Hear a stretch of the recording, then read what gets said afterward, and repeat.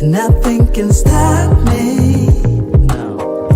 'Cause I'm addicted to what you and I realize. Lead the way, I follow. No need to say where we are heading now, babe. I follow to the edge of it all. So tell your good night, 'cause I'll find no matter what. Yeah. So set the light before the moment flies, before it flies. So tell your good night, 'cause I'll find no matter what. So set the light before the moment flies.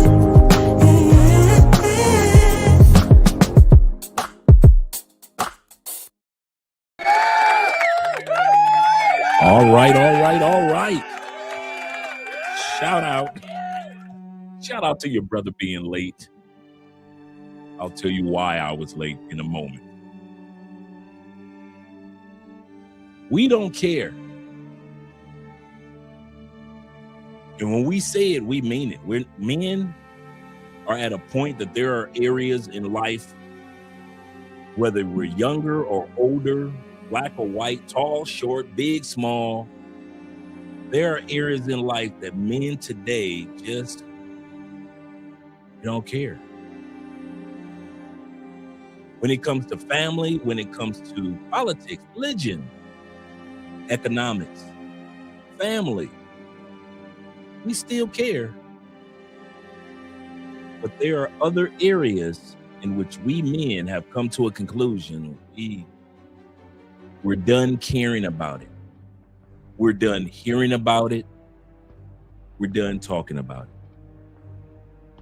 We just don't care. But sadly, these are areas in which the lovely ladies still care, are still concerned, are still focused on. So we're going to talk about 7 areas in which men just no longer care. And you can see it in masses across the United States, across Canada, across UK. This is not something that I'm making up. Men are at a point that there are areas in life that just aren't worth caring about anymore. Kevin Samuels spoke on several of them. Dennis Sperling, Rita Turney, and others have spoken on these 7 areas for quite a while. And now we will. So tonight we're going to expose 7 areas that men no longer care about, yet the lovely ladies still do. But until then,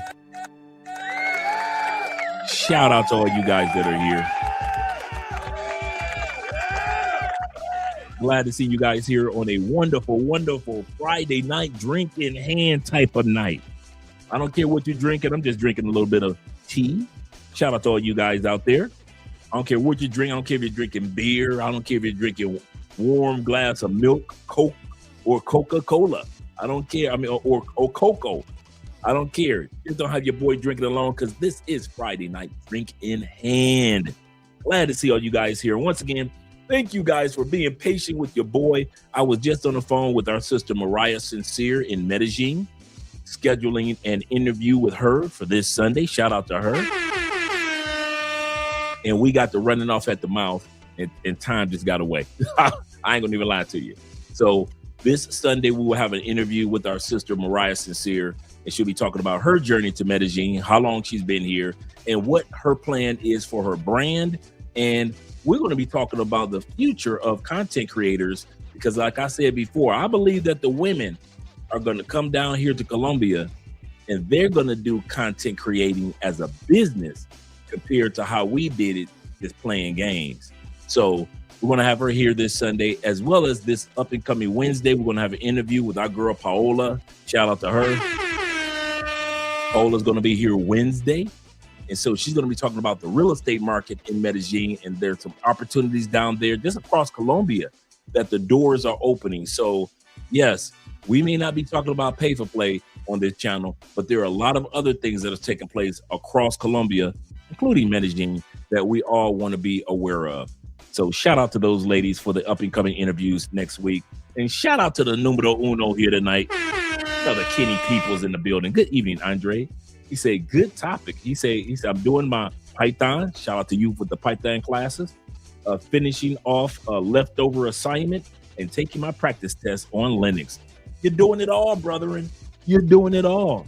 Shout out with the super chat. Our brother David in the building. He says this. He said, Dre, I gotta be honest. Whenever you drop gems like this live stream, I apply I apply this information overseas. I cannot use this information in the States. I'm gonna let you guys know something. I realize a lot of what we talk about on this channel doesn't translate well in the States. I realize that. This journey, this channel is set up to prepare all of us for our experiences outside of the States.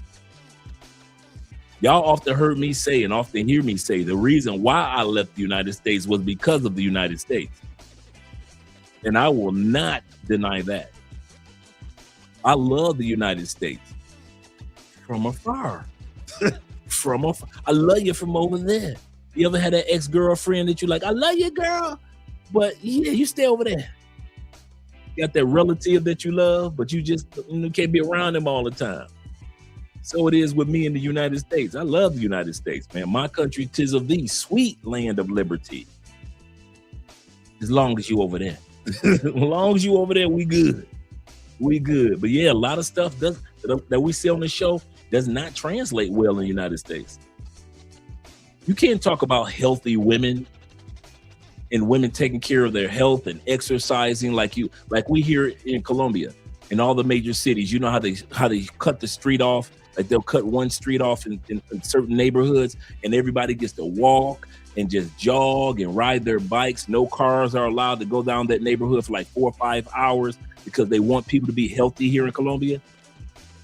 You can't talk like that in the United States. Some cities do it like that. Most cities don't. You cannot talk about how expensive healthy foods are in the United States, but the unhealthy foods are cheap as can be. But then you go to another country, it's the healthy foods that are cheap as can be. And if you want to eat trash, such as Colombia, you're gonna pay for a Twix in Colombia. Your Snickers gonna be expensive in Colombia. A bag of chips, go and get it. It's gonna be expensive in Colombia. But if you want fresh fruits, vegetable, fish, beef, you want fresh chicken, have you noticed that the costs are not expensive compared to the United States? You get the bang for your buck, not for the trash, but for the healthy food. In the United States, healthy food is so expensive, they created a whole new store franchise called Whole Foods, which is supposed to be the healthy foods. Even that is trash.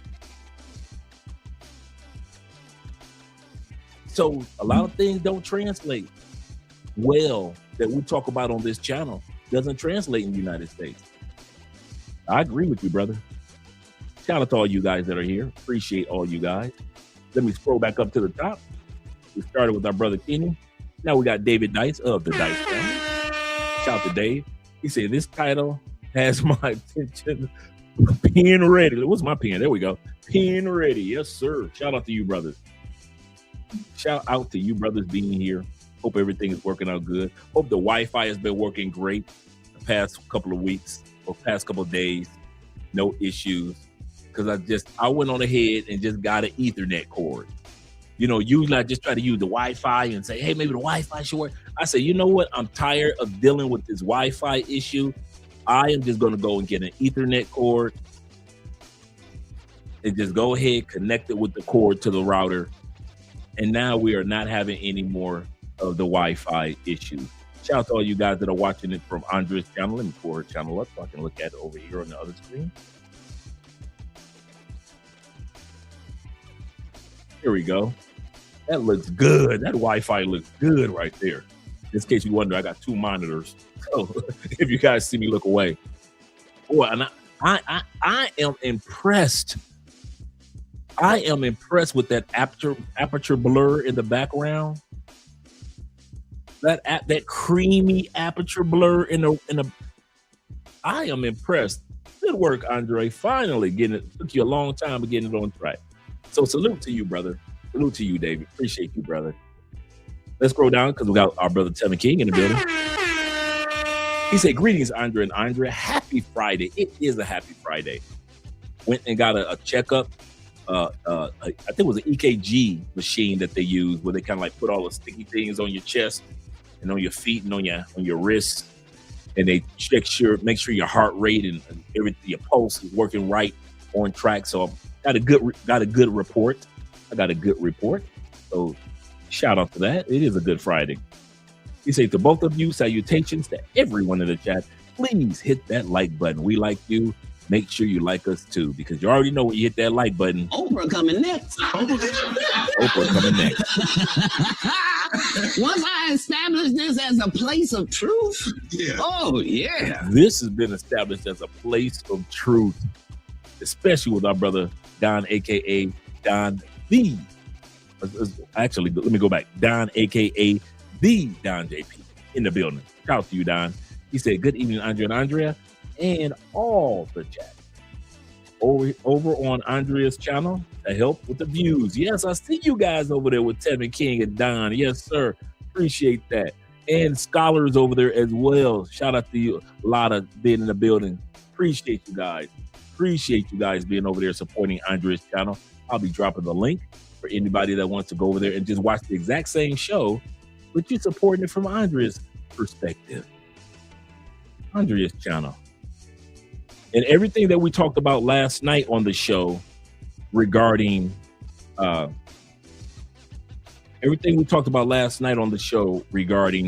the Venezuelan visa, I'm going to be posting all that this Sunday in the Patreons. I'm going to drop the link for you guys. Remember I said that there are websites where you can get pseudo flights, so you don't have to book a flight. All you do is just go to these websites and they create a flight for you for certain visas. And if you need a pseudo hotel, as if you're not using it, it's just a pseudo hotel, these sites help you create a pseudo hotel as well. In other words, a fake one. You try to get a visa somewhere and they help you get a pseudo a hotel or a flight just so you can apply for the visa. And so Colombia, I'm not talking about you because I know how you do. You watch our channel. So for all you Colombian immigration superintendents that's trying to say, Andre trying to tell people how to get on Colombia. No. Okay, let's get that out of the way. All right. But anybody that wants to support the channel by way of watching it from Andrea's channel, you can do that over there by that link. Appreciate you guys. Let me scroll back up. We got 28 in the building. Appreciate every one of you guys that are here. Let me scroll down again. We got LJV, Southern B, in the building. Healthiest man with the master plan. Yes, sir. And Elmer has got my brother Elham Milner, that is. Mr. Milner in the building. Salute to you. Glad to see that you're here. And El Patron, what up? You're doing something right tonight.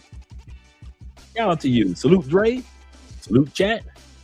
He say nothing like watching my favorite show on Friday. Yes, sir. And my brother over there in Medellin, T-Mac. Yes, sir. Glad to see that you're here, brother. Glad to see you're here. Let me scroll down a little further.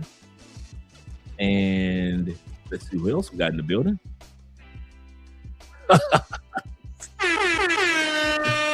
We got my dude in the building, a man supporting me and AMSM.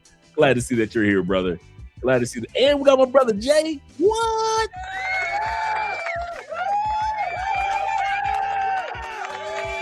Yes, sir. We got a good show tonight. We got Jay Fleming. We're going to have some fun now. Shout out to Charles B in the building, my dude. Salute to you as well, Charles. Hope everything is great with you, man. I really do. Let me scroll down a little further. See who else we got in the building. Oh, we got my man, Jalupe, in the building. He said, I think that is so cool. Yes, sir. Yes, sir.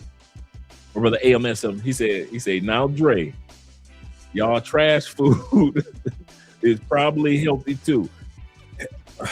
Healthier than the States. That's the crazy part. A bag of chips in the States got like 50 ingredients. A bag of chips in Colombia got like 5-10 ingredients. Now, we know chips are not healthy no matter where you go, but I would rather have the healthier chips with 15 ingredients than the one that with 35 ingredients. It's the craziest thing, man, how food is, man. Yeah, he said Whole Foods isn't trash. Take that back.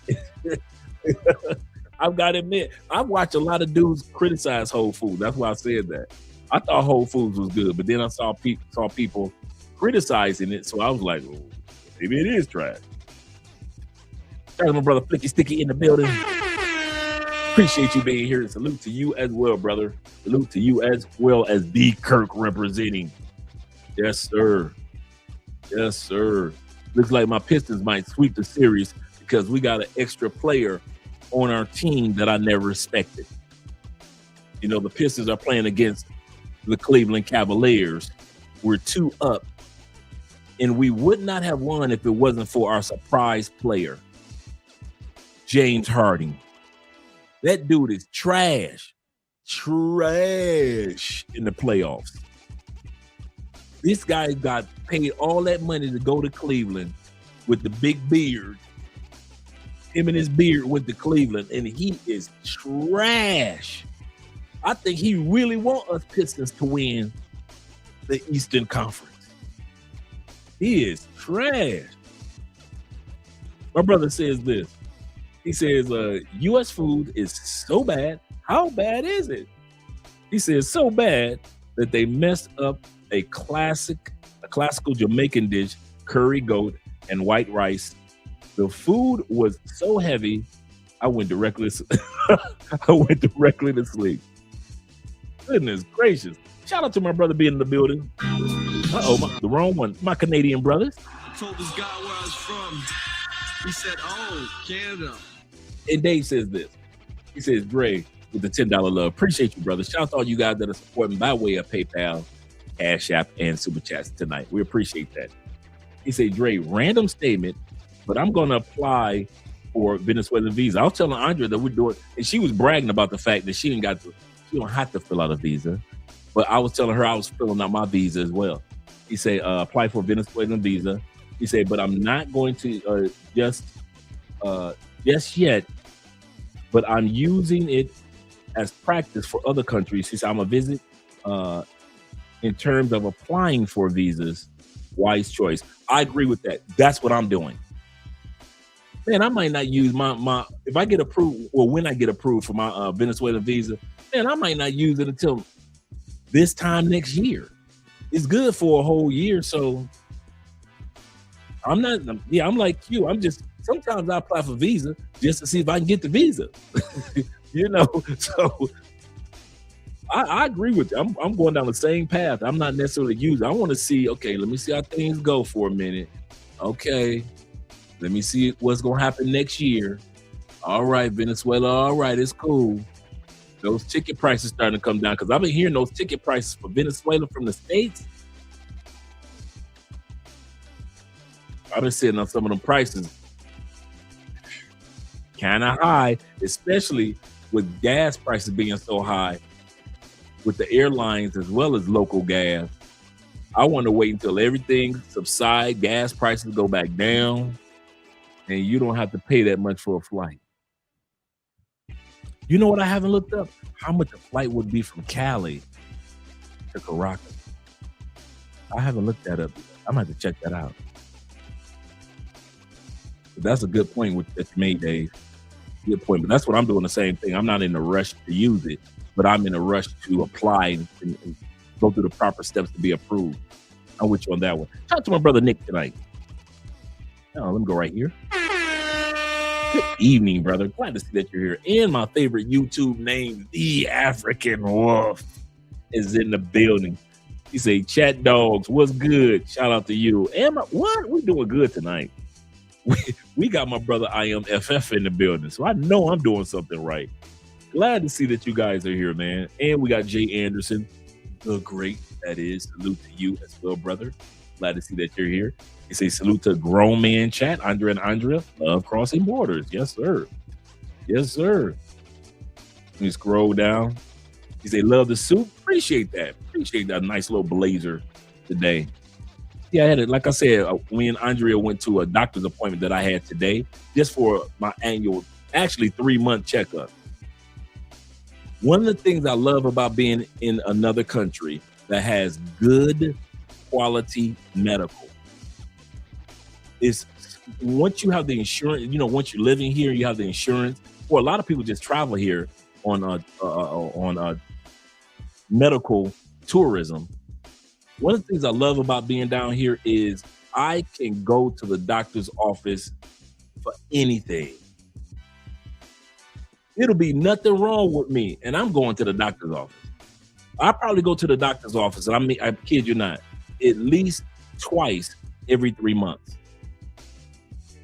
Bruh, my copay went up though. My copay went up for every time I go to the doctor's office. It was 84 cents with my insurance.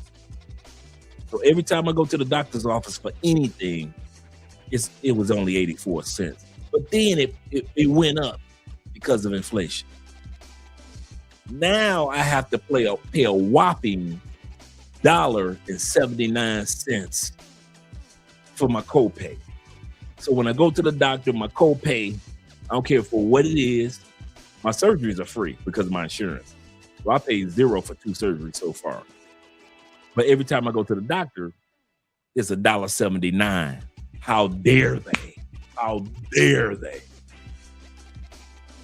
So since I'm only paying $1.79 every time I need to get some checked, I get stuff checked out just in the name of getting stuff checked out.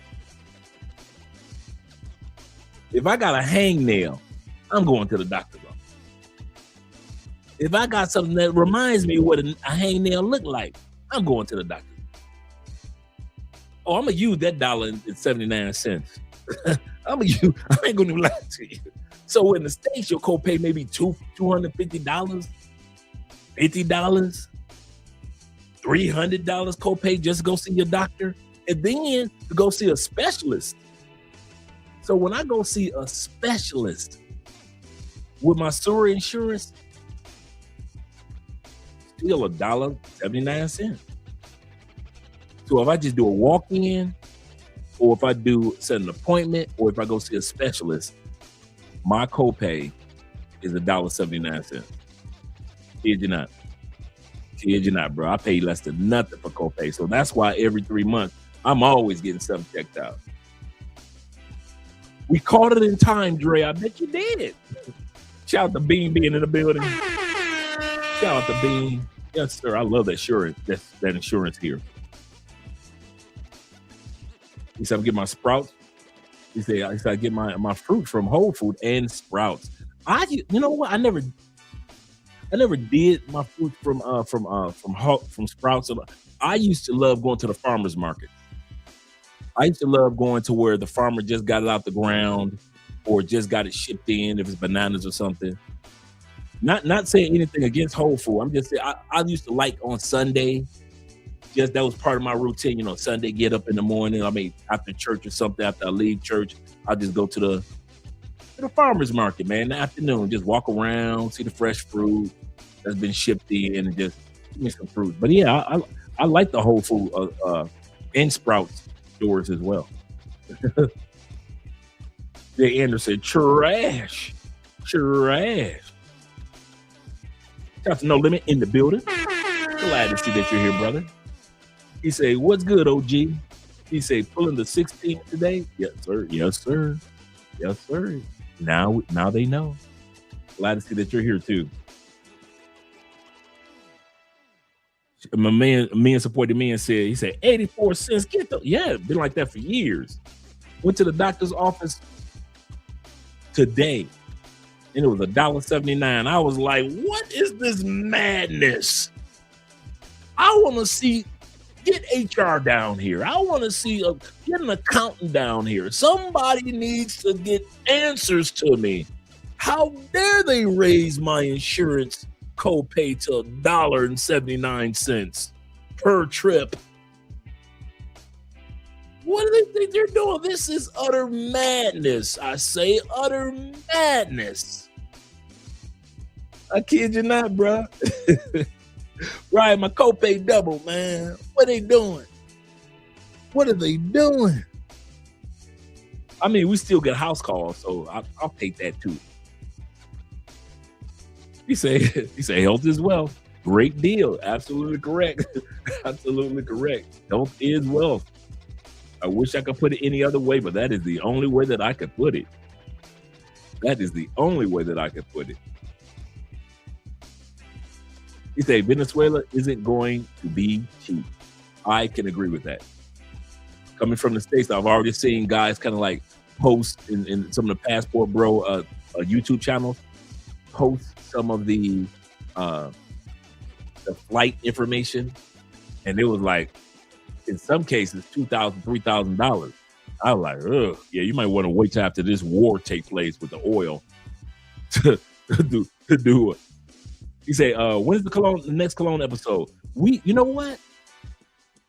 Let me write that down, man. Next Friday will make a good day for the Cologne episode.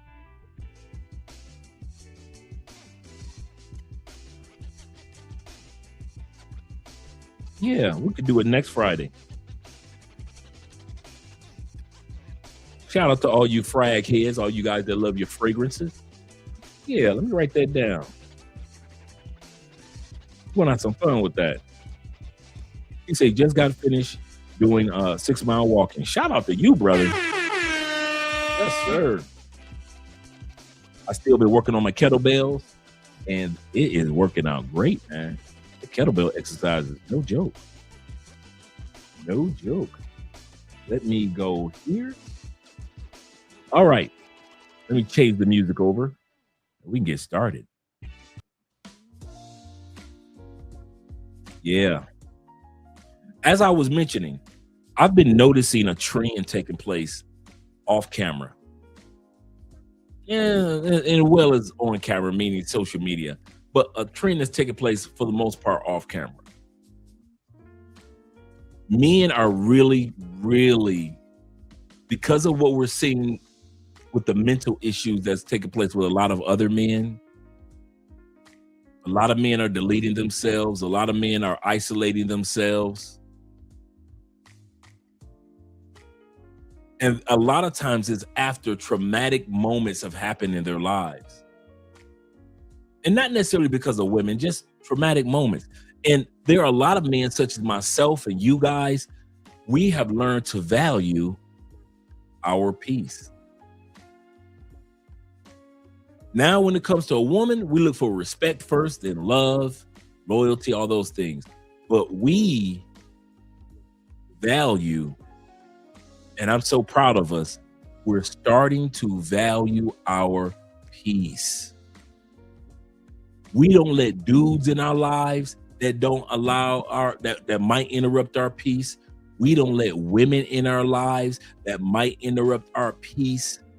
We don't let addictions in our lives that might interrupt our peace. I'm starting to see more and more and more men protecting their peace more than any other time since I've been alive. That was the last thing that we had time for. We protect our money faster than we protected our peace. Now men are like, I'll make my money, but I'm going to protect my peace. And if I gotta be by myself in order to do it, so be it. And a lot of women don't understand, because when we say a woman needs to be a man's peace, it doesn't mean that you are my peace, ma'am. It means don't interrupt the peace that I already have when I met you. I already had peace. Don't F it up. A lot of women think when we say that, they think that we're saying that you have to be our peace. No woman can be our peace. No human can be our peace. You know your kids ain't gonna give you peace. But when we say in the women, ladies, I already have established peace in my life. And if you want to be in my life, do not interrupt my peace with mind games, foolishness, cheating, going after my money, buy me this, buy me that, arguing, cussing, fussing, violence, whatever it is that you used to go through with your ex-man. Don't bring that over here. And a lot of men are like this.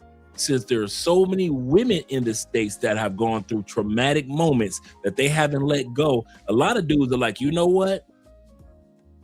I'm gonna build myself a man cave in my house, got my video games, got my movie, got my little movie theater set up in my basement. I'm watching the game. I'm good. I'm good. I don't need no girlfriend. If I want to have sex, I do me a pay for play, or give me a woman that wants to be my jump off, and she wants me to be her boy toy, and we go smash for a couple of days. But I am not going to waste my time or break my peace for any of these women anymore. And a lot of men are saying that. I would rather get on a plane and fly somewhere else and be on the beach relaxing with a beautiful woman in another country than to deal with the women in my own country if they are going to interrupt my peace. And a lot of men are saying that. There is no compromise. We compromise on a lot of things, but a lot of men are getting to that point. I am not going to keep compromising my peace. And because of that, a lot of us dudes have decided that in order to have peace, there are several areas we don't care about like we used to. A lot of you millennials, I watch y'all. There are areas that y'all do not. I'm so proud of y'all, because there are some areas that y'all never cared about that us Gen Xers have had to learn to not care about as men. Millennials just like, hey, I'm gonna be by myself. I'm doing my thing by myself. Forget her. Us Gen Xers, we had to learn. You know what? I'm tired of these women interrupting my peace. And so we're going to talk about 7 areas that men no longer give a dang about what women think. And the sad part is, these are areas that women either think that we should still care about, or they still care about. And a part of our peace is, ladies, we don't care what y'all think. We don't. We love y'all, but ladies, we do not care. If we had a choice between your sexiness, oh, I'm a black queen. Yes, you are. I've got my degrees. Yes, you do. I got money in the bank and no kids. Good for you. But if you do anything, one thing to interrupt our peace, we will cut your sexy ass off just as fast as we would cut off a fat girl with no job. You interrupt our peace. All that beauty of you going to the gym and your skin being all chocolatey and you using shea butter all over your skin and it's all your hair. Interrupt the man's peace you want to. We gonna treat you like the fat girl that's been going to the all-you-can-eat buffets for the last 3 years. You gonna get the same quality treatment. We ain't gonna mess with you. I'm saying we will cut you off like the most obese woman gets cut off, we don't care. We're at that point of peace.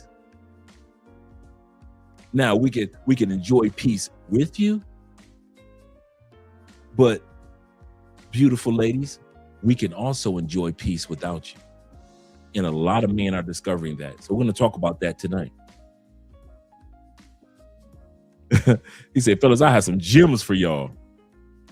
My brother said, he said, yep, monk mode is easier for Gen Z and millennials. Yeah, absolutely correct. He said, we ain't worried about the huss. Yep, that's serious, man. That is so serious. My brother Jay Anderson says this. He said, women are complaining, men are not approaching. Oh, we're going to talk. Hey, this is one of the areas tonight. One of the 7 areas where men have found peace and not caring anymore is approaching.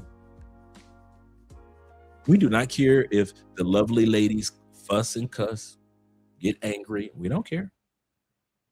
We're not going to cuss. I think the part that a lot of our lovely ladies are getting frustrated with, we no longer are fighting back. There used to be a time if they came out with a video, we would come out with a video. If they complained about something, then we would complain about, rebuttal. We at that point, we don't even do that no more. We'll do a reaction to their comments, but we ain't even doing no rebuttal videos no more. We are at peace. We do not care no more. You are not going to see that many videos of men saying, this is why we don't approach y'all. You'll see a couple, but you ain't going to see that many. You know why? We don't care. Baby mama videos. We don't care. We keep telling y'all that, hey, we are not going to be stepdads. Yes, y'all should be. You come on all them videos, ladies, and try to shame us into doing it. But at the end of the day, some of you ladies who are mothers, who are quality women that have children, yes, you will find a man. Let's not be stupid. There are men that are always marrying quality women. And if she takes care of him, men ain't tripping if she got a kid. Let's be real, off camera. Let's be real. There are too many stepdads in the United States, even though they have a high divorce rate of 66%. Hi, ladies. But at the end of the day, there are quality women out there that are mothers. But for most of them, we don't care. Independent ladies, we don't care. We really don't care. So we're going to talk about 7 areas tonight in which men have come to a conclusion, and I've been watching this. We do not care. We don't care what you think. We don't care what you say. We don't care about your comments. We don't care about what you say behind our backs. Have you ever broken up with a woman? And no matter how many times she called you, or she spread rumors about you, or she cut something up or the tires up, you still didn't call her. You just replaced your tires and kept it rolling. You didn't call her and say, why'd you tear my car up? You just replaced your tires and kept it rolling. I know I did. Oh, y'all think I never got my car keyed up? Man, this female was so crazy. She not only keyed up the car, she keyed up the rims. I had a brand new, beautiful money green Buick Regal. Oh, back in the day, it was such a beautiful car. Just a beautiful car inside and out. Female who I had to get a restraining order on twice. In the middle of the night, a year after I broke up with her, ain't seen her for nothing. Came and keyed up my new Buick. Keyed up my new Buick. Didn't even have the car 2 weeks. Did I call her and cuss her out? That's what she wanted. She wanted phone conversation so she could say, but I miss you. I still love you. I didn't care. Insurance covered it, took care of everything, and I was still rolling. Some of you dudes would have called, cussing, fussing, would have ran over there, bamming on her door. Why'd you do it? Next thing you know, you between her legs. She giving you fire makeup sex. You sitting up there, she crying. You crying because it feels so good. Next thing you know, you over there again next Tuesday. You call yourself running over there to put her in check because she keyed your car up. Next thing you know, y'all start having sex again. When that female keyed up my car, I knew what it was. Andre, bring me that. And I never did. Because I didn't care for her like that. I didn't care. And a lot of you guys are like me. Women get frustrated, the lovely ladies, because in many areas now, no matter what they do, they're frustrated and angry and perturbed because we're not responding anymore. We don't care. We don't care.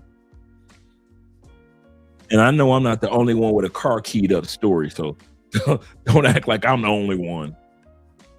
That yours may not have been a brand new Buick Regal, but you get the gist. I know Jay Anderson.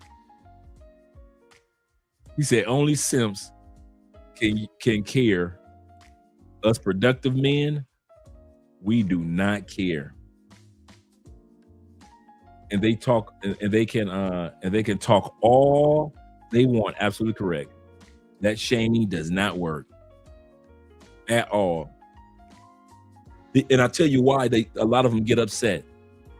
Because the last dude they was with and they keyed his car up or set his clothes on fire or called up to his job, he went back. Girl, why you go to my job like that? You know I love you. Girl, you don't love me. You keyed up my car. Come here, let me give you some head. Stop it, girl. Stop. Stop. Oh my God, stop, please. Oh my God, stop. Oh, stop it, Lord. Lord, stop. That's all she wanted. Just to lure you back, and here you go, falling into it. This woman that went up to your job, you've lost your job, and that same woman is giving you fire head that night, and you think you won. You think you won.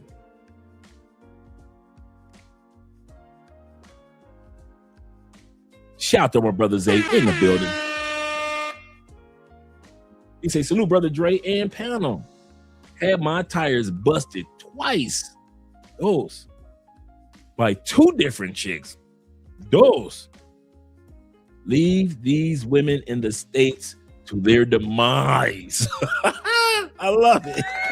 I love it. To their demise. That's exactly what it is. I can't lie. A demise. Shout out to Zay to be in the building. Zay says this. He say, my car. He said, I'm gonna fix it because unlike her, I can do that. Good point. He said, I'm still rolling. Besides, I don't go back. I don't do the go back thing. Yeah, they be wanting us to come back, and that's not what we do. These simpy dudes realize when they go back, they gave her power. Just weak dudes. And I kid you not.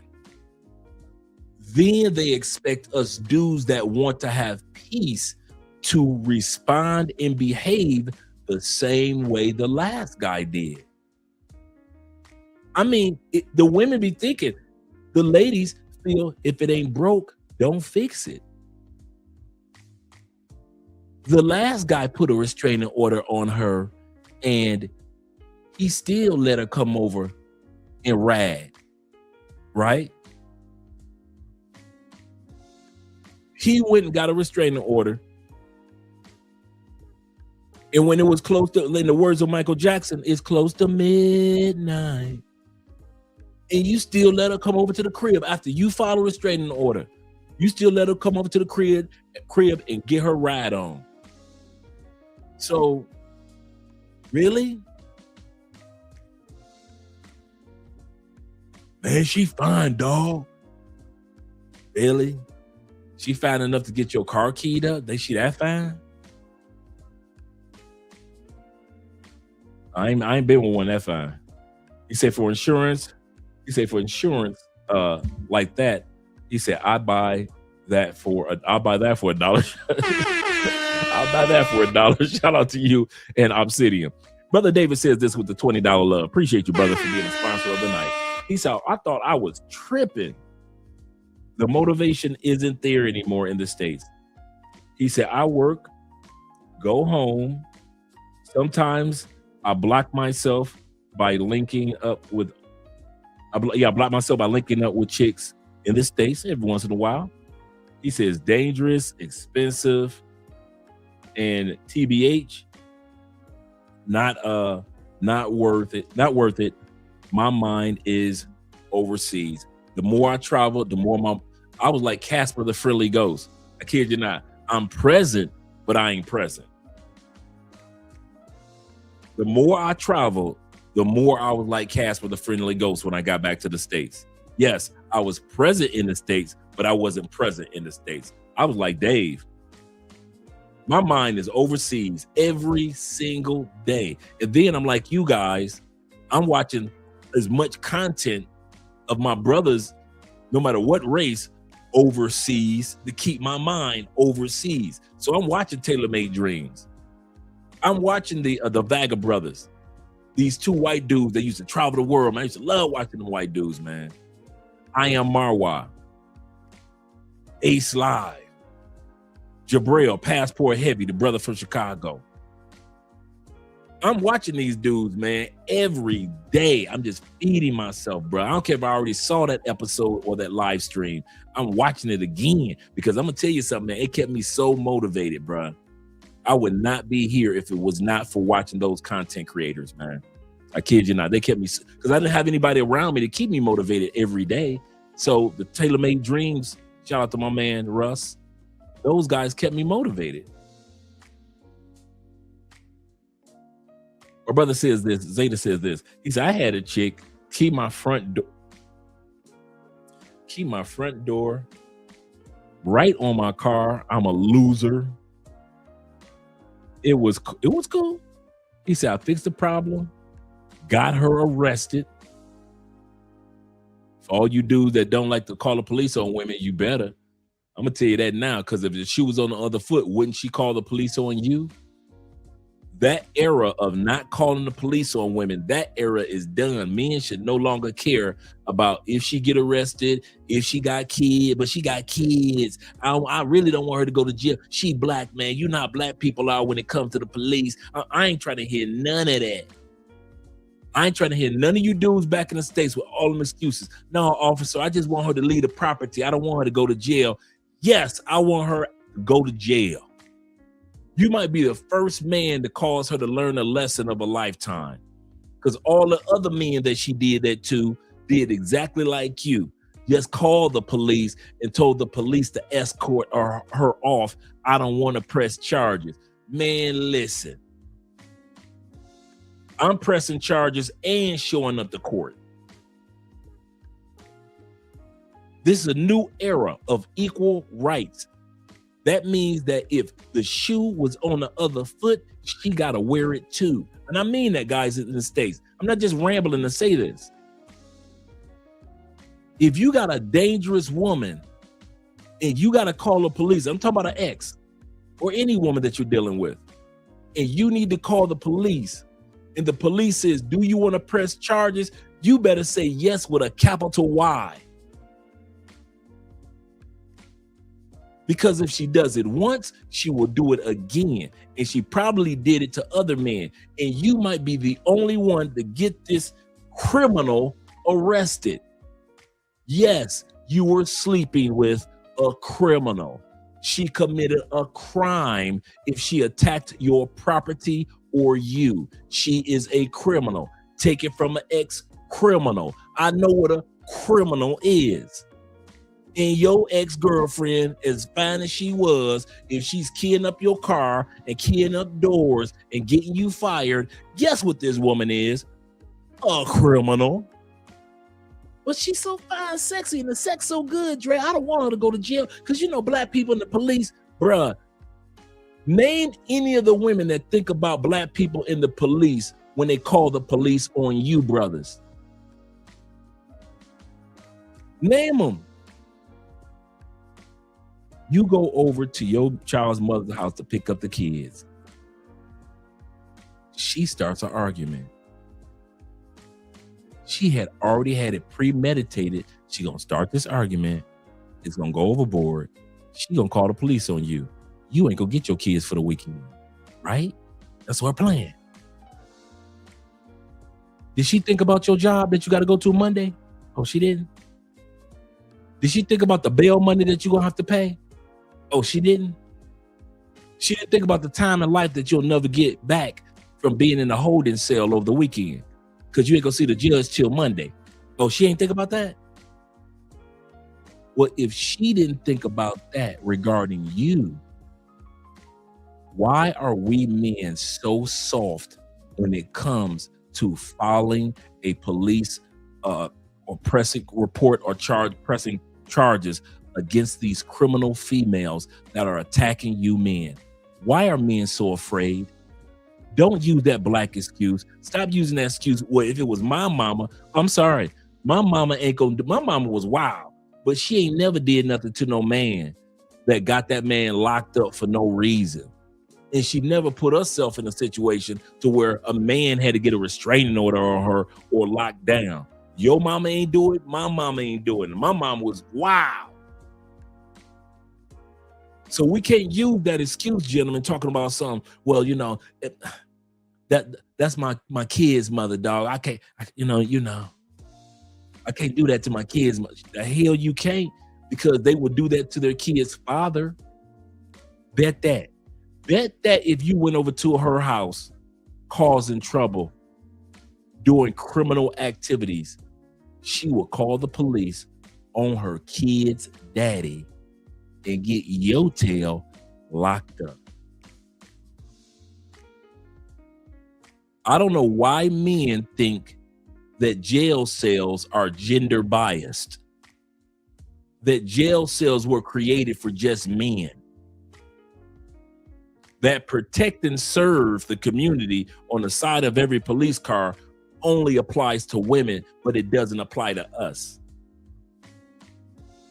We got to get over that women are fragile and they're dainty and they should be on a pedestal. We got to get past that, bruh. It is too dangerous in the world. A lot of these men are deleting women, but a lot of women now are deleting men. We got to get past that.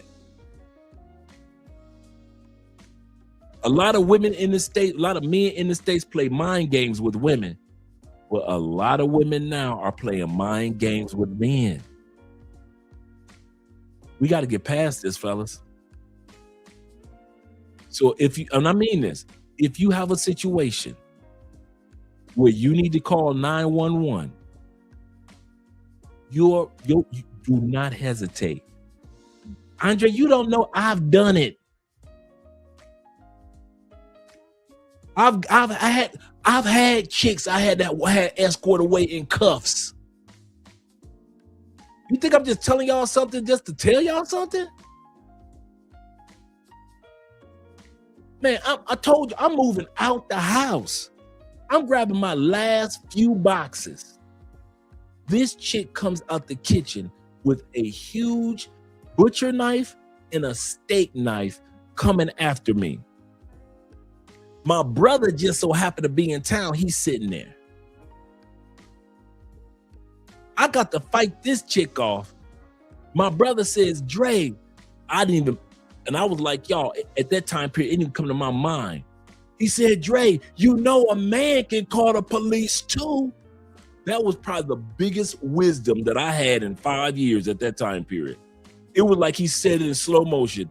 Dre, you know a man can call the police too.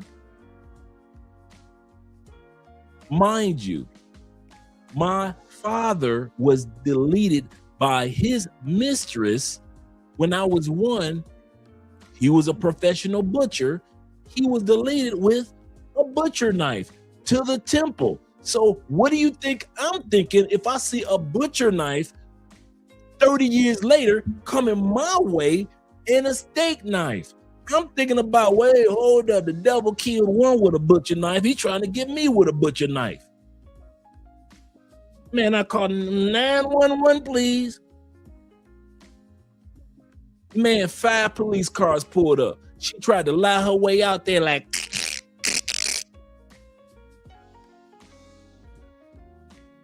I put my boxes in my trunk. I had like 5, 6 more boxes to go. True story. I'm gonna tell y'all a true story.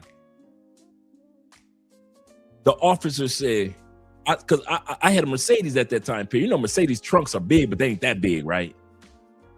And so I said, well, I was gonna call. I can't come back. I said, what I was gonna do is have a tax. This is what my plan was. I was gonna have my vehicle. I couldn't fill everything up because my brother was sitting on the driver's seat and only had so many boxes I could put in the back seat and then in the trunk. So I said, I'm gonna call a taxi from here and have the taxi. I'm gonna put the rest of my boxes in the taxi and he could follow me. I could have called one of my boys, but I don't know why that didn't come to my mind. But either way, I was gonna have another vehicle follow me to my new crib with the boxes.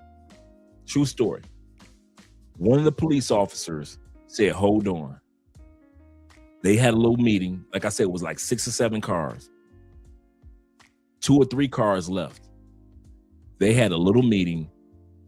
And then the brother came over. He said, we got you. I saw police officers take their rifles and everything out, anything that was in their trunk, empty their trunks, walk into the apartment because they knew I couldn't go back in there. Once they arrested her and closed the door and hit the locks, they took my extra boxes and put it in 2 of the police trunks. And they followed me to my new apartment on the other side of the city. This is when some of y'all have heard me tell the story. I had moved into a community of all old white people. So at this time period, I might be like 30, I'm right around 34, 35.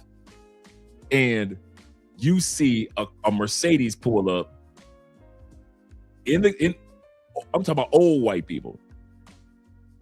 Mercedes pull up. It was so funny because I could imagine what was on their mind. And all of a sudden, 3 or 4 police cars behind that Mercedes, all you see was old people peeking out the window. What the hell is going on around here? And then they see a black guy, me, get out the Mercedes with 3 police cars surrounding him. So they're assuming, now mind you, they didn't have the sirens on and nothing like that. Sirens weren't on. But it was just a fact, because I know in their imagination, the sirens were on, right? Oh my God, black guy in our community. Irma, come here, come see this. And my neighbors were really cool, nice people. But I'm the new face in the neighborhood. And so all of a sudden they see police cars, and black guy get out his car, and policemen get out their car, opening up the trunks. So now the old white people like, oh my God, they're about to do a shootout over here in our neighborhood. We never have any trouble. Those black guys, right? But they noticed how calm the officers were, how calm I was. I went, opened up my apartment. They helped me by taking all the boxes out of their trunks and put it in my apartment. I thanked them and everything. Then my brother would help me take everything out of my Mercedes, and I went on with my life. And that woman, even though they arrested her, pressed charges, got found guilty, got put on probation, this was the second restraining order that was put on her. They told her You cannot follow this man. Don't get caught near this man. Do you know that woman would still follow me on dates? Park her car next to my car while I'm in the restaurant on a date. She's outside. I'm walking with different dates with different women. This woman will always show up to the dates. She knew that by the time the police caught up with her, if I called the police, by the time the police showed up to the restaurant, she'd be gone. This woman actually showed up to women's houses and knocked on the door. I lost so many quality women that I was dating. Kid you not. I kid you not. Because they all thought I was still sleeping with her. Bruh, this was like a year and a half in now.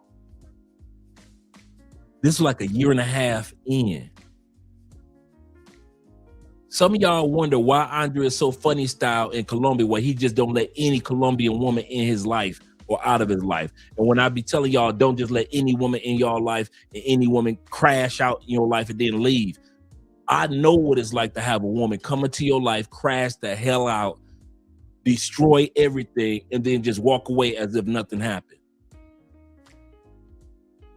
I mean, these women would tell me like, man, Dre, I like you, but oh man, I told y'all about the one I had. I had a baby, Aaliyah. Oh my God. This female was like the spitting image of Aaliyah. You couldn't tell me. She was like a Aaliyah and a young Megan Good at the same time. That's how fine she was. She had that look, bruh. And the only way I got her was because she was so fine. Most of the dudes were just staring at her, and I was the only one that spoke to her. And found out she was down to earth and cool. Man, this crazy ass chick come over to my house, man, bamming on the door. Once again, my old neighbors looking out the window. What the hell is going on here?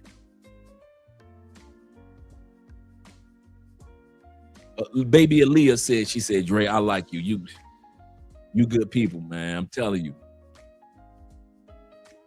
But you got to get your situation together, bro. What could I say? No matter how much I said I am not sleeping with this woman, they all said, ain't nobody gonna act that crazy for a year and a half if you're not sleeping with them. And I ain't gonna lie, if the shoe was on the other foot, I would have thought the same thing.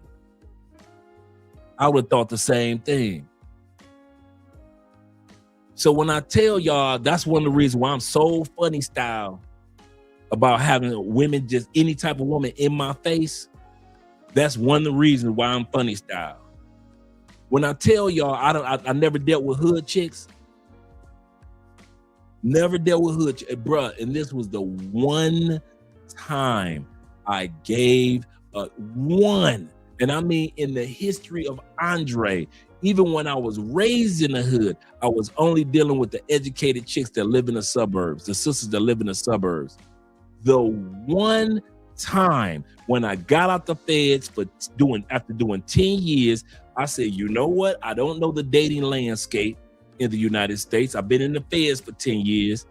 I meet this chick like a year later on the job. I don't know the difference between a regular chick and a hood chick because I've been gone for 10 years. I went in at 23, got out at 33. I'm 34 now. And I meet this person that's unstable. No matter how good she looked, no matter how good the sex was. So when I mentioned to you guys, man, everybody can't be in your face, bruh. I know what it's like to have people in your face. And they will tear up the world. They will tear up the world. He said, Dre, this is the main reason why I travel to different countries now. I'm with you, brother. Hold them accountable. I kid you not. Zeta says this. He said, facts, Dre. He said, watch guys that traveled And that motivated me, like Ace Live, Richie Mack, Taylor Made Dreams. Yes, sir. Shout out to those gentlemen. They made Taylor Made Dreams. Those guys inspired me to travel more. YouTube. Appreciate that, brother. Really do, Zeta. Really do. Yeah, I don't even waste my time. I'm with you, No Limit. I'm with you.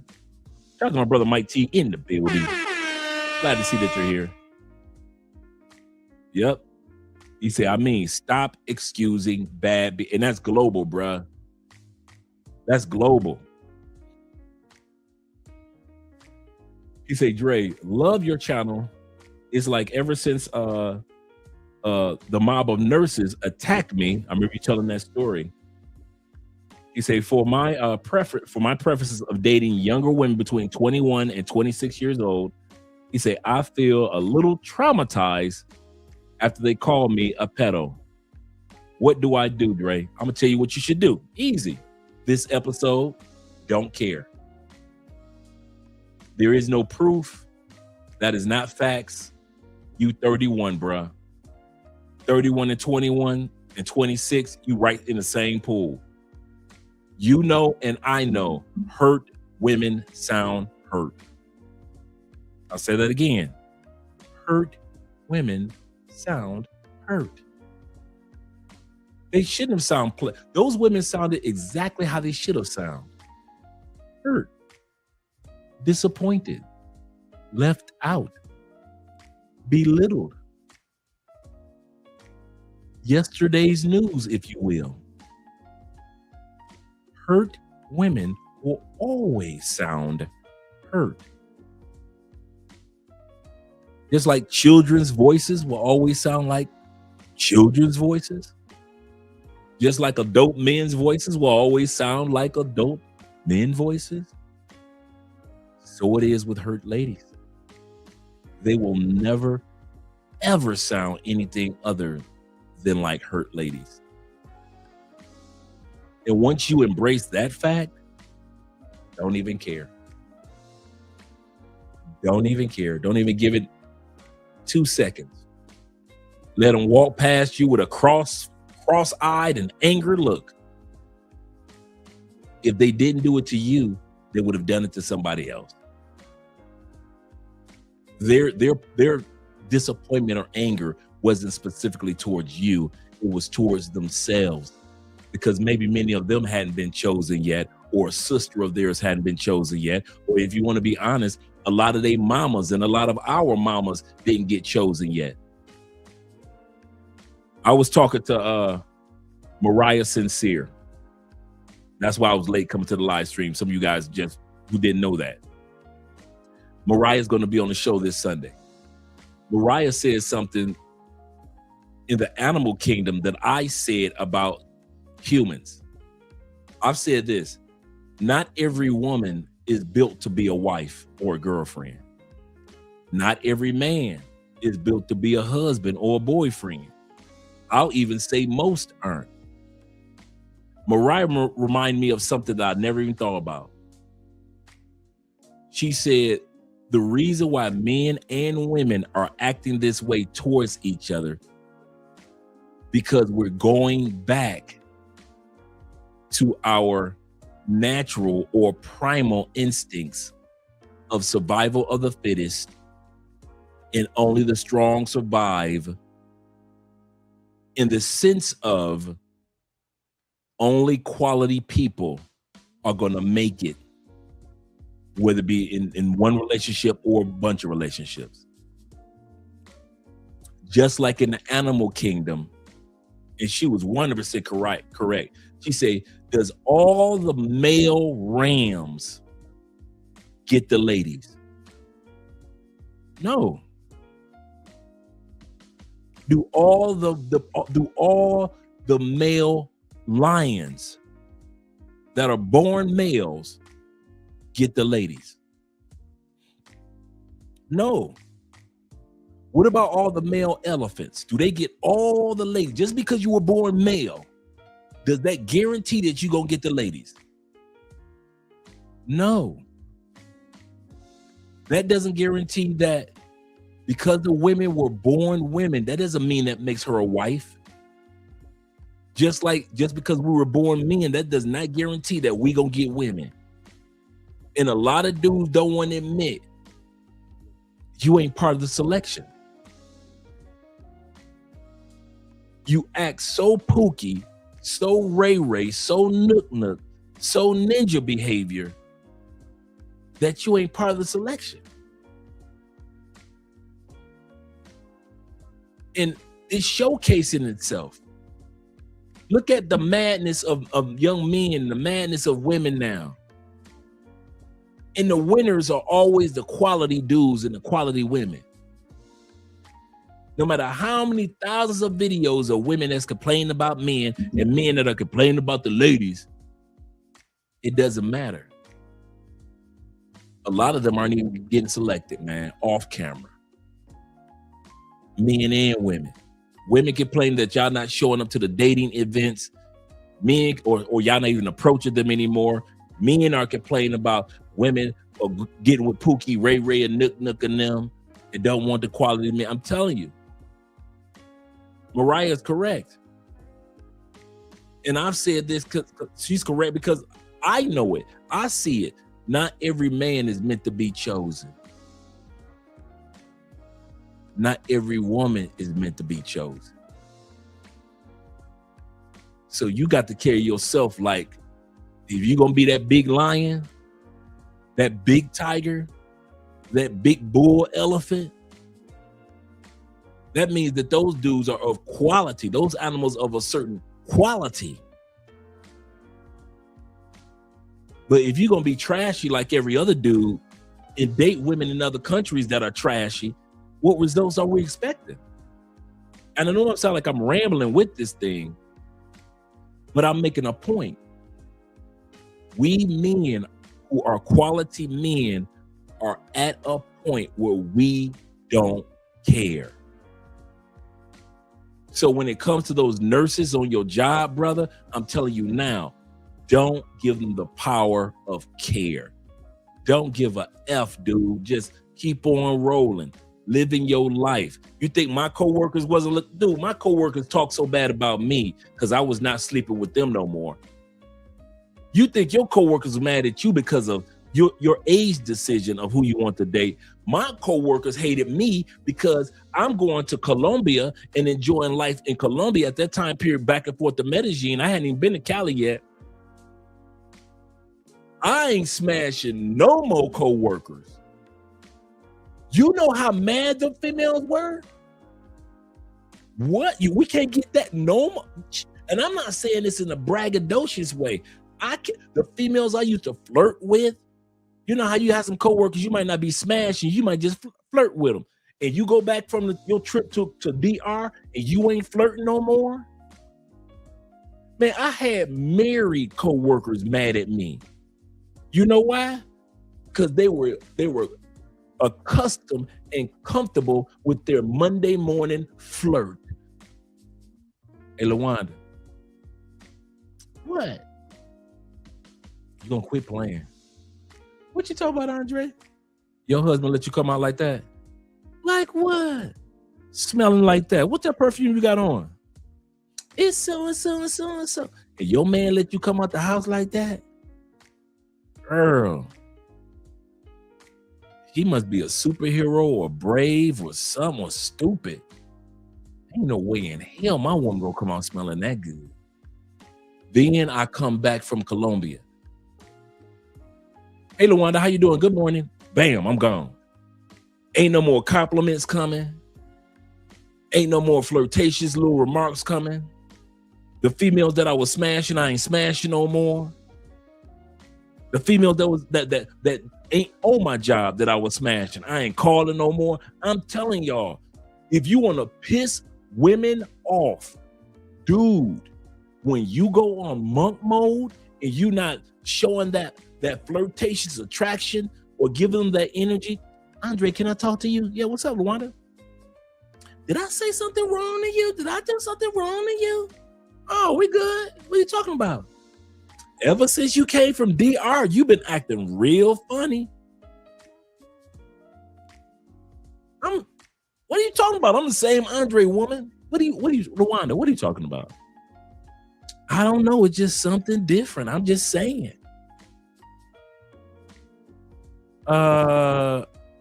Okay, I got a report to do. I'm gonna talk to you later, but I'm gone. So don't think that them nurses that are pissed off at you for choosing or making your choices or having the opportunity of choice are the first women to be pissed off. Hurt, the lovely ladies, hurt women sound hurt no matter where you go. Because the number one thing that we all know that the lovely ladies love more than flowers, cards, candy, and money. I'll say this again. They love this more than money. Attention. They love having your attention. How dare you tell them that a 21-year-old to 26-year-old can have your attention, but we can no longer have your attention. And a lot of you guys in the comments can relate to what I'm talking about. You come back from a trip, you start treating sisters like they're your real sisters. I'm gonna say this again. It's cool to do the Dr. Umar, these are my black sisters, and still be smashing them, right? But our sisters don't like when you treat them like literal black sisters. You don't want this no more? You don't love black sisters? Well, I still love you, my sister. When you go to church and you ain't no longer smashing sister so-and-so, but you treat her like a real church sister, bruh, they get pissed. They get you. If you want to piss some women up, bruh, treat black women like a sister.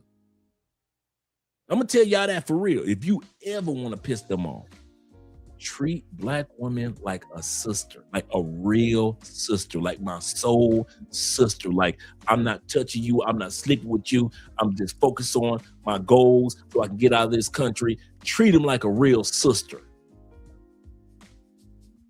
You ain't trying to get between their legs. You like to, you laugh and giggle with them. You do, after work, if a bunch of y'all go on happy hour, it's a bunch of y'all. You ain't trying to hit on her. You ain't got between her legs no more. You treat her like a sister. I don't care if it's church. I don't care if it's in a club that you in, investment club with the sisters. I don't care if it's at a bar or a lounge that you go to, a sports bar and the sisters be there. I don't care if it's at your job and the sisters are there. You start treating American sisters like sisters, watch how pissed they get. Watch how pissed they get. They believe that part of being your sister, of their sisters, of them being your sisters, is you smashing them. You flirting with them. You putting babies in them. But the moment that you respect them, they gonna get pissed. Go ahead and respect your sisters if you want to. I mean that from the bottom of my heart. Go ahead and respect your sisters and say, nah, you know what, sis? I was gonna smash you and then dip, but I ain't gonna even smash you like that because I'm trying to go and move to Colombia and I'm about to waste my time like that. You don't want this? You don't want all this? You will piss them off. Don't you ever treat sisters like sisters. Because that's not what they want. They want you to treat them the way that you was going to treat them before you took your trip to Colombia. And that's why those nurses are upset. Because hurt women sound hurt. AMSM says this. He said, Andre, I just came across a video of a woman's son strangled her stepdad in a deletion in the Houston. Wow, man. Hey, do me a favor, send that over to me, AMSM, on in my email. So no, it's a single mother. That's crazy. The woman's son deleted the stepdad. And of course, Houston. Jay says this. See, I work with a lot of nurses also. They're always going to be mad at some time. Stop caring. Yep. What the average woman thinks. That is so true, brother. Shout out to you, Jay. Zeta says this. She says, that's why I travel. You say just too many crazies in the States. And I need to detox myself from the matrix. Too many attitudes. Yes, sir. You say, no, Dre. You say they have been chosen. They F it up by having too much fun and living good and leaving good men. And that's true. That is so true. That is so true. And AMSM says this. He say, correct, Dre. He say it was his biological wow. Oh, correction. It was his biological. Wow, he deleted his own dad. Goodness gracious. Yeah, man. Yeah, I hope I got them both. Let me make sure I got all the super chats from you gentlemen. Got that one. And Zeta says this. Zeta says, he said, and they be heated when you talk about foreign chicas. My coworkers, they realized this. They just had to get used to it. It took, I ain't gonna lie to y'all. It took my female coworkers because I was cool with everybody on the campus. But I had smashed some of everybody on the campus, right? It took my female coworkers I would say about a good year to get used to, okay, this is who Andre is now. Because in the beginning, women who's your coworkers, especially if you're flirting or smashing some of them, they think that this is just a phase. You're just going through a phase going to those other countries. So they're going to tease you and talk about you and be like, whatever, them Colombian women, they ain't no better than nobody else, and they'll tease you.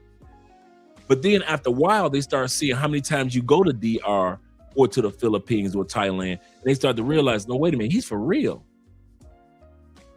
He's serious. And so all of a sudden the joking kind of like slowly slows down, or the jealousy or the snide remarks, those slick remarks slow down. To where they're like, and I kid you not, to this day, on my Facebook page, my coworkers that I was smashing, coworkers that I was flirting with, they all are happy for me and Andre. Every one of them. Every single one of them. I'm talking about some coworkers that was, I had a couple of them, I ain't gonna lie. They were perturbed because I was beating them up maybe like 6 or 7 months before I started going to Colombia. And so when I stopped hitting them, they were looking like, what? I can't get it no more. What you talking about? Nah, baby, I'm good. You can't get it no more. What? But then even now, they realize, I think it just took them time to realize I was serious about travel too. And once they realized Andre is serious about travel, the little snide remarks and all the jokes kind of like slowly went away. And they didn't see me flirting with anybody. Oh, he must be serious. Because usually Andre got some female in his face.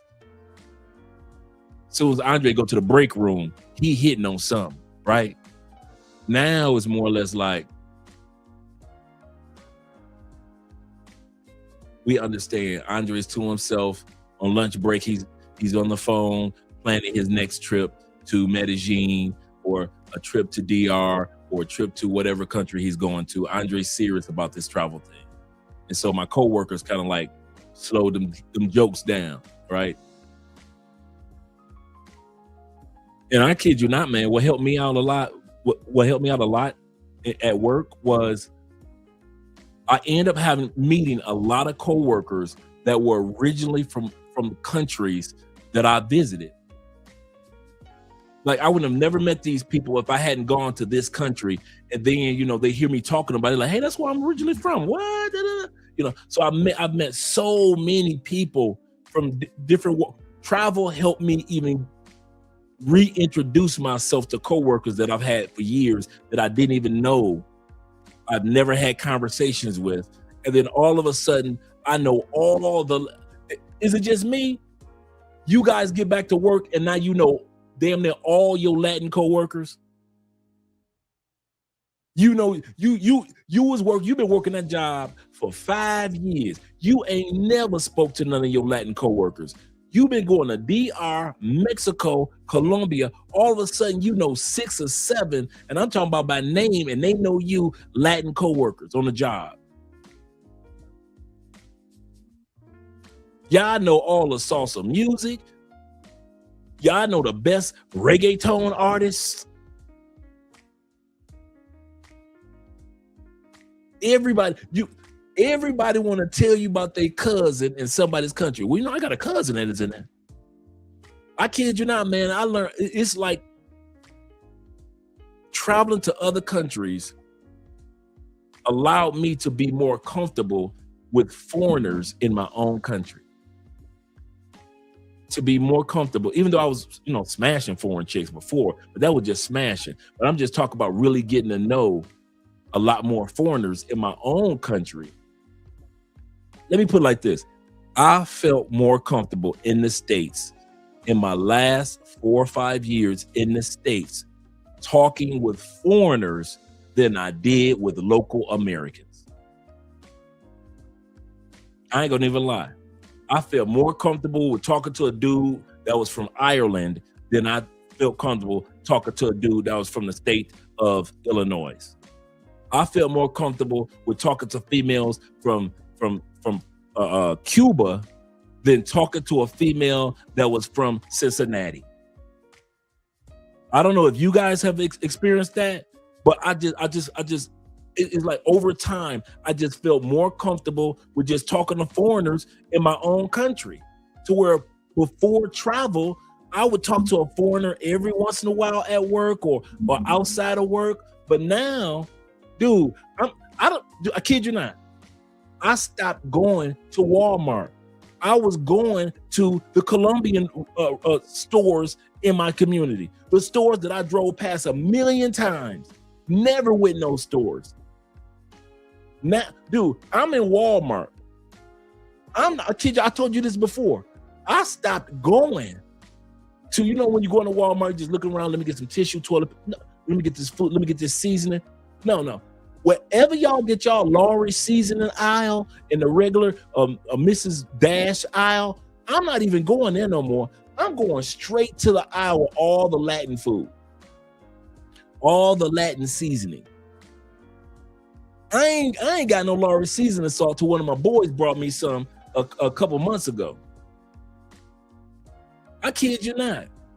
Just going to other countries just opened up my mindset to going down the aisle that had the Asian recipes and the Asian foods. The going to the area where I can get the ingredients to make me some vegetarian versions of Jamaican food. I'm sitting back and now I'm making a Brazilian dish.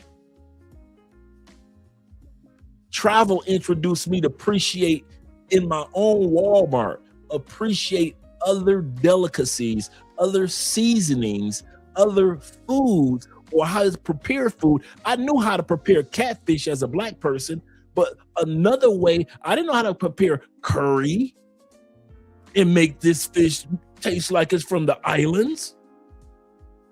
I didn't know all about all that. But then I started traveling.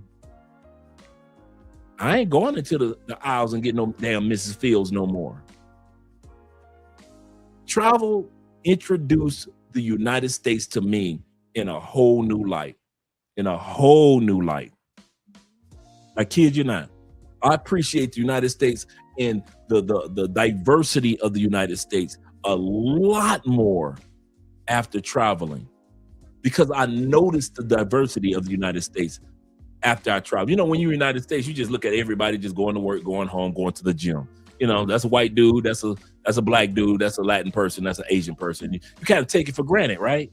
But then when you travel and you come back, you kind of look at people like, I can tell the difference between a Japanese and a Korean now. I can tell the difference between a person from the Philippines and from Thailand. I could tell that, oh, that person right there from Ireland, not London. I could tell the difference between a person that she's Venezuelan and she's from Costa Rica. That's not a regular black person. I bet you her family from Panama. All these things that you notice about your own country because of travel. And so back to the topic tonight, when it comes to what the lovely ladies have to say about us and us traveling and us focusing on our peace and us not caring about what they're complaining about, we don't care. We don't care. I'm going to soccer games in the United States now. I never thought about going to the soccer game in the United States. I have had so much fun going to soccer games in my own country. In my own country, when other foreign leagues would come and play in the United States, I would go to those games because I knew the U.S. team was always trash, so I ain't going to the U.S. team game. I might go see the ladies, but the U.S. men's team has always been trash. But other countries, I didn't know other countries would come and play in our cities. I didn't know that. I didn't realize how many Ethiopian restaurants were in my neighborhood in Tampa. I didn't realize how you just don't notice it. And when you start traveling, it's the first thing that you notice. I didn't know it was a Jamaican bar. I didn't know such thing as a Jamaican bar. Oh my God. I got stories to tell y'all in Jamaican bars. Oh my God. The Jamaican clubs. I'm not talking about dance hall only. I know what dance hall. I used to go hang out in the dance hall clubs. I'm talking about the Jamaican clubs. I started traveling. I'm all up in the Jamaican. You can't keep me out the Jamaican clubs. I kid y'all not, man. I'm in everybody clubs but black clubs. If it's black club or a white club, I ain't in it. And I'm talking about my last 4 or 5 years in the States. If it's a black club, black bar, black lounge, white bar, if it's black or white, I ain't in that mother. You ain't gonna see me in there. I can't. That's why I told you I can't tell you nothing about Beyonce, the latest rappers, and all that, because I had cut off black community in regards of only listening to our music. I had cut that off, bruh. I'm in every other culture's bar and club and lounge. I'm learning everybody's music. I remember we had one club, the Jackson, downtown Tampa, big club. And each section was dedicated to, okay, you got your R&B section, and then you got your the Latin section, and then you got the dance hall section, and then you got the rap section, right? And so I might spend 10, 15 minutes in the rap section, right? Then I might go have some fun in the R&B section because you got the old school R&B. But I'm spending the bulk of my time, either I'm in the dance hall section or I am in the Latin section. I am not gonna spend my whole evening in the black hip hop section. That's not gonna happen. I've traveled too much. I've learned things. And the reason why I bring this up, I bet some of you guys are just like me. Your travels influence how you maneuver in the United States, even though you don't notice it. And when it comes to people that got to complain about it, like those nurses, you don't care. You do not care what anybody has to say about you and your travels. I kid you not. I kid you not. Traveling has had such a subconscious impact on my life, man. I see the United States and I appreciate, as much as I complain about the United States, I have an appreciation for my home country in a way that's not just money and military. You know, most Americans love America because we can make money and we got a strong military. I have a love and appreciation for Americans and not just America. I kid you not. He say facts you can distinguish from the US and who's from foreign countries. Actually, absolutely. Absolutely. And Zeta says this before we get to the video. Zeta says, he said, I met foreign sports players and businessmen and women and average people from other countries. We talk about a lot, from their culture and from foods and to business and everything. Prior to thinking about travel or going to travel, I'm like you. I never was introduced to these people. Never thought about it. I kind of took the American melting pot for granted. I thought that I was only supposed to hang around like 90% black people. I kid you not. That was my mindset. As long as I hang around my own kid folks, support black. I thought that I was doing the right thing, right? Because that's what I saw black people do. That's what I saw Asian people do. That's what I saw white people do. Everybody just hang out in their own little clusters, right? And so that's why I thought how it's supposed to be. You venture off into another culture every blue moon. I started traveling. One time I went to a black club and it was like 6 or 7 Asian baddies when nobody talking to them. I made a beeline straight towards them. I didn't care nothing about none of these fine sisters, and these sisters was beautiful. I didn't care nothing about these fine sisters. I'm beeline to the foreign women. Why? Because subconsciously, travel taught me to learn and enjoy other cultures and not just my own. Man, it just hit me too.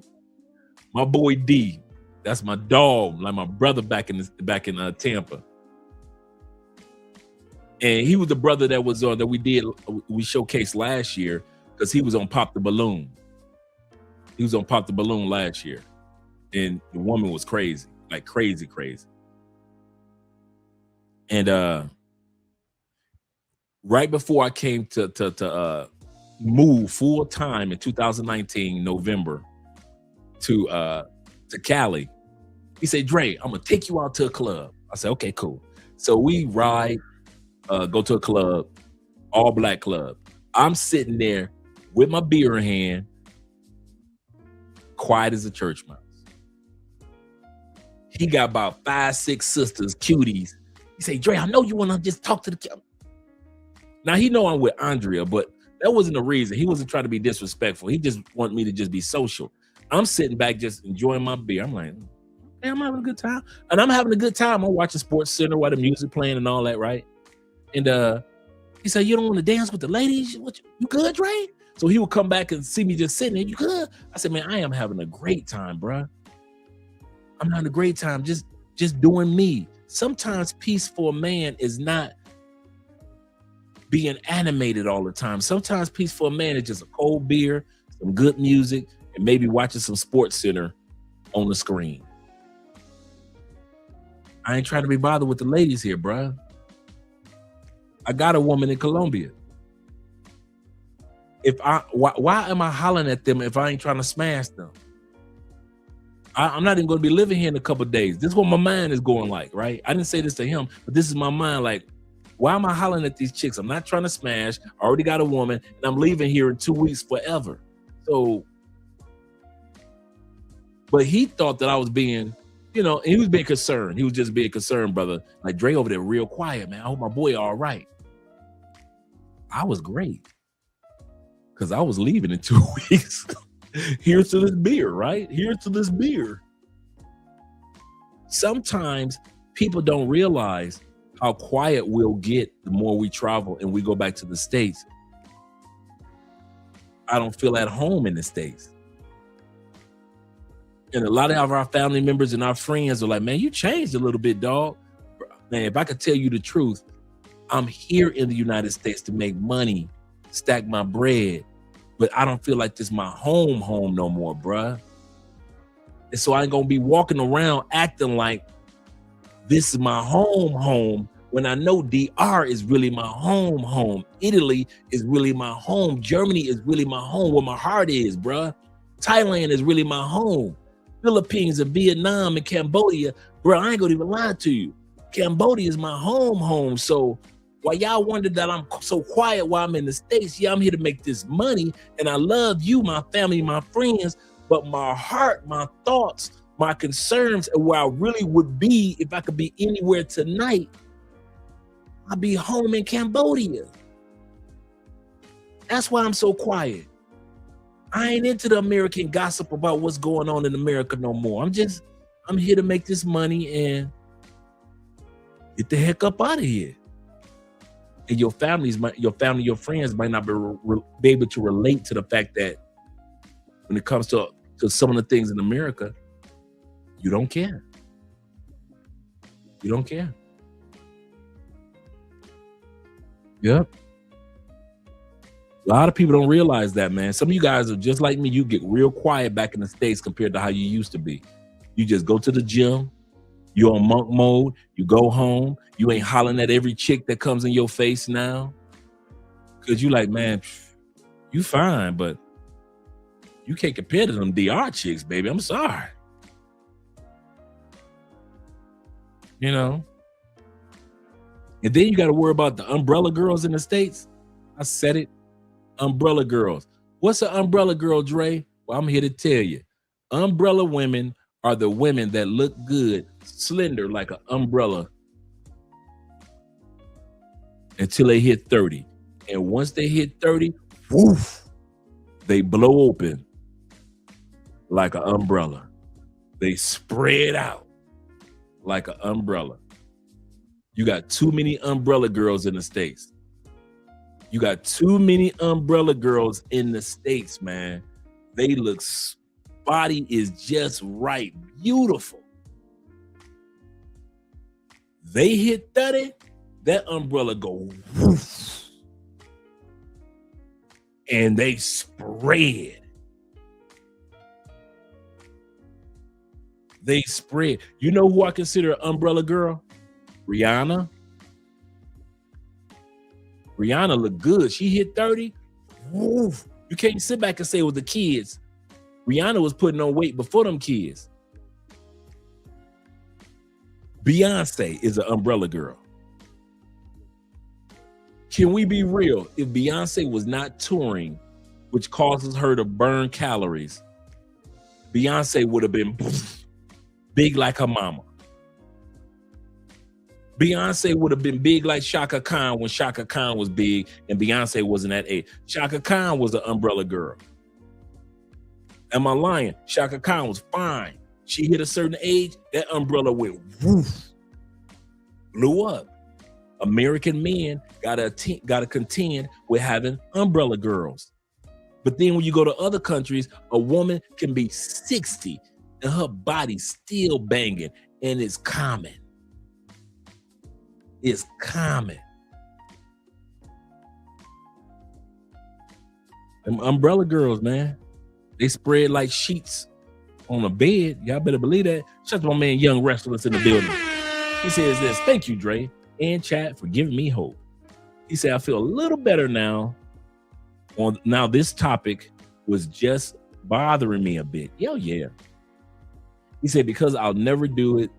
I'll never do that to a child. I feel you, brother. You know, some people try to belittle and tear down people because they feel hurt. But I kid you not, I'm encouraging all you guys that are travelers. I mean this. People are going to take you serious as they watch you. When I first started traveling, people thought I was just a vacationer. Oh, he's just doing vacations. Then I was like, no, I want to relocate to another country. Sure you do. No, I want Latin women, not from the States, but Latin women from other countries. Sure you do. No, I'm serious. I'm serious. I want to be with somebody that is Italian from Italy. Mm-hmm. No, I really want an Ethiopian woman. That's why I'm going down. Sure. But as people watch you, and you ain't got to say nothing, they see that you are serious, and dating women of a certain age is not a phase or a fad. You're serious. Oh, he's serious. He only dates a woman of okay. If you like it, I love it. They start to realize that you're serious. Dude, I was at the dude, I'm on video call on lunch break almost every day with Andrea. So all the chicks that I was flirting with and smashing, they all saw me walking through the campus like this. Bruh, I ain't lying. They saw me walking through that campus like this. And Andrea would be right there. And people would be waving and saying hi to her. Oh, that's the little mama in Venice in Colombia that you were telling me about. Hi, how you doing? How you doing? How you doing? I'm Andre's boy. Females will come up. Of course, the Latin community would come up and see and speak to Andrea. On lunch, bro, I kid you not. That campus knew after a while, okay, Andre, for real. This is not just a phase. It's not just a game. He for real. He out of here. You know how they do the Secret Santa at the job? For the last 2 years of Secret Santas, true story, they only gave me stuff that had to do with travel. One of my Secret Santas was like all these little gifts that had to do with Colombia. Another Secret Santa, the next one after that was, she got me my coat, because it's a Secret Santa. She got me salsa lessons while I was still in the States. That was my Secret Santa that I got from one of my female coworkers. They knew I was for real. It wasn't a joke. How did they know? Did I have to tell them? No. All they had to do, they saw how quiet I was and how I was carrying myself, and how every holiday Andre is flying out Panama, Mexico. Every holiday, Colombia. Every holiday, Andre flying out somewhere. He is not going to be stuck in he for real. And that's how your coworkers and your friends and your family is going to look at you. You ain't got to say nothing to them. You got to say nothing to them. If they don't realize that we like younger women, we ain't got to say nothing. Kid you not. Zeta says this. He says, facts. That's why I love, that's why I love going back and forth to Cambodia. The peace and the ladies respect that I am into fitness. They respect that, and do not or don't be able, or don't be with all that drama. Absolutely correct. Shout out to the replay crew, 313 boys. You better back the fuck up out my face, goddammit. I'm from Detroit, Michigan. Don't play with me. Shout out to the 313 and the replay crew. Let's get started with the video. Andre has been talking enough. Hope the words that I gave you guys encourage you guys regarding your travel experience. Let's get started. We're going to be talking about 7 things that men no longer care about, but the women do. Paid $100 for a dating event that no men showed up to. What that shows is that men are no longer desperate for women, guys. And predictably, women are losing their freaking minds. For years, the dating market worked like this. Men chased and women chose. Now, a lot of men are doing something different. They're going to the gym, backing their money, investing in their hobbies, and enjoying their peace. Less chasing, more traveling. And suddenly, the endless supply attention that women used to enjoy isn't what it used to be. No more constant validation, no more endless sim simping, no more desperate texting. And the funny thing is that some women can't understand it. Why aren't men trying anymore? They ask while they cry in their cars on TikTok under the handle single and dating over 40. I'll tell you why. Because many men have finally realized that their peace is better than chasing women who don't respect them, their time, or their presence. It's really that simple. I'm here to tell you right now, we don't care. Let me tell you, we don't care. Jerry. Number one thing that we don't care about, number one, is men don't care. I pushed top, but it should have been to approach. We don't care to approach. We approach who we want to approach, not who they think we should approach. We approach who we want to approach and when we want to approach and where we want to approach. You ever notice this? Men approach women when we're in foreign countries. We approach women when we got time to approach them. We approach them where, when, how. Women think that they have control over when, where, and how we should approach them. And if we don't, there must be a glitch in the matrix. It's not a glitch. There's no glitch. We still approach. We just ain't doing it in the States as much. I'm sorry. We approach when we in Thailand. Well, we will approach when we in the Philippines. Go and drop us off in Brazil and see how much we approach. We in the malls in Colombia? Oh, we gonna approach. Panama and Mexico. So when women say men are no longer approaching, no, we're no longer approaching you. That's the problem. We're no longer approaching you.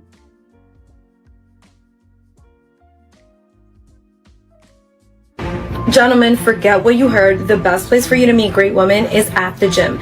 This is a PSA to all gym boys out there.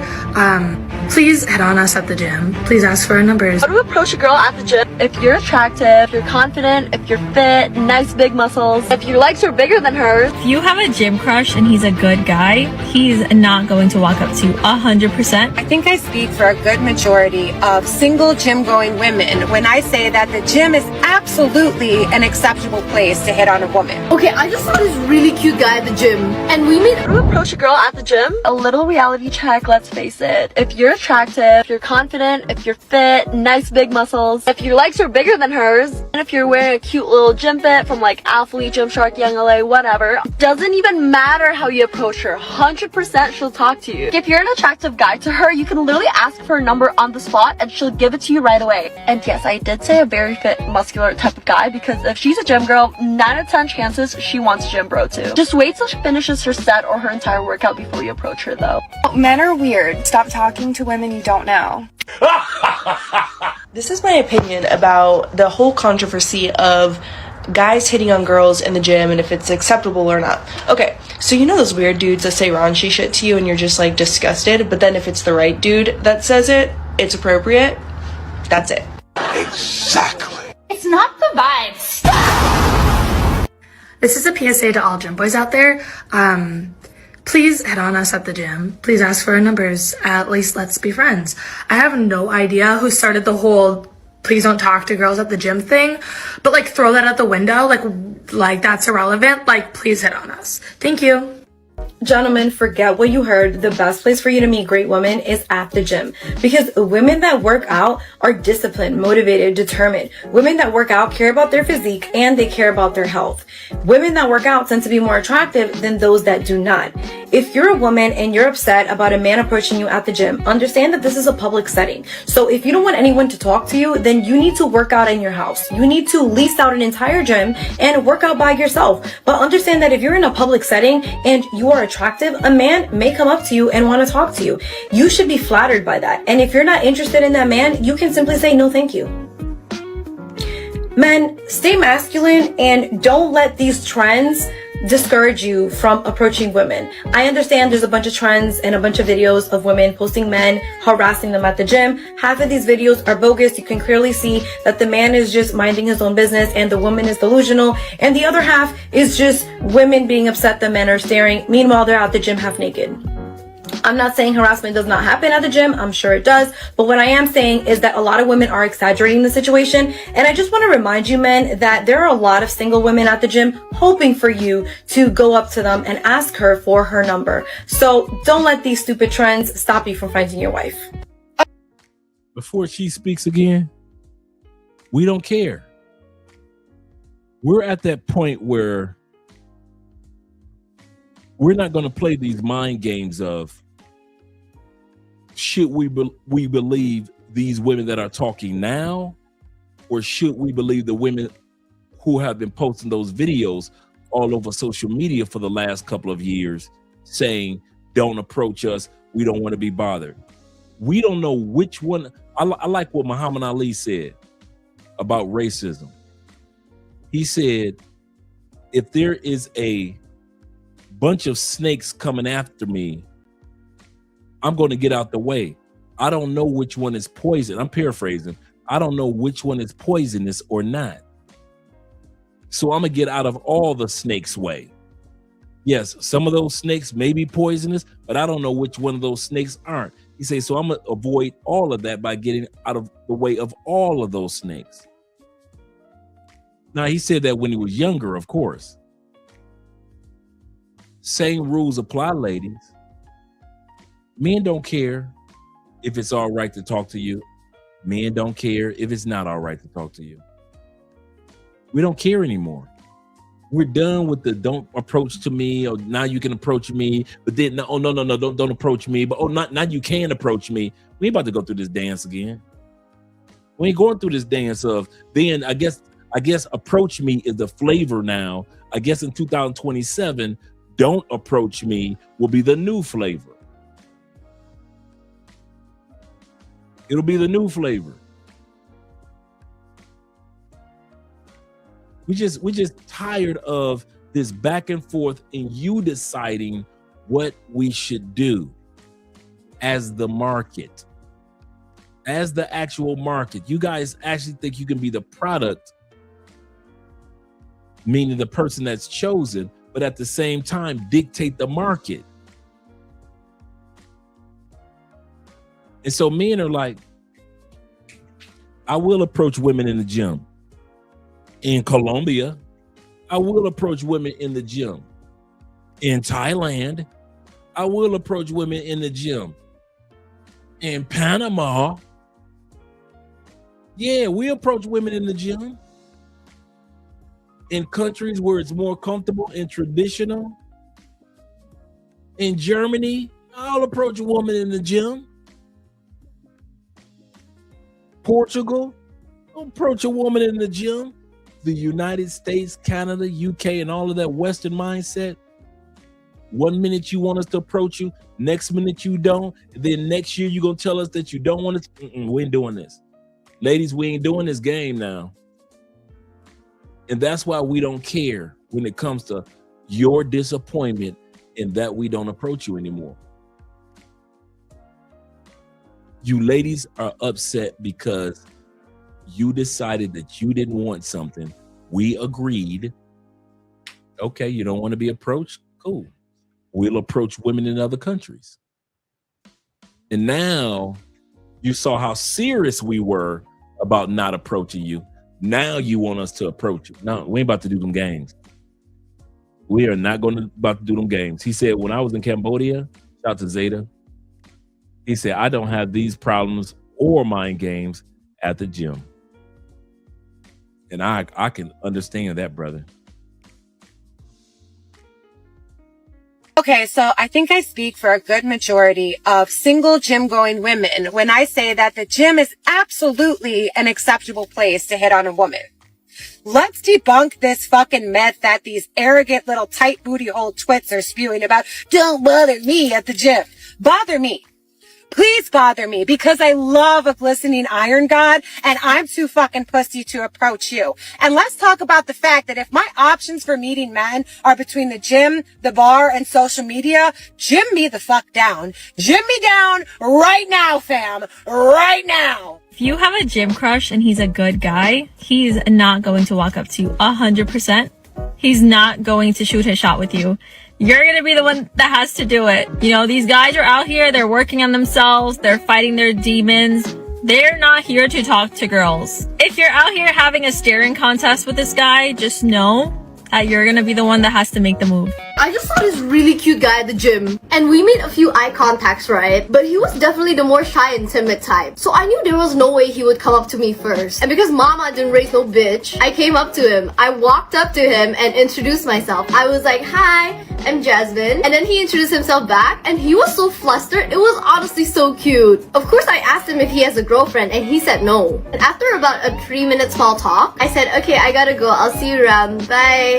Then I just left. So I was walking towards the exit where the elevator is. And boy, he ran. He literally ran up to me and asked, sorry, could I maybe get your Instagram? Of course I played it cool. I was like, lol, yeah, I guess, sure. Bro had no idea how weak I was at my fucking knees right there and then. And he DM'd me 5 minutes later and said this. This is honestly one of the best compliments you could give a girl because I love it when people say I smell really good. Little does he know I haven't washed my hair in 5 days, bro. Anyway, we're going on a date this Friday. God, please let this be the one. I do not need another man for character development or life lesson. I've developed enough character. Please. And thank you.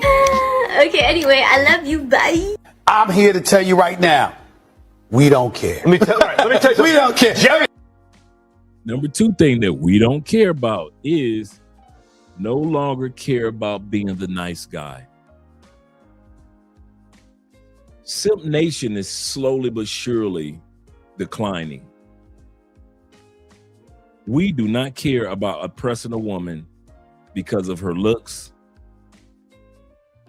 because she is nice, whatever it may be. We're done with them playing them games. We're done with you assuming that we are Russell Wilson. Men are tired of you looking at us like, oh my God, he might be my Russell Wilson. Don't look at me like that. I'm not that dude. We're tired of it. And so when it comes to you looking for your Russell Wilson, we don't care. Go on, look somewhere else. I ain't the one. We are not the one. We're done with being this nice, friendly, cool down. You say you don't like nice guys, cool. But then once we become nice guys and cool down to earth, you want to use us. Okay, cool.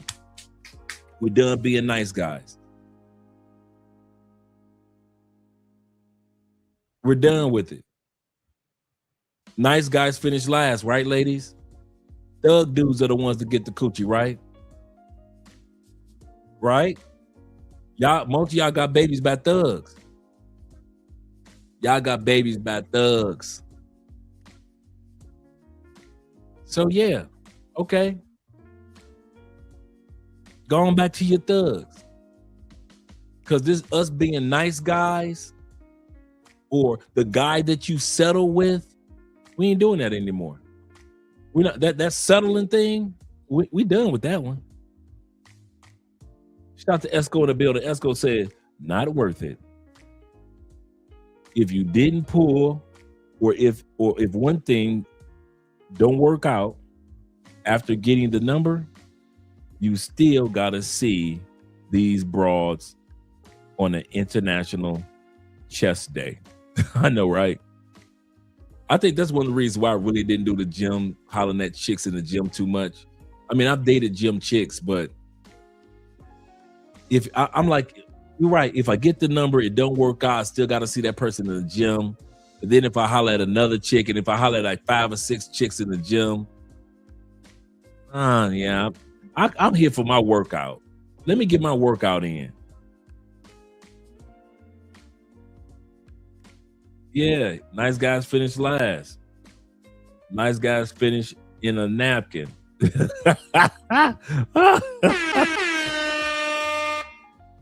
They have either by thugs or bums. Facts. And then they want to say, I was young. I was young. But wait a minute. You said at that same age, you told me you was independent. I got my degree. I'm making money. I got this corporate job. You can't tell me nothing. I am 27. I'm a queen of the earth. That's what you told me. You was independent at 27. You got your master's degree. Black women got more degrees than everybody. You said all these lies, right? But then when you got pregnant by Pookie, now you young. Now you didn't know any better. Now you naive. Now he used you. Oh, now you stupid? Wait a minute. I thought you graduated magna cum everything, right? I thought you graduated magna cum everything, right? And now all of a sudden, Pookie from the hood who didn't even graduate 8th grade can get you pregnant? Unemployed Pookie with the 3 ounces of weed a day habit? Yeah, I know I don't know my weed, so hey, work with me. 3 ounces of weed a day habit? Which one is it? Are you immature when it happened, or were you Miss Independent, Miss Diva? Can't nobody tell you nothing. At 26, 27 when you got pregnant. You're talking about all the money that you're making. I'm trying to figure out which one it is. Shout out to my man Casual Germ in the building. He said, yep. He said, I act like nothing even happening. He said, simple head nod. Yep. Simple head nod to keep it moving. That's exactly how I am in the gym.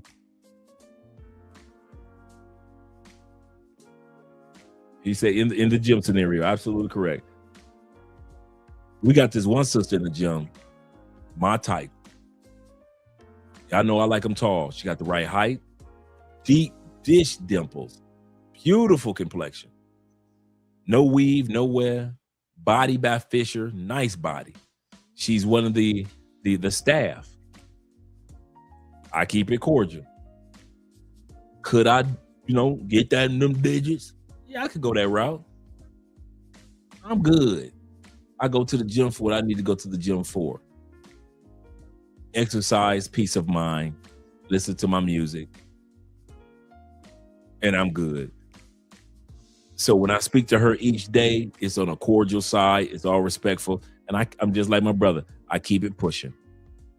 I keep it pushing. Let's continue on. Men no longer are the nice guys that the women want us to be. Riddle me this. Riddle me fucking this, okay? What is with, I'm gonna say people, re-engaging in a conversation with you, re-engaging communication with you, only for them to fall off the face of the fucking earth and leave you undelivered for 24 hours? The answer to that riddle is pretty simple, really. The reason why he opened up communication was because this woman was an easy target and he needed a backup plan in case the woman he actually wanted became unavailable. It's fairly obvious to everyone to see. Why don't you just leave me alone? Why did you re-engage? This is why I stay single. This is why I don't give people the time of day. Because anytime I'm even remotely fucking interested, ghost. Is this dating in 2025? This is what it is? Oh, I retired. I'm fucking out, dude. I am out. I'm gonna do some arts and crafts because this? No fucking way, dude. I'm out. I'm actually curious though, for the girls who are on San Diego Talk who come across this video, where are you guys meeting like quality men? Like, I'm pretty sure I'm literally just gonna meet my husband like randomly on the street or literally like at Whole Foods or something. But like, it's good to know like where the good men are. I'm not talking about the attractive men. I'm talking about the good men, good quality, nice personality, funny, good people, good career. Where are y'all meeting these people? They're in your friend zone, ma'am. The nice guys are in your friend zone. The guy who you should have been messing with is in your friend zone. The guy that would treat you right is in your friend zone. I do not know why the lovely ladies have a habit of collecting and knowing that they have all these DMs, all these dudes that they had on dating apps, all these guys that have been swiping right, swiping left. And all of a sudden they're like, where are all the men? The men that have been swiping with you, ma'am. That's where they are. The men that are in your DMs, that's who they are. The men that you put in the friend zone, that co-worker, that's who y'all need to be hollering at. I don't know why they try to act like that they have 0 men in their DMs. Nobody's swiping right on them. No coworker has ever tried to holler at them. Nobody has ever tried to stop them in the mall. That's a lie. I'll say it again, that's a lie. I bet you if we had her cell phone right now, she's got about 10, 15 dudes in her phone just in that she could call that tried to holler at her last year that she wasn't giving the time of day to. So when these women talk about where are all the nice guys are still waiting for you in your phone. That's where they are. The ones you take for granted. That's where they are. Let me plug my phone up.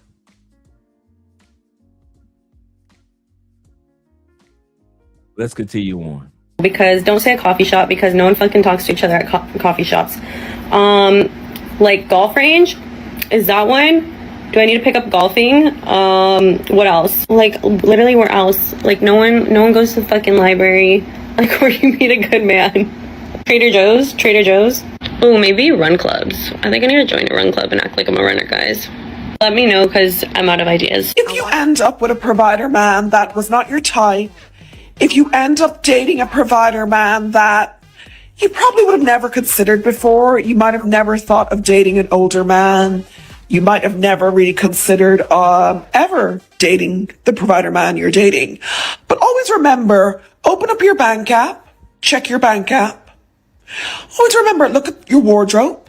Look at all the clothes in your wardrobe, all your handbags. Look at your savings account. Look at the school your children go to. Whoever stuck with this woman,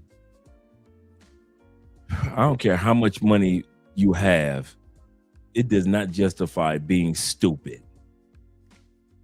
I don't care if you got Elon Musk money.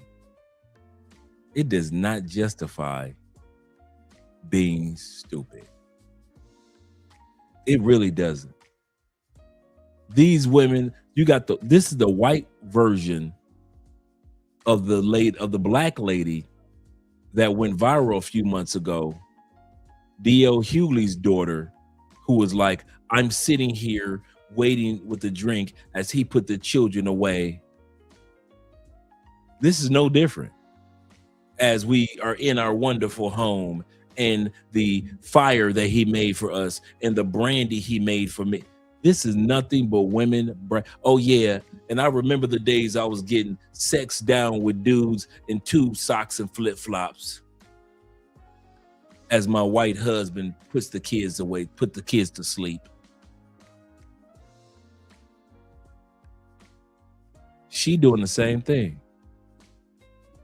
This white woman right here is doing the exact same thing. Bragging about, I didn't want to be with this man, but as long as I can look in my closet and all the other things that he's acquired and given me, I'm going to stay with him. There's a lot of women that are like that. A lot of women that are like that, guys. That have no problem with Russell Wilsoning you. She'll treat you like a Russell Wilson.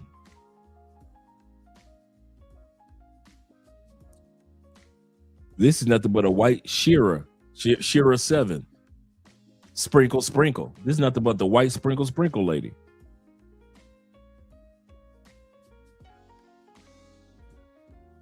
You might have never thought of dating an older man. You might have never really considered ever dating the provider man you're dating. But always remember, open up your bank app, check your bank app. Always remember, look at your wardrobe. Look at all the clothes in your wardrobe, all your handbags. Look at your savings account. Look at the school your children go to. And look at so many other things. And then look at that man. Look at the nice vacations and holidays you get to take. Look at how you're able to help your family. Look at all the nice designer jewelry you get to wear, all the nice places you like to go.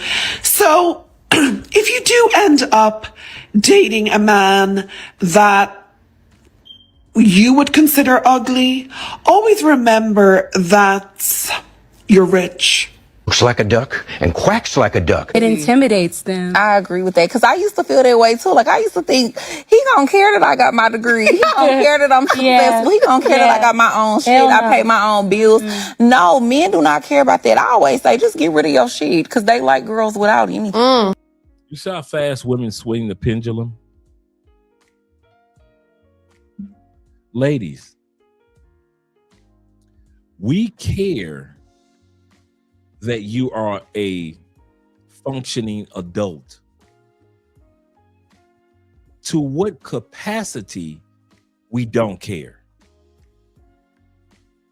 We do care that you can pay your bills, feed yourself, put a nice home over your body. In other words, have a roof over your head. That's functioning adulthood. Getting your education, networking, and getting a job. That's being a functioning adult. We do care that you are a functioning adult. We don't care to what capacity. We don't care that you became a functioning adult with a master's degree. We don't care about that. We don't care that you became a functioning, responsible adult. I've got $300,000 in the bank. Good. You're an adult. I don't know why you ladies want a pat on your back for being adults.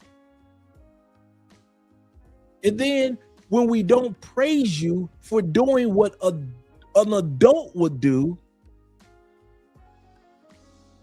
well, they want broke women.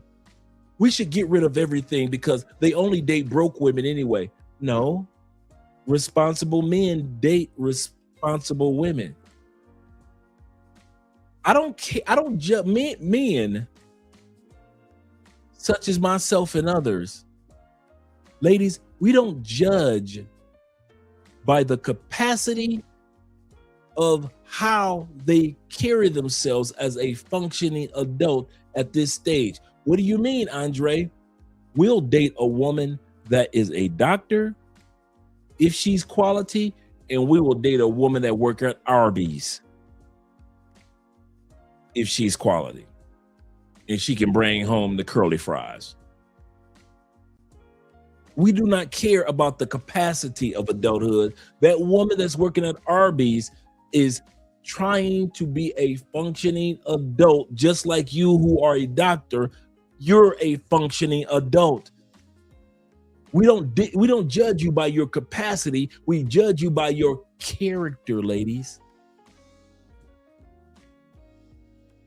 Initially, we judge you by your looks, of course. Ooh, you got a big behind. Ooh, you got a pretty face. You're cute. You got dimples, whatever it is. You got a cleft, whatever it is. We judge you by your looks. Yes, we do.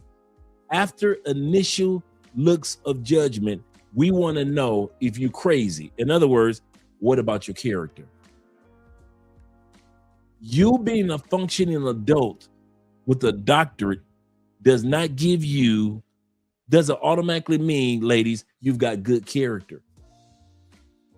Because this woman over here works at Arby's doesn't necessarily mean she has a bad character. And so we don't care. Number 2 reason why we don't care, ladies, most of your money, you ain't gonna share it anyway. Not with me. Now you gonna share it with Pookie because Pookie broke. Pookie can use your car. Come on now. Pookie can use your car, your credit cards. That's Pookie. But for the other 90% of us responsible men, we already know. We as functioning adults already have ours. So you're never, if rarely, going to share with us anyway.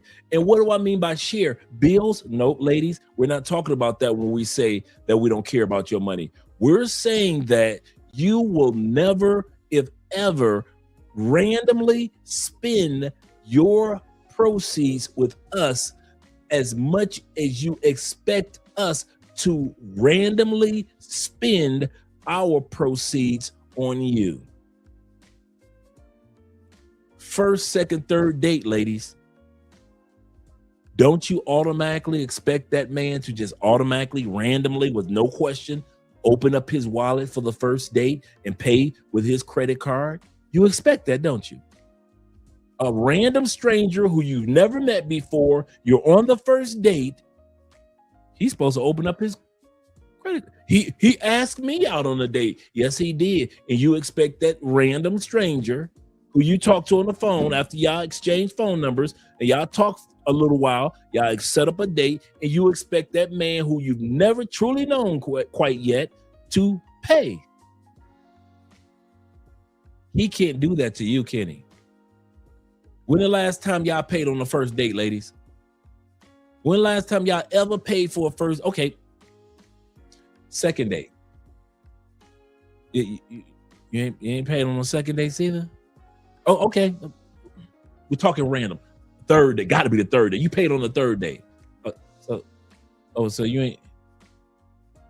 Y'all, wait a minute. Y'all on date 16, and out of 16 dates, you ain't never grabbed that check.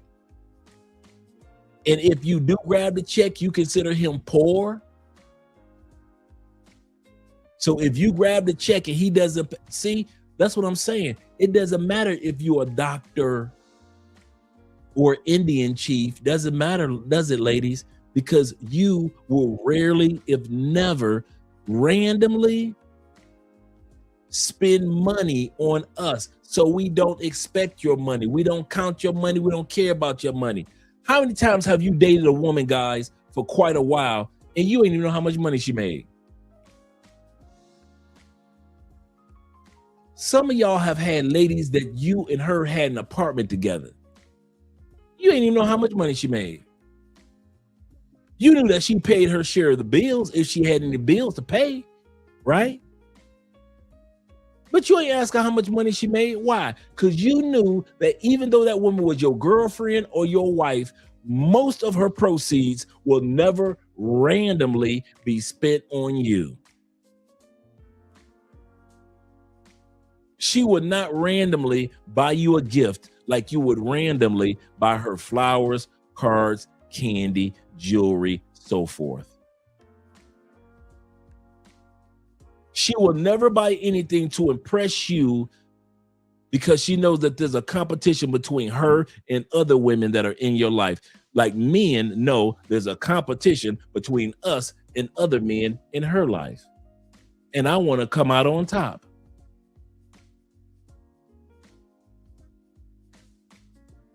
So ladies, we don't care about your money. We care that you are a functioning adult. We care that you're responsible when it comes to taking care of yourself. Therefore, we realize that you can take care or assist and take care of a family. But the amount of money you make and the amount of degrees you have and the amount of places you've traveled to and how big your home is, we don't give a dang about none of that. And the only men that care about how big your house is, how nice your car is, how many degrees you have are dudes that literally are either the mega rich, so they want to make sure that they're connecting to the right families. You coming from a good family, he's coming from a good family, or the super poor pookies that ain't got a pot to piss in, but he got some good sex for you, and you let him move into your crib. Those are the only men that care about that you're a doctor. There's the only men that's going back to the hood. Ninja, I'm smashing this doctor, Ninja. You can't tell me. You can't tell me nothing, dog. I'm smashing this doctor, dog.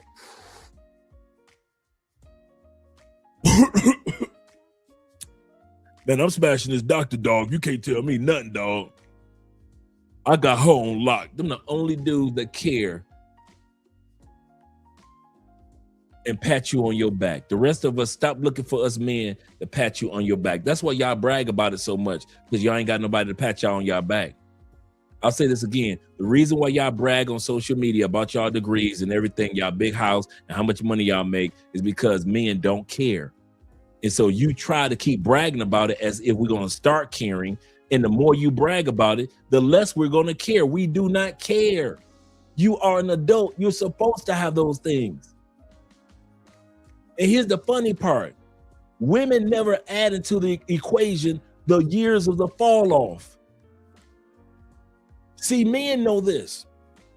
Just like you got hired, you can get fired. Men understand that in the strand of life, there are years of the fall off. Your business is doing good, then all of a sudden, bam, something happened to your business and it falls off and you got to build back up. Men understand. I can't get my ego too big because I can lose all this. They robbed Michael Jackson and his family blind before he died. This man went from being worth billions to having to take loans out on Never Never Land Ranch. No problem. Did Michael fall off?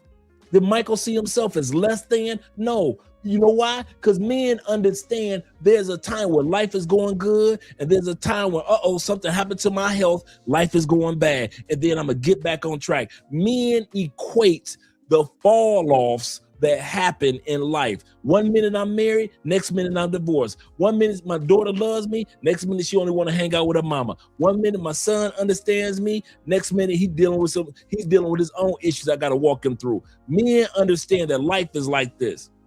That's why we never brag about our money and who we are. And then you got some dudes that do that. There's some dudes, I agree with you ladies, but most of us understand that life has this uphill and it also has this decline.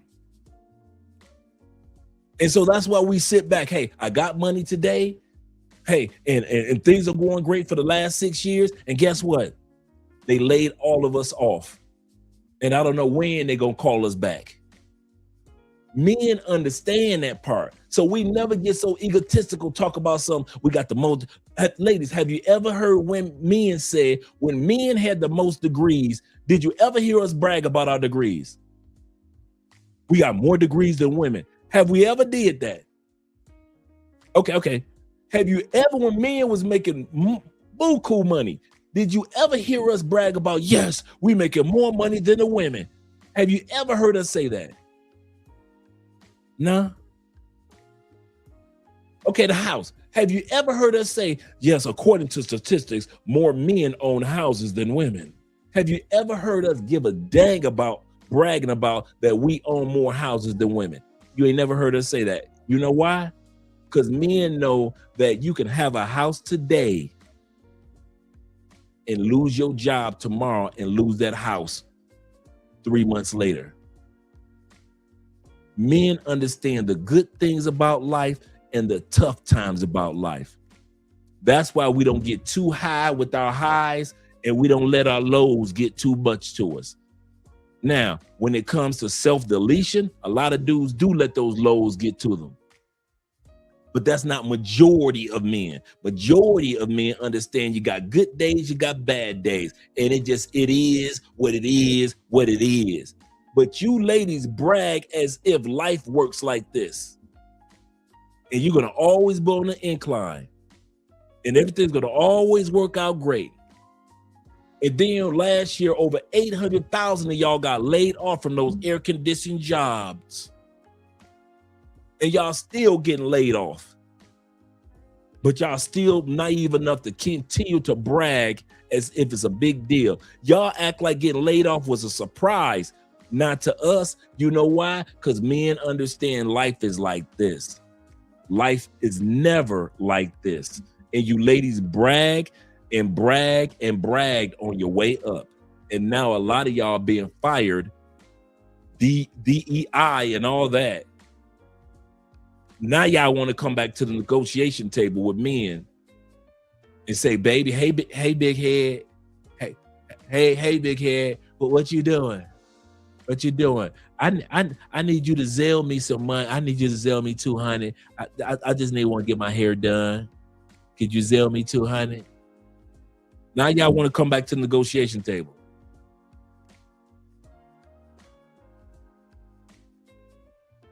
It's funny, boy. We understand. He said, but Dre, I thought they asked for equality. I thought so too. If it's okay for nobody to give us a pat on the back for buying a house, why do women expect us to give them a pat on the back? I mean, I swear, more women own houses than men. We're doing big things. Okay. We don't care. No man is jumping off bridges because y'all own more houses. Ain't nobody jumping off no bridge. Ain't no man sat up there and say, I'm gonna attack my girl because she bought a house. No man we don't care. We got more degrees than the men. Ladies, you do know, if you do your research, that's globally. Black women, we try to act like it's just them. White women got more degrees than white men. Asian women got more degrees than Asian men. When you do the background check on a global basis, that's around the world. Women have more degrees than men because men do more outside labor jobs. Men do more infrastructure jobs. So men don't need to be, we don't need a degree in air conditioning, because you women know it is not just about the degree. 90% of female jobs are in air-conditioned locations. You can look that stat up. 90% of female jobs are in air-conditioned locations. I don't care if it's a school, a corporate building, a hospital. 90% of when you see women working, there's a damn air conditioner somewhere to keep her cool. To where 90%, and you can look this one up, of infrastructure or outdoor jobs are done by men, with equal rights existing today. What I mean by that is that women could be out here working on the roof, working on some of these HVAC jobs, heating, air conditioning jobs, could be working on top of some of these poles, can be out there digging for oil, could be on some of those freighters that's out there in the middle of the ocean, getting the shrimp and the lobster and the tuna and the crab. They could be on those boats. Equal rights allow them to get on those boats. Equal rights allow them to get on top of telephone poles, electric poles. Equal rights allow them to become more police officers and not just a few police officers. Equal rights allow them to enroll in the military more and not just a few enrolling in the military. Equal rights allow them to be landscapers. Allow them to be outside in this heat with men. Equal rights say that you can get on top of that roof and build and help us build these roofs on these houses. Equal rights say that you could become a roofer. Even after the Equal Rights Amendment, where women were working more interior jobs. Did you know that even after the Equal Rights Amendment passed in the 60s, women still to this day work more interior air-conditioned jobs than men do? So when they brag about degrees, that degree comes with air conditioning unit. They only do jobs if it's an air conditioner involved, a fan involved. I don't care if it's working in somebody's house. I don't care what it is. I don't care if it's in a nursing home. I don't care if they're working in a restaurant. If there is no air conditioner, women are not working the job. Women are not working the job. So when women sit back and they brag and, oh, yeah, we got all these degrees. Yeah, that degrees comes with an air conditioning unit too. You got equal rights. Why ain't you equally out here with us? How come you ain't working in all these plants that's building car parts? How come you ain't working in these warehouses when the trucks bring in all the freight? How come you ain't working in all these warehouses with us? Some of y'all do, but not a lot. Come on, ladies. How come every time y'all get a degree, y'all want to brag about something, but y'all never tell the world that y'all only work in air-conditioned locations? Y'all get degrees that's sitting around air-conditioned locations.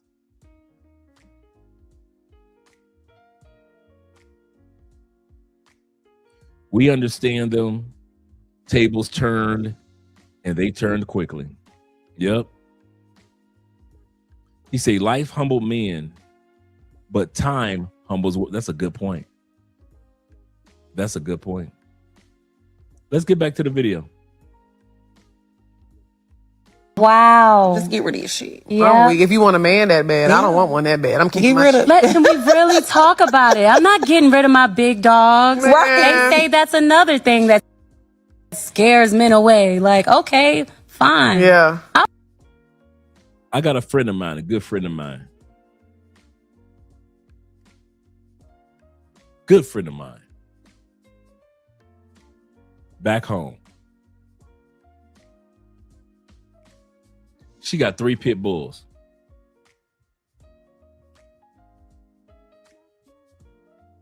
And I'm like, do you really think a man is gonna come to your house, fall in love, and you got 3 pit bulls? This young lady just said she got 3. She said she got big dogs. She didn't say how many. She said, I got big dogs. They said that's a problem. They scared. No, baby. You don't realize you got 3 dogs. I'm coming to the house strapped. Your dog's gonna be scared. You need to worry about dating a lot of men now. Lady, you do realize you are dating men in licensed to carry states, right? These dudes got the right to carry now. That man will come to your house and put some heat in them dogs.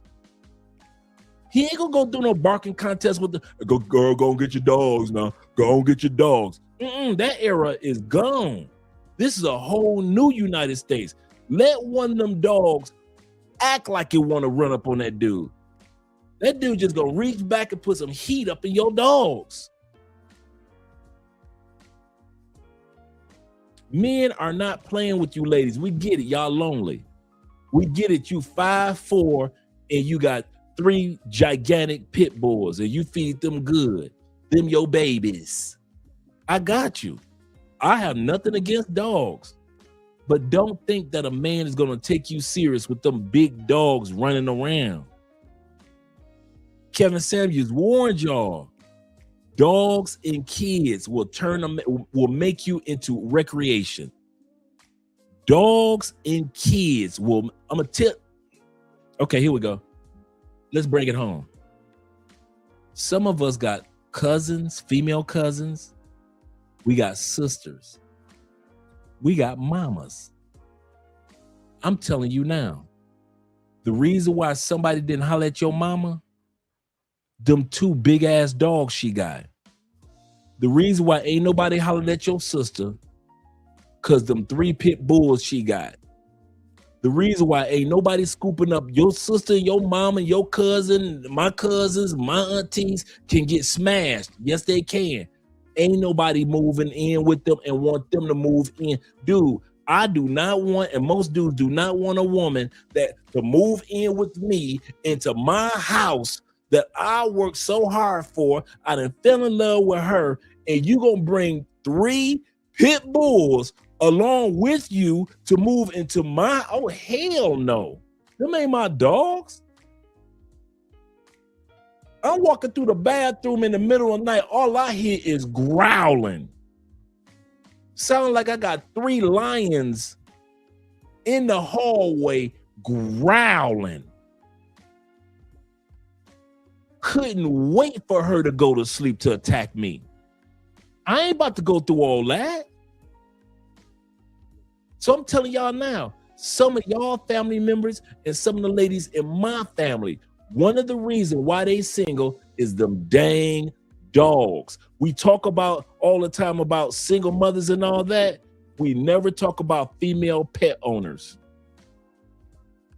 Female pet owners are some of the loneliest sisters because they can get smashed, but don't nobody take them seriously.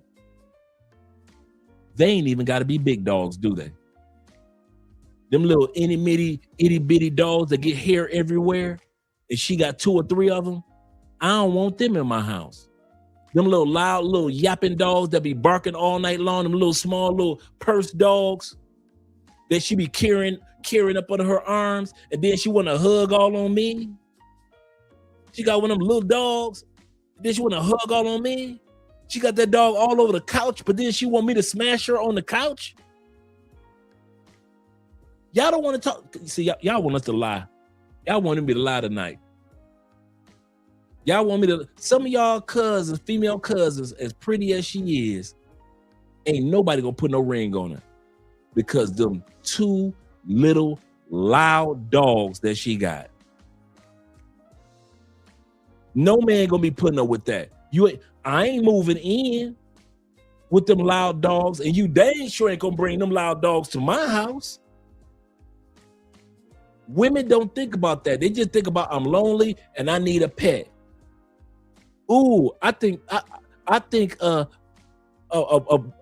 pit bull is so cute. Them 3 pit bulls will drag you down the street trying to walk them. And you want to date me? Yeah, okay. Okay. Yes, those Yorkies are annoying as F, bruh. Nobody want to deal with them dogs. He said, Dre, let's be honest. Some of these women be doing strange things. But it ain't like he lying. Every time you turn around on the news, you find out some female tried to do something freaky with their dog. Every time you turn around, they didn't put some dog food between their legs and did something freaky with the dog. They didn't put Alpo on their thighs. Ladies, y'all gonna have to stop doing that, putting Alpo on your inner thigh. You're gonna quit putting Alpo on your inner thigh.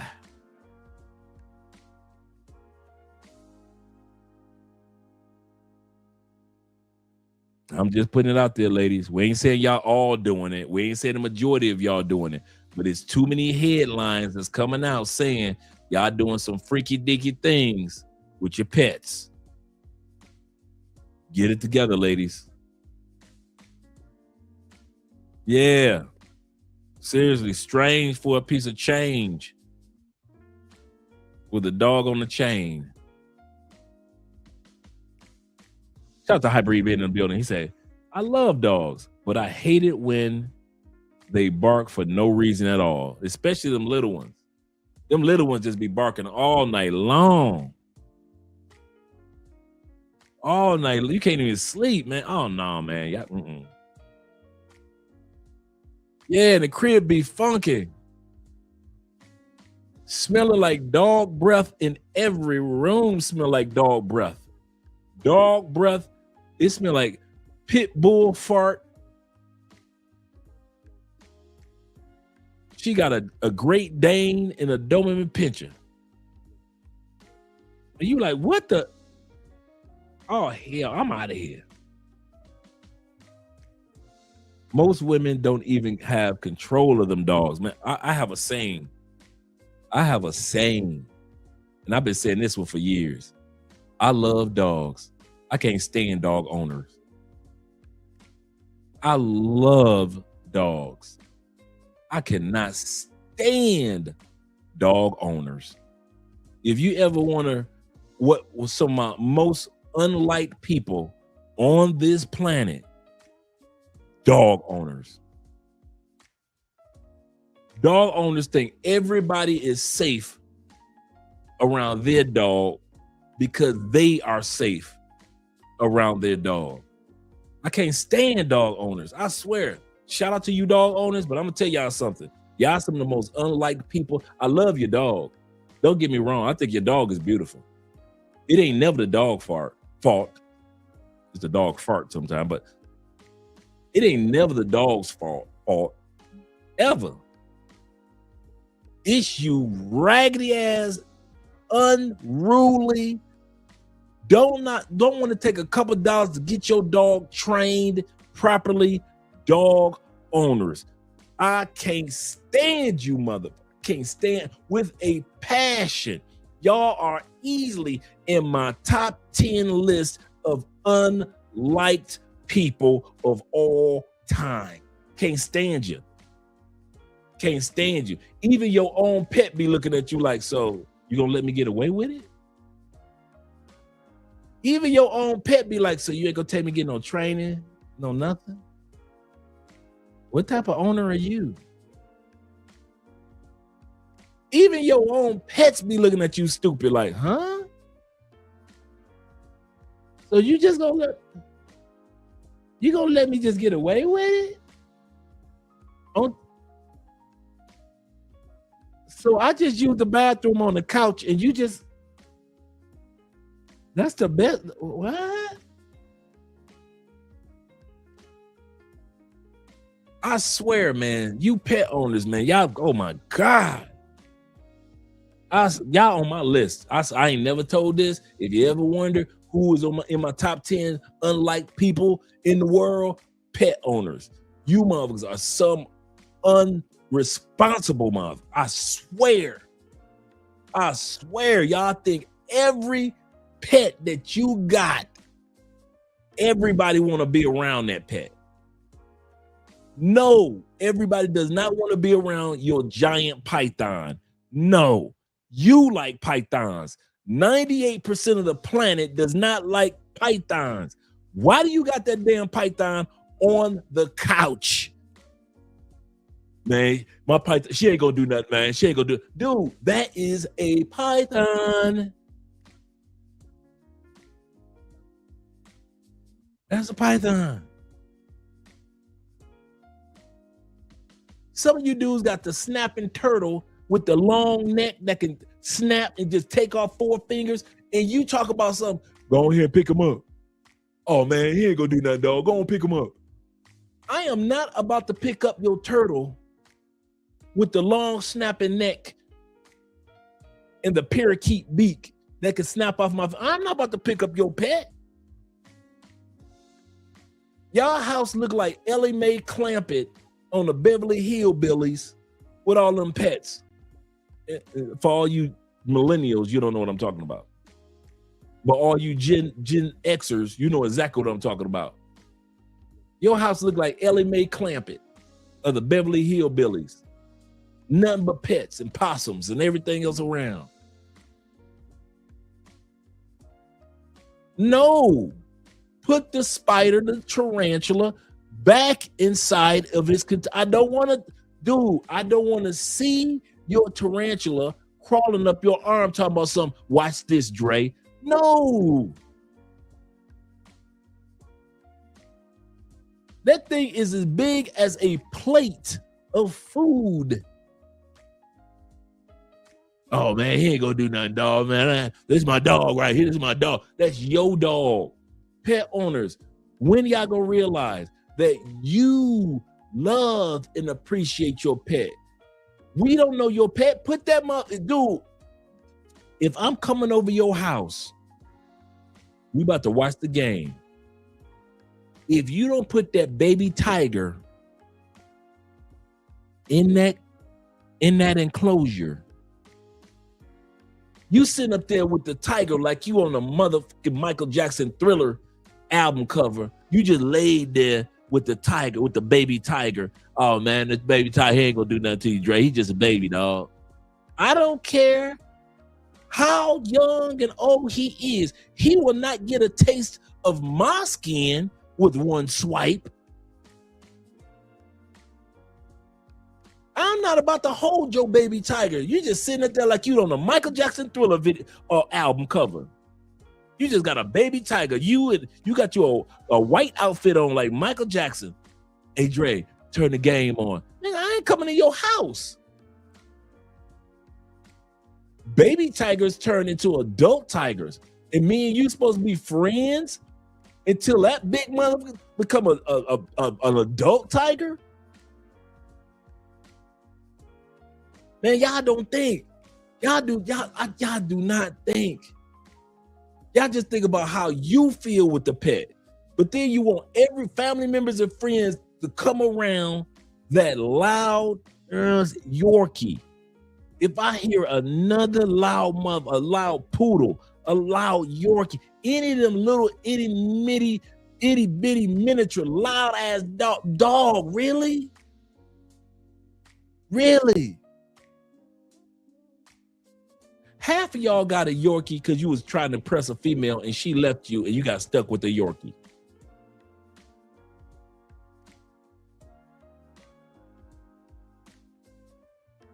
My boy had a ferret. I said, man, why don't you put this super fast nibble on everything mother in the cage where it belong, bruh? Ain't nobody trying to see Ricky Ticky Taffy running around the damn house. Ain't no cobras around here. You just got him running around like he just Ricky Ticky Taffy trying to kill some cobras. For all you Gen Xers, yeah, I mean, you know what I'm talking about. Millennials, you don't know who Ricky Ticky, you don't know about that cartoon, okay? Ricky Ticky Taffy was, okay. If you don't put that Ricky Ticky Taffy mother in it. Now, Ricky Ticky Taffy was a mongoose, but fighting, you know, he used to, on a cartoon, he was killing, he was killing the cobras, so like a mongoose, but you know. You had to be able to watch the cartoon Ricky Ticky Taffy to get what I'm talking about. Thank you very much, Kova. Shout out to Ricky Ticky.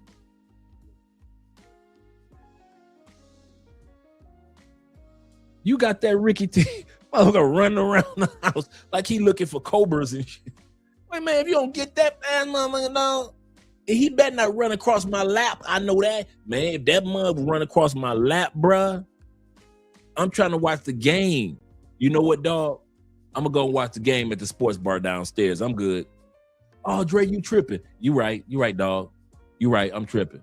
I'll be gone, dog, man. Listen, you pet owners, man, you mama. You say the urine stinks.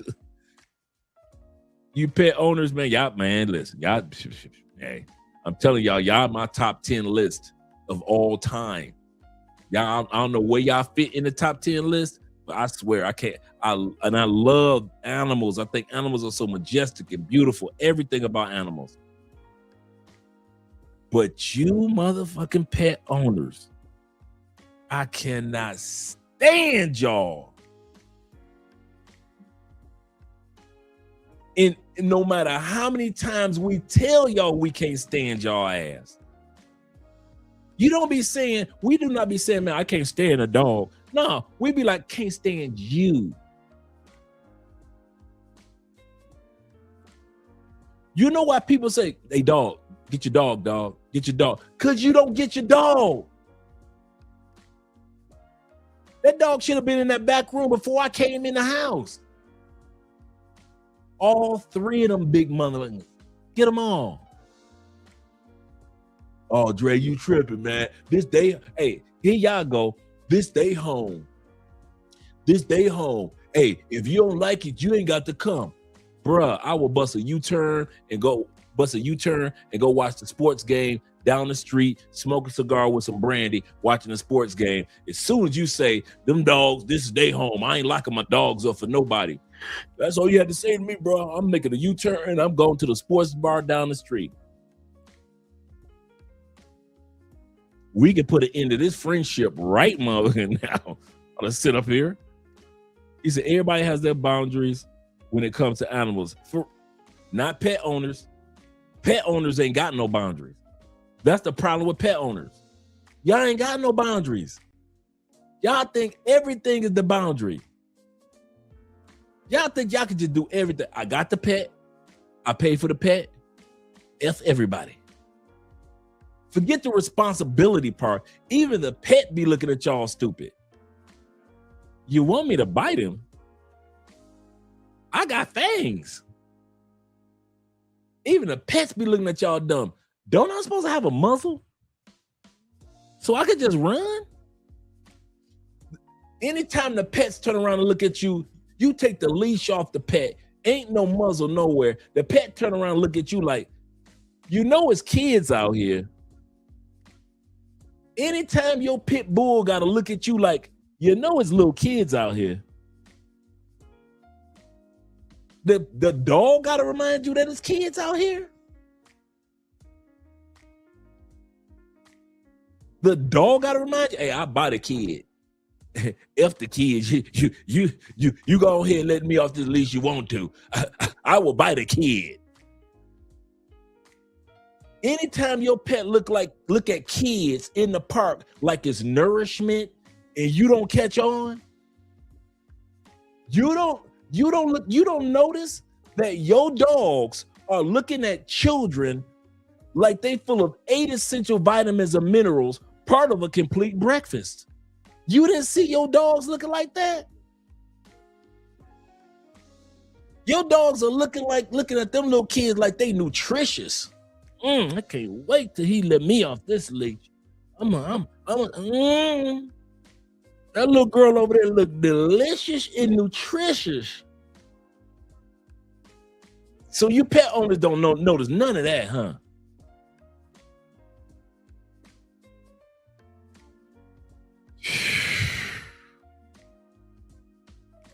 Everybody kids got to run on top of a car because the women of the community got 3 dogs, and them pit bulls been chasing them kids after school for the last 6 months while she at work. Them pit bulls been jumping the fence. And you wonder why people like me put pet owners in the top 10 idiotic motherfuckers on the planet. Males and females, young and old, all y'all ignorant than a motherfucker. It's rare that I see a pet owner that act like they got some sense. The animals act like they got more sense than you pet owners. That's the part that blows me away. It don't be the animal. Animal just be being an animal. It's you pet. I've never looked at an animal like, now that's an irresponsible ass animal. I've never looked at an animal as if it was supposed to be responsible for some shit. Now you know that you've got fangs, snake. Why did you bite me like that? That was irresponsible, snake, for biting me. I've never looked at anybody's pet and said, you are an irresponsible pet.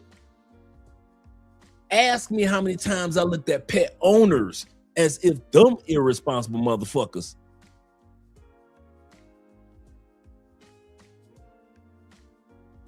You know how many times I wanted to kick somebody's dog down the street, off of balconies, into manholes, down the sewer? You know, when you go into the sewer and they got them fans going around, I be want to kick y'all pets into one of them motherfuckers. Make sure they get chopped up. Half the time I be want to kick your ass in there with them. Get your ass in there with that pet. Can't stand you damn pet owners, man. I mean that from the bottom. That one, I mean that from the bottom of my heart. I can't stand you, motherfucker. You some irresponsible, unselfish. That's probably the most important thing. Selfish motherfuckers. If you got a pet, if I had a pet, and I mean that, my pet is gonna get some training. I respect people that get training. If they got a big dog, that dog knows how to be around people, and that dog has been trained to be around people.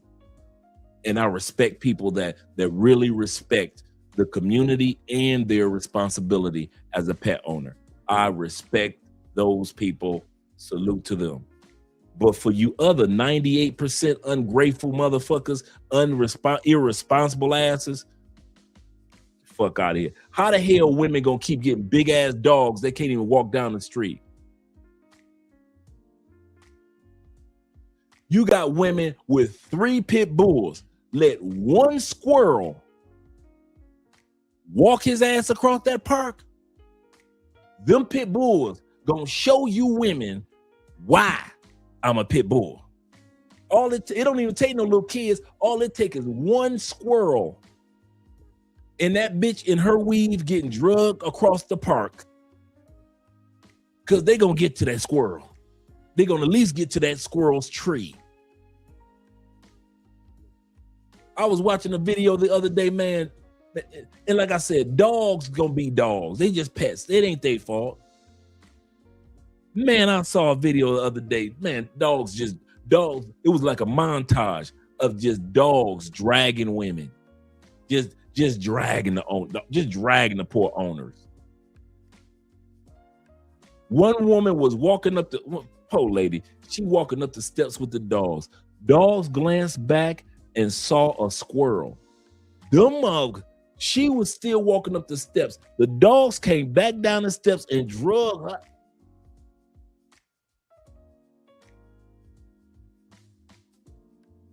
One woman had like a husky. She called herself walking her dog in the wintertime in the snow.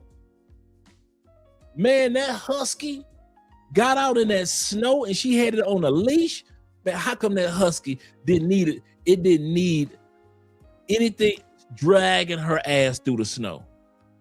He just having fun, just dragging her ass through the snow. She ain't even on her feet. She just face down in dog piss covered with snow.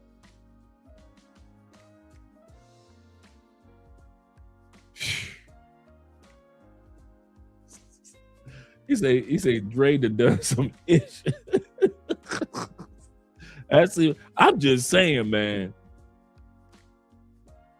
I love pets, man. I love animals, but you pet owners, man, y'all some irresponsible motherfuckers. I swear. Irresponsible as hell. And then when the goddamn the dog catcher come get your dog for chasing little kids, now you want to be mad and argue with everybody. Your neighbor's been telling you for the last 3 months, tie those dogs up when you go to work. What do? F your neighbors. Forget them. Them women, them old white women of the homeowners association been sending letters to your house, letting you know that they've been getting out the fence, chasing little kids on top of cars. You like F them my car. And then when the police and the dog catchers come and take your dogs away, everybody wrong. They being racist. They don't love the black man. They just want my dogs because they black.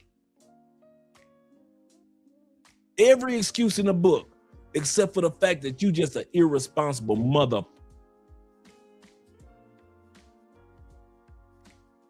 Soon as some child get bit, you want to tell that barefaced lie.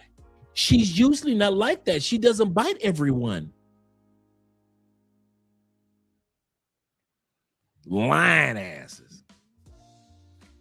He said, I just watched a video yesterday of a dude getting attacked by a dog.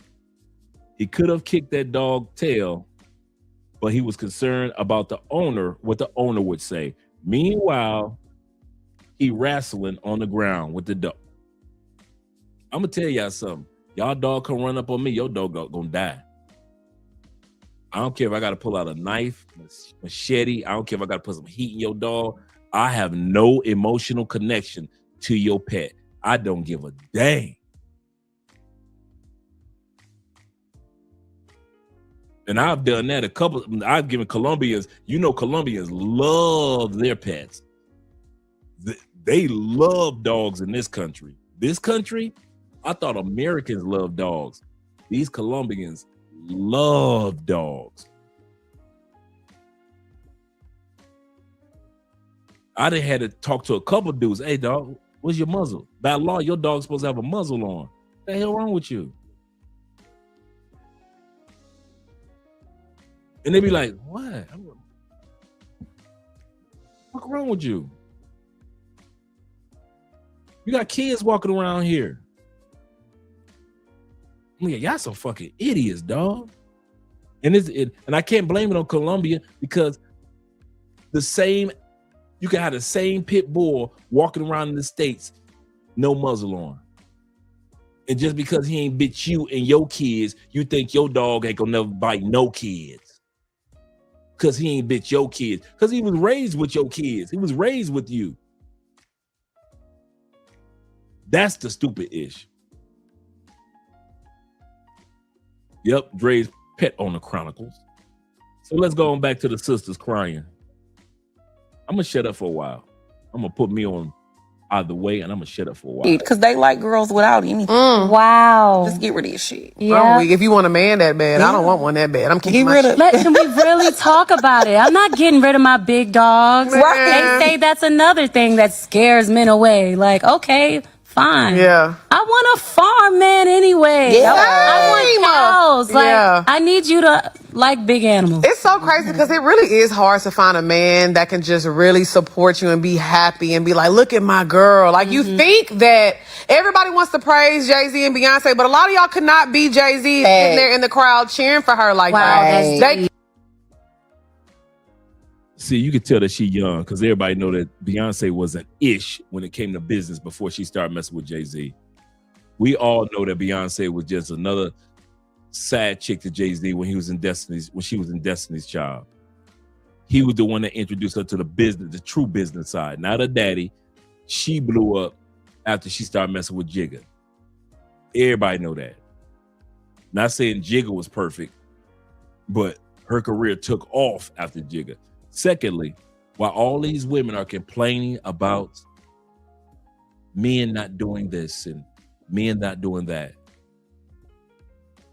I bet you if I asked them, for all you ladies to talk about, I don't need no man. When was the last time y'all had sex, ladies? 3 weeks ago, 3 days ago, 6 weeks ago. The same chicks that complain about not having no man are still getting dug out behind the scenes by some man. The same ones don't never get fooled by when women talk about, I ain't got no man, I can't find no man, right? Ask them the last time they had sex. And they'll tell you, it's close to midnight. That's the last time they had sex. Oh, yeah. Oh, I didn't even know Beyonce was in the group. I was so busy being focused on Kelly. I didn't know Beyonce was even in the group. My brother Casual says this. He said, you have to watch the video of the guy biting the police dog. I'm going to write that one down. Because it bit him first while wrestling with other cops. It's hilarious and sad, too. I'm going to check that one out. Let me write that down.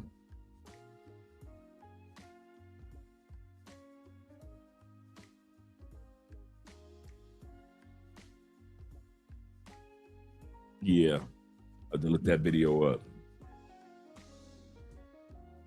Yeah, Esco. Yeah, Kelly looked way better than Beyonce. These broad things dudes come from They do, don't they? They think they at their big age, you would think they would stop making Christmas lists regarding men, but they do. I'm not getting rid of my big dogs. She wants a farmer, huh? Looking like a city girl. I thought the same thing. Good luck with that. That's a great point. I was thinking the same thing, Esco. I was thinking the exact same thing. Like, wait a minute. Is it just me? Looking like a city girl. Can't. And Jay-Z be like this. Yeah, Happy no. as hell. And y'all be praising, yeah, but y'all not Beyonce. Okay, but you not Jay-Z either. Ooh, exactly. Speak on it. So if we on this level, we both getting money and getting to it, why you can't clap for me, but I'm always supposed to clap for you? If you are a woman who makes really good money and you think your money make you equal to your man, you are not fit to be a wife. Your money don't mean nothing to a man, especially a good man. Your degrees, I don't care how intelligent you are, because a lot of modern day women pride themselves and posture themselves to be on a pedestal because of your intelligence. That don't mean nothing. In the history of men, ain't no man ever got hard looking at your master's degree. Let me see that, man. Let me see that. Oh man, I'm ready now. We don't care nothing about your master's degree. Baby.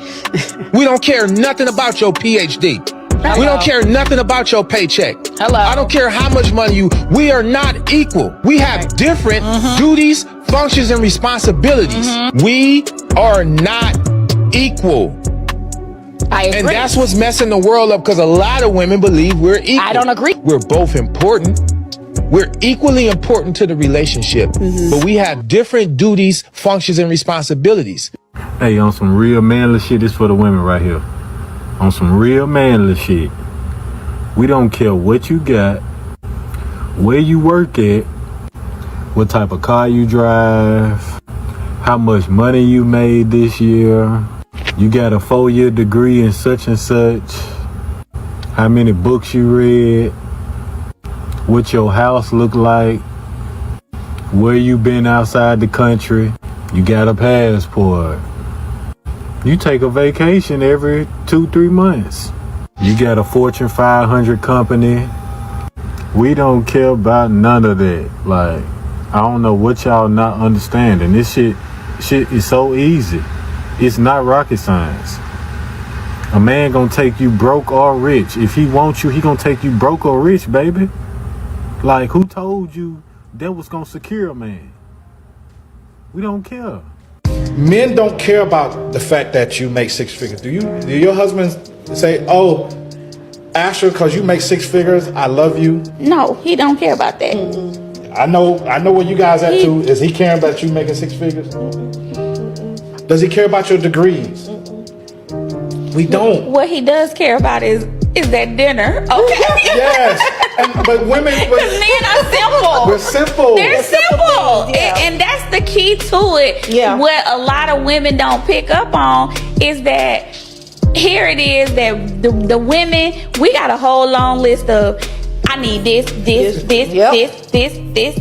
the men are like, give me some sex, give me some food, and respect me. And the remote. And let me watch my sports, and then leave me alone. Leave me alone. Yeah. Leave me the hell alone. Yeah. Men don't care if they're not welcome. They don't expect people to just accept them into a group like women do, because again, men live in the real world. Women do not. We live in this play pretend world where we're given more credit for what we actually do than we do. So I've seen you speak many times about the detrimental effects that all of these things have on men's mental health, and that they have a higher rate of suicide, they have all these things. And so I think that it's really interesting that you care a lot, seemingly, about men's mental health, but then at the same time you'll say, oh, men don't care if you're mean to them, men don't care if they're not welcomed. You say all of these things that have an impact on men's mental health. So I think to care about one, you have to recognize how it impacts the other. What I'm saying is men understand that that's the real world, and they know there's nothing they can do to change that. Women go There is into plenty that we can do. women go into a man's world and they expect to be given special treatment and privileges. I'm here to tell you right now, we don't care. Let me tell you We don't care. Jerry. All right, number 3, we don't care. We're doing 7 tonight. Number 3, we don't care. Men don't care. They're looking young, but are old. In other words, these women look young, but they old. Ladies, y'all can go to the gym at 40, get your body right. We still want a 27-year-old. You can make your money. We still want a 26-year-old. Hey, ladies, get that big house. Shout out to you. We still want a 29-year-old. No matter how many degrees you got, no matter how much money you have, ladies, no matter how big or how many houses you got, no matter how many places you travel and how many languages you speak, you will never be able to trump a younger quality. Now, we ain't talking about those irresponsible young ladies, but younger quality, traditional woman, no matter what you do. Because if it worked, you'd have been married by now. Ladies, it wouldn't have took to you being 41 talking about, I want a man now. If all that having degrees and your education and houses and a nice car, if all of that worked, you would have had a man by now. So having all those things does not equal a relationship. Now, I know you haven't been going sexless, so I know your coochie been getting beat in. I understand that part. I know you got a boy toy or a pookie hidden away, but that's not who you want to marry. That's the dude that you just let it come around, let him beat it up a few times. I understand that.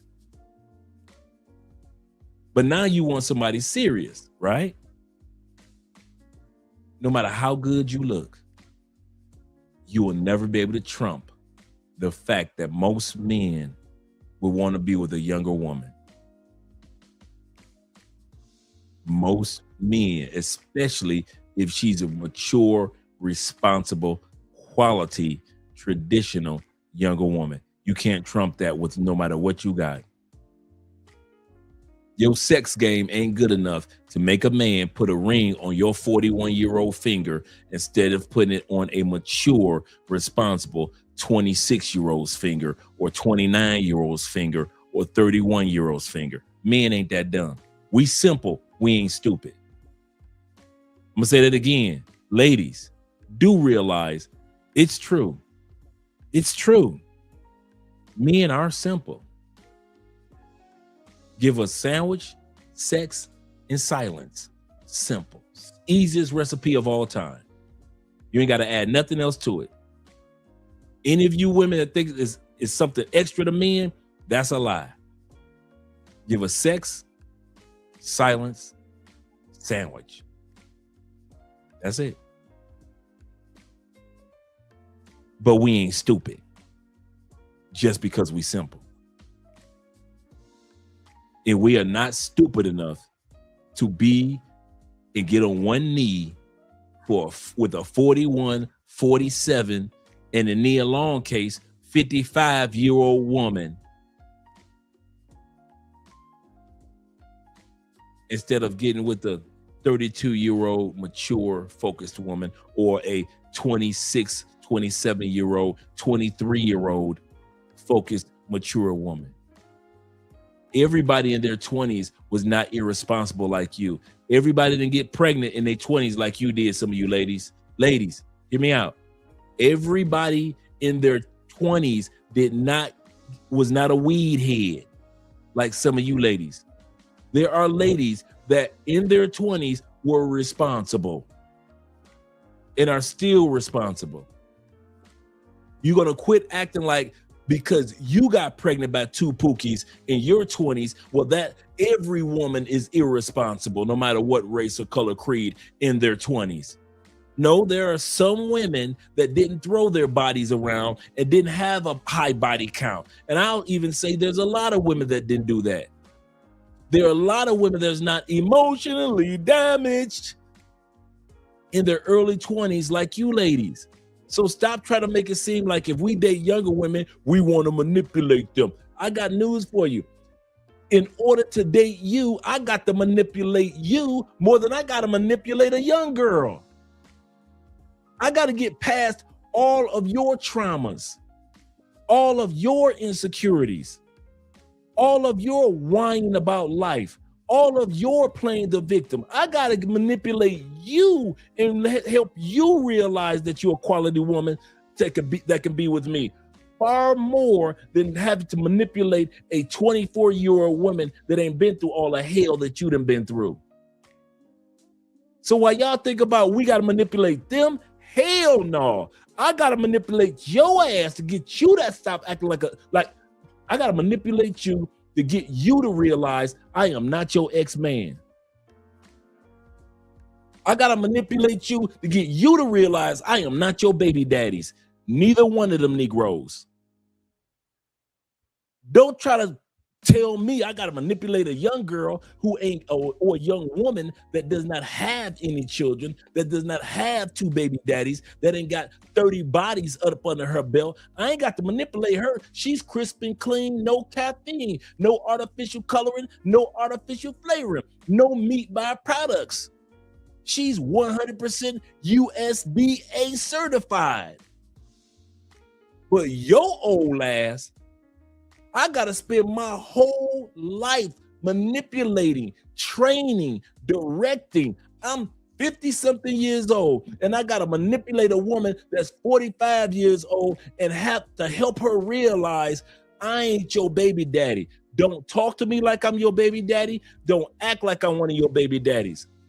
You're the one we got to manipulate, not the young woman.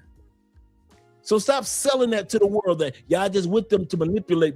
If I got to get with your ass, it's going to be nothing but days of manipulation. I got to reprogram you, reset you, reboot you like a damn computer. And you talking about we got to manipulate the young girls. Y'all just out there to manipulate them. Y'all try to control them.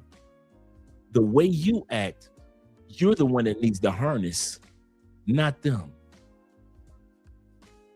The way you talk, you're the one that needs the reins that I need to pull back because you always gossiping. You're the one that needs the harness. You got something negative to say about your cousin. You got something negative to say about your coworker. You got something negative. If you talk about your cousin and your coworker and your mama to me, I know you talk greasy to your mama and your coworker and your cousins about me. And I'm gonna say that again, ladies. You're the one I need to get the harness around and pull back the reins on. Always gossiping, always backbiting, always playing the victim about everything. I got to control you. Whoa, baby, whoa, hold up. Stop gossiping about your coworker. Stop gossiping to me about your mama. Stop gossiping to me about your cousin. Because if you gossip to me about them, you will gossip to them about me. With your old ass. But in many cases, I ain't got to worry about the young girl, not the quality ones, because quality women ain't into the gossip game. She ain't old enough to realize that to play the victim all the damn time, thinking everybody coming against her. The black woman is the most unprotected woman in the world. Well, white women have gone through this, that, and this with the white man. I ain't got to worry about that with the young white girl. Or let me put it like this, white women. I ain't got to worry about that with the young Asian women. I ain't got to worry about that with the young black quality. We ain't talking about the trashy young women. We're talking about quality younger women. And I can have some kids with them. I can raise my own kids. I can be my own pawpaw, my own parent. I ain't got to worry about, I raise your kids grow up, have kids. Now I'm not only a stepfather, I'm a step grandfather. I'm a pretend pawpaw. You telling me I marry you at 37, 2 kids with your 2 baby daddies. I gotta be a stepfather. That's already hard enough. Then your kids grow up, have kids. Now I gotta be a pretend pawpaw. Now I gotta run around and pretend like these kids got my DNA and they don't. They mama don't, they daddy don't, and them damn grandkids don't. No, nobody in this house look like me. You don't look like me. Your 2 kids don't look like me. And them 2 grandkids, them little rugrats don't look like me either. Ain't nobody got my ears, my nose, my eyebrows, my lips, my chin. None. My DNA ain't going no damn where. When I die, my DNA supposed to die because of your 41-year-old ass. And at the same time, I got to control you to keep you from talking about everybody and gossiping about everybody. You gossiping about everybody in the church. And that also means you will gossip to everybody in the church about us. So if you ever wonder who I got to manipulate and control, is your old ass. So here's what we recommend. Here's what men recommend, because we don't care what you got to say. You can say what you want in the comments, because I know you're going to tell a lie, the same lie that you've been telling yourself in the mirror for years. And for years, you're going to keep that lie rolling. So the same lie you're going to be putting in the comments, put them in there, baby. Put them in there. Keep the lie going, because at the end of the day, men will smash to smithereens you older chicks that got kids. But if you think we about to get on one knee for your old ass, you've been watching too many episodes of Days of Our Lives, Young and the Restless, All My Children. We're going to take our asses right over here. I don't care if it's in the States or out of the States.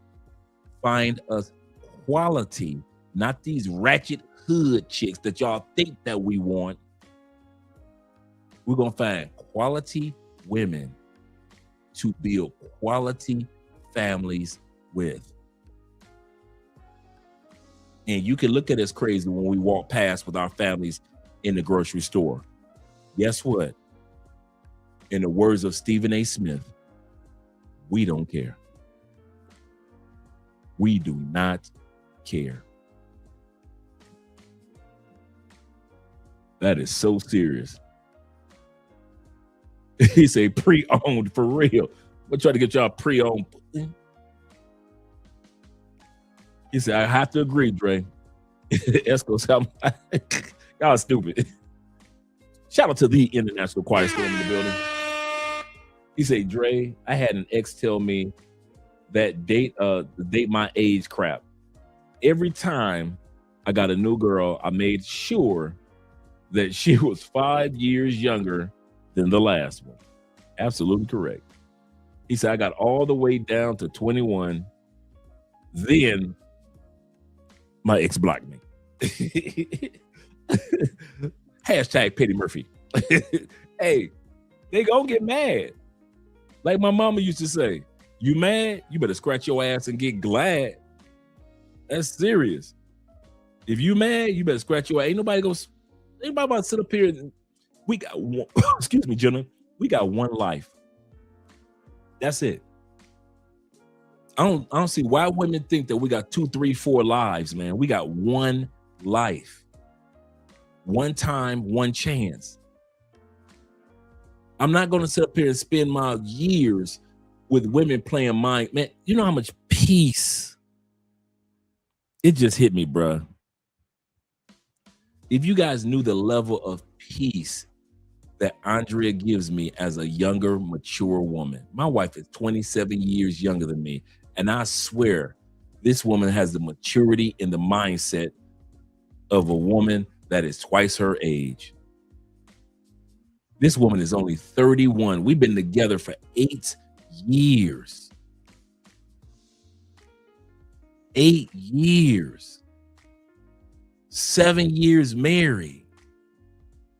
This woman talks to me, encourages me, supports me as I support, talk to, and encourage her. I'm talking about every day. This woman tells me, pulls me to the side, you know I prayed for you. I'm just keep because that's my job as your wife. My job is to pray. Andrea went to hang out with her mom today because her aunt is in town.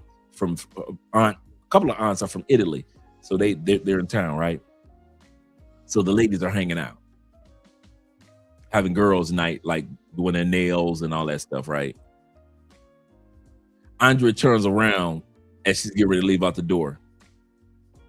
Now I will be back tomorrow night because we going to church Sunday morning. Bruh, in the last year, we've probably missed maybe 1 or 2 days of church. Let Andrea tell it, we've missed 4 months of church, right? Don't ever let women fool you into thinking that maturity only comes with age.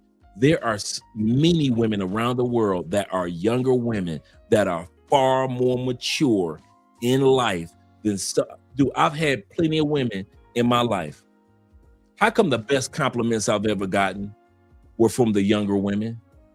The most support I've gotten were from the younger women. The most understanding I've ever gotten were from the younger women. And I'm gonna tell you something. It just hit me. The women who I didn't cheat on were the younger women.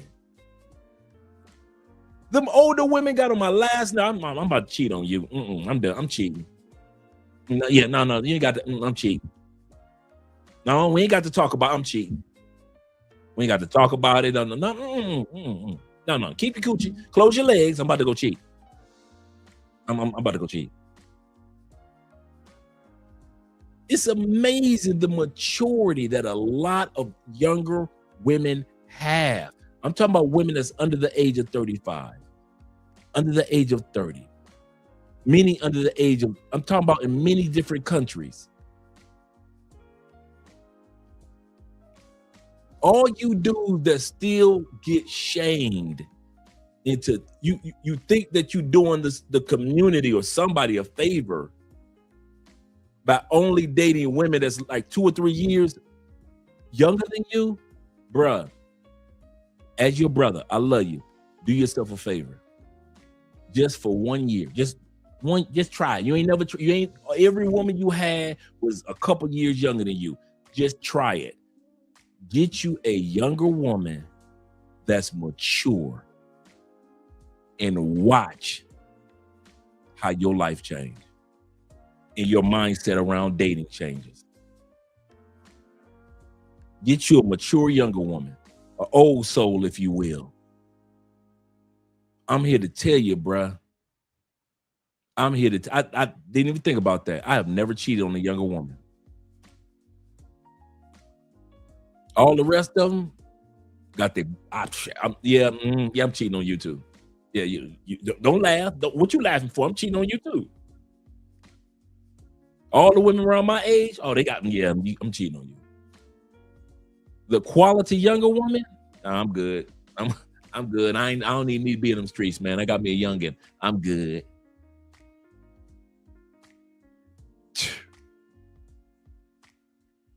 My brother says this. Shout out to my brother, AMSM. He say, even if it's for having fun, Andre, I'm choosing irresponsible. I'm choosing irresponsible young over irresponsible.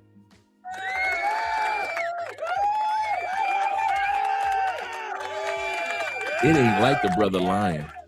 If I had to choose irresponsible, if I had to choose one that was gossipy, if I had to choose one that was not supportive, if I had to choose one with daddy issues, I'm gonna choose the young one with the irresponsible daddy issues.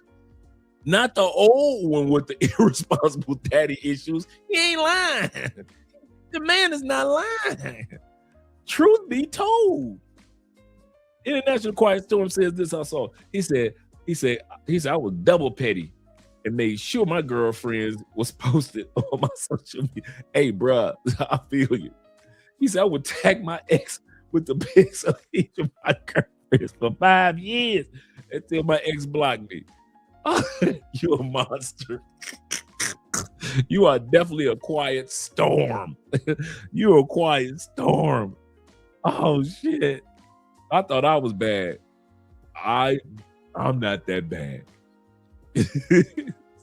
Shout out to Show Enough once again. And the official one in the building. He said extraordinary. Yes, sir. Yes, sir. That's serious, man. That's serious. Well, shout out to Ronan, man. Good morning to all you guys out there in Southeast Asia, man. Good morning to you. Hey, now it's good afternoon. Yes, sir. Good afternoon.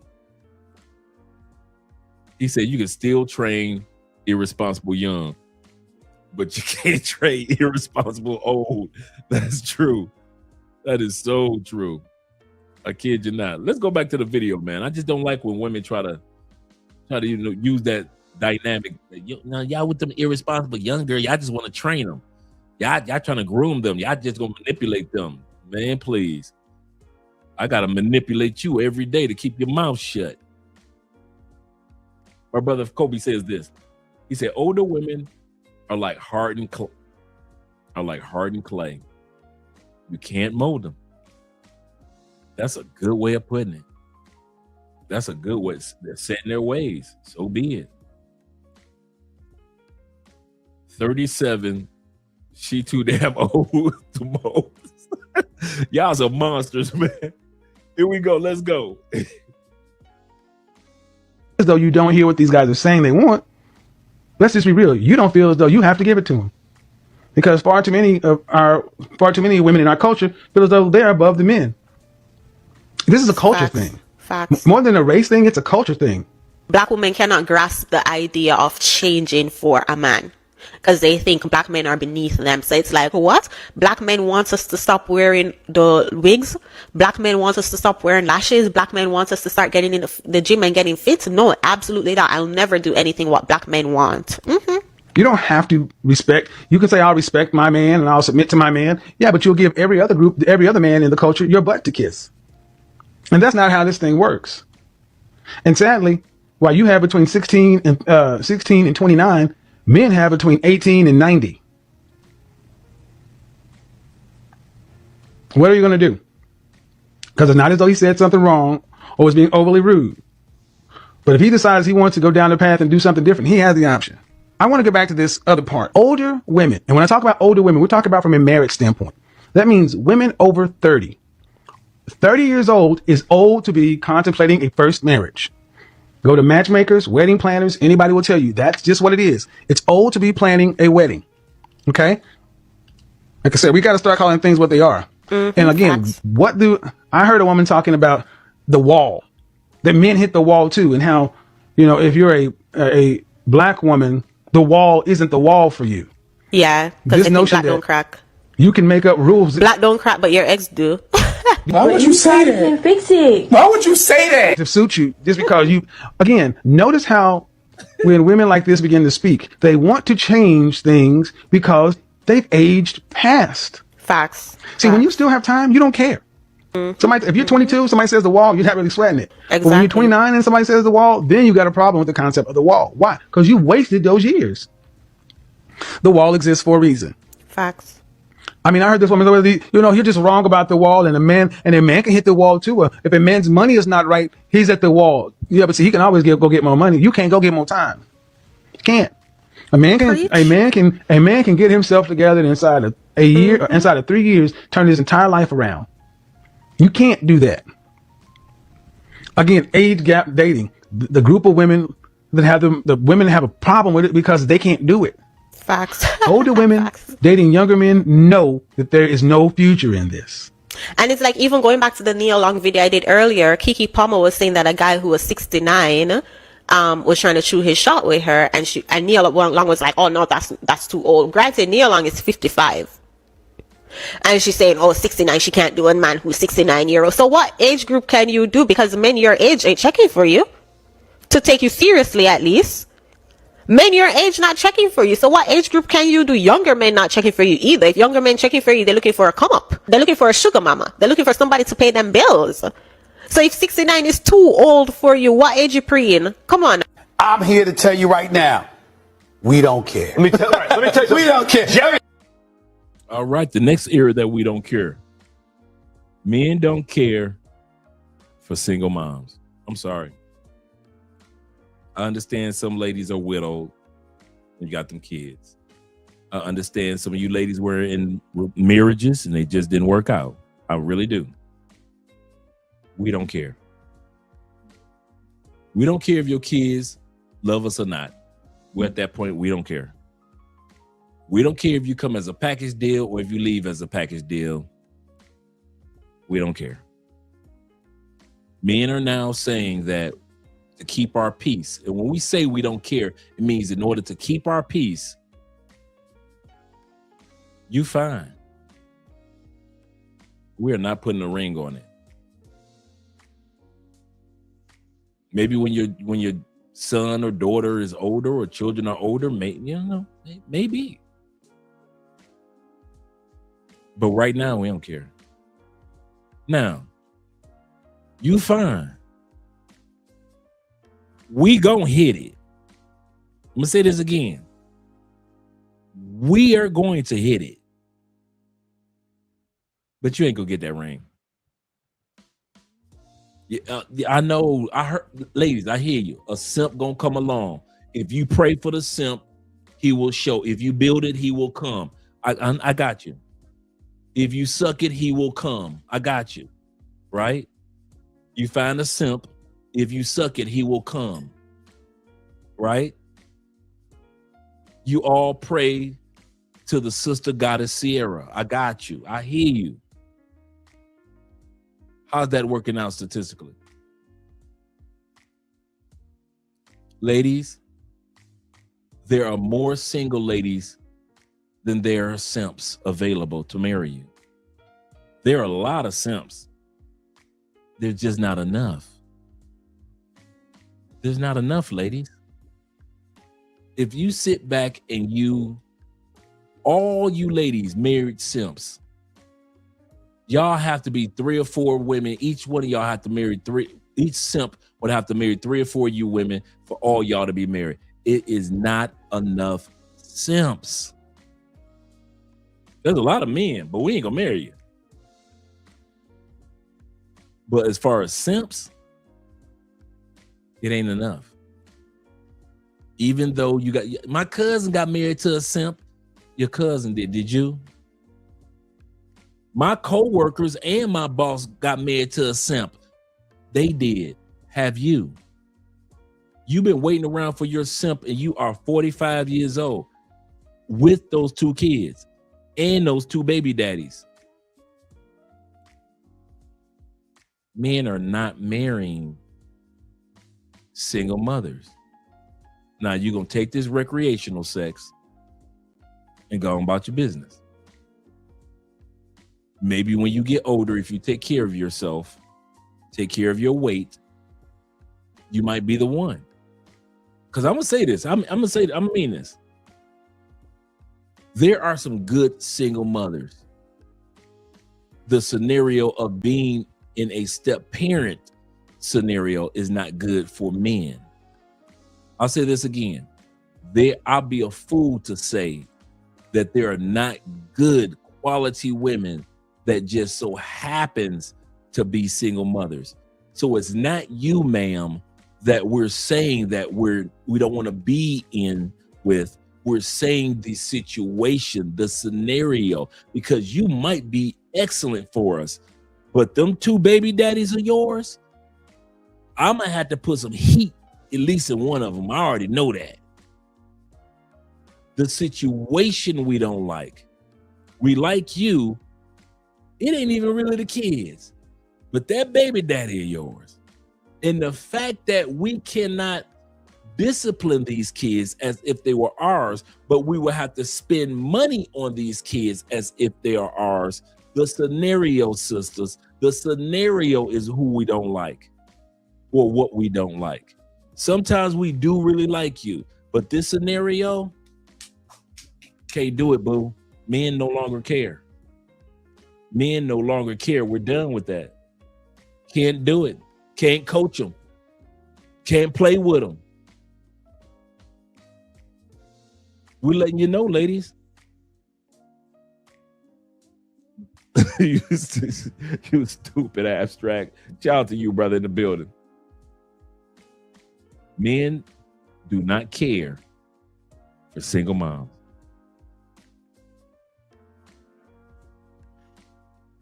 I'm not in a good way right now, and ranting on TikTok is probably the last thing that I need to do, but I have to say I'm so sick of you men that are cowards.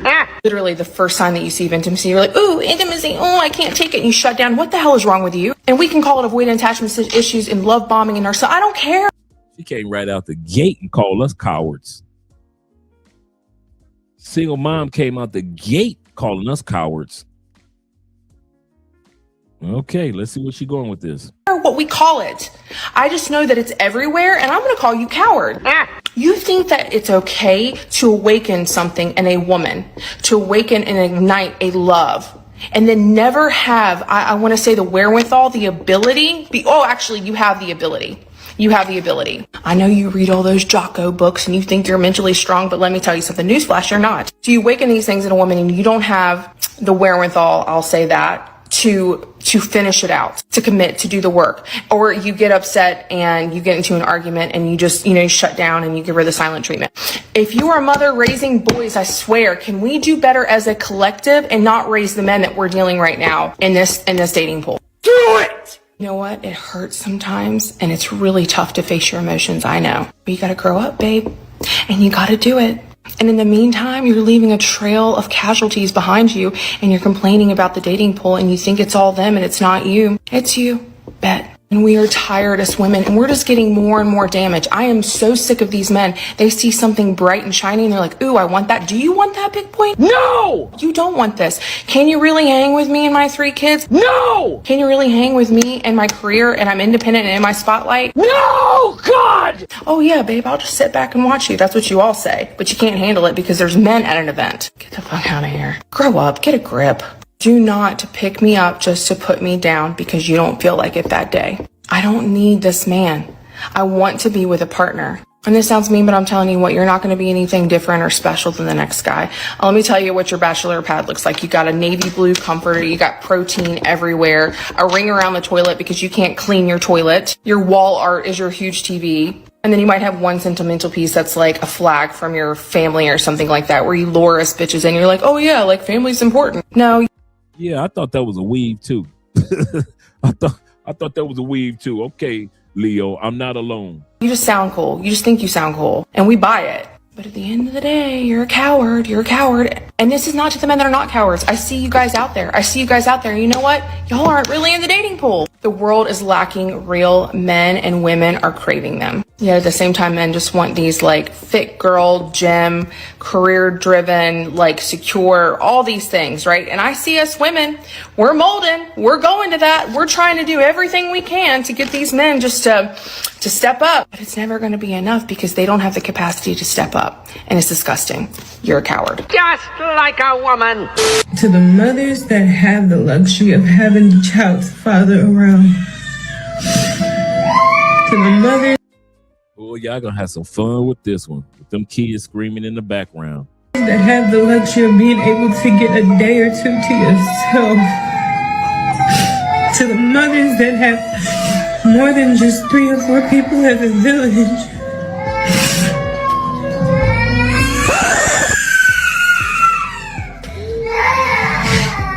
Ooh, girl, if you don't get them babies, that's more than one child back there screaming. If you don't get them babies, what did you do to the babies? Shout out to my brother Rico in the building. Salute to you, Rick. Please appreciate that. Because the mothers that don't, I'm tired. I'm tired. I didn't want to be a single mom. I don't deserve to be a single mom. She didn't want to be a single mom, but she got more than one kid in the background yelling. Oh, y'all didn't think I was gonna bring this one back? Oh man, I had to bring this one back. I gotta bring that beat back on that one. Gotta bring the beat back on that one. To all the mothers. 15 hours straight crying from hunger, trying to see, they crying because they want to see their daddy. All three of them. Them kids crying like it's a room full of kids, like it's a nursery. Mothers that have the luxury of having the child's father around. To the mothers that have the luxury of being able to get a day or two to yourself. To the mothers that have more than just 3 or 4 people as a village.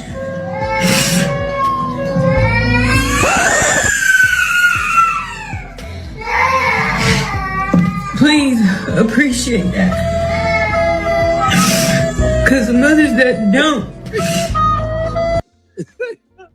Hey, when I was putting this video together, I was so busy focusing on the kids in the background playing.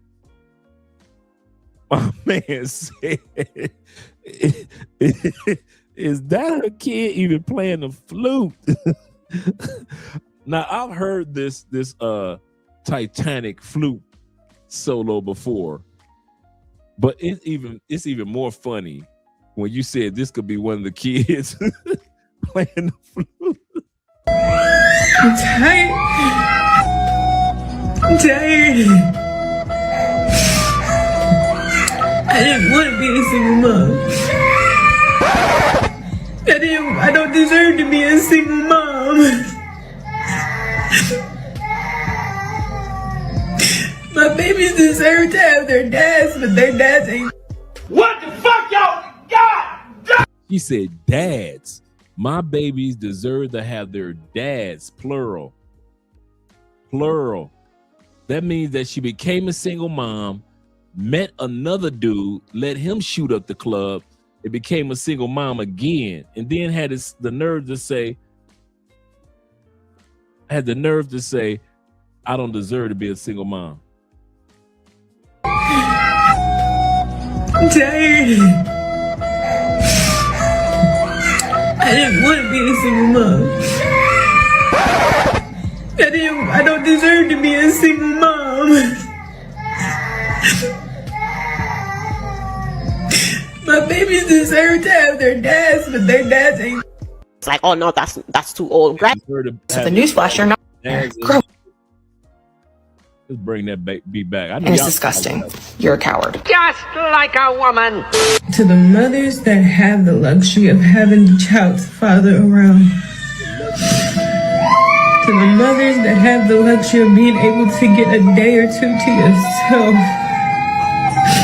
To the mothers that have more than just 3 or 4 people as a village.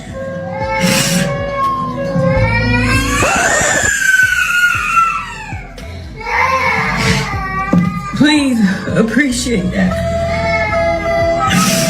Because the mothers that don't. I'm tired.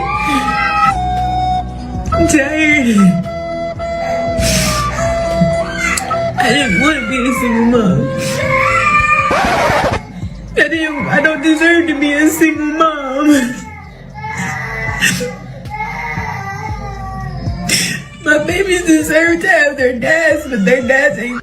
What the fuck, y'all? God damn! A man asked me yesterday, what makes me think that a millionaire would choose to be with a woman like me, a woman who's in her 30s, I'm 34, over a young 20-something, fertile, beautiful, youthful woman. Before some of you get worked up and are like, the audacity of this man.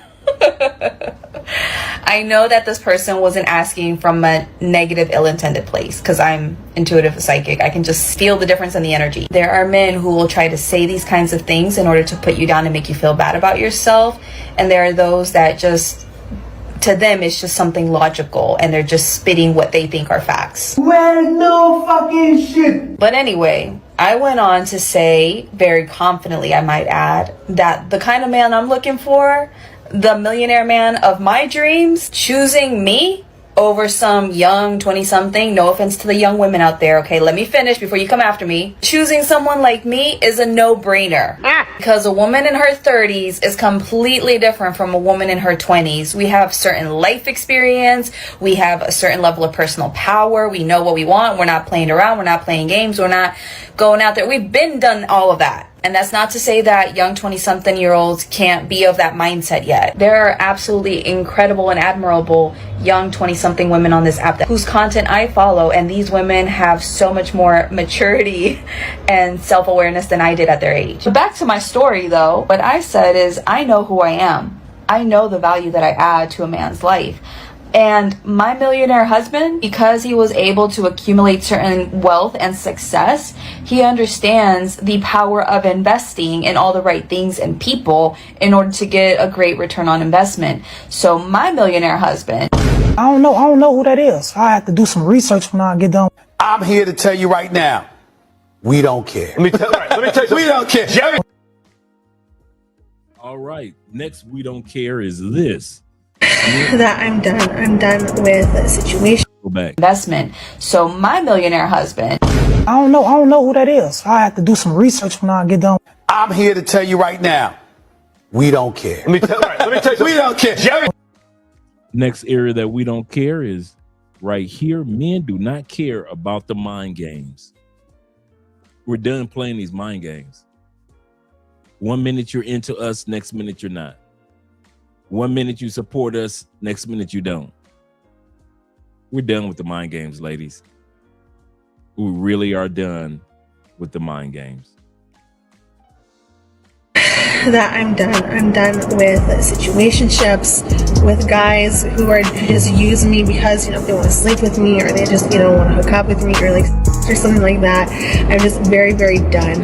I'm done. I'm exhausted, guys. It hurts when men use manipulation to try to get you to trust them, to let your guard down, to get what they want from you. I open the door. His apartment's a disaster. He's ginormous too. He's like 7 feet tall. He takes me to his room. Right away, he's ready. Gives me a double bottle of red wine. You can use a smoke thing, wine. Wine is very popular. Wine is the best, man. Yeah. One of the barefoot things. These people are masters at lying, switching it around, minimizing it. Depends, sometimes they want to go out and have dinner. Maybe I don't want to go to dinner, because I see her a different way. And so if they're really attractive, I'll go out to a drink, to a bar or something, Same. But if they're not? Yeah, 1 point lower, they're coming over, you know what I mean? Know somebody there? I see a girl I hooked up with multiple times last year. Yeah.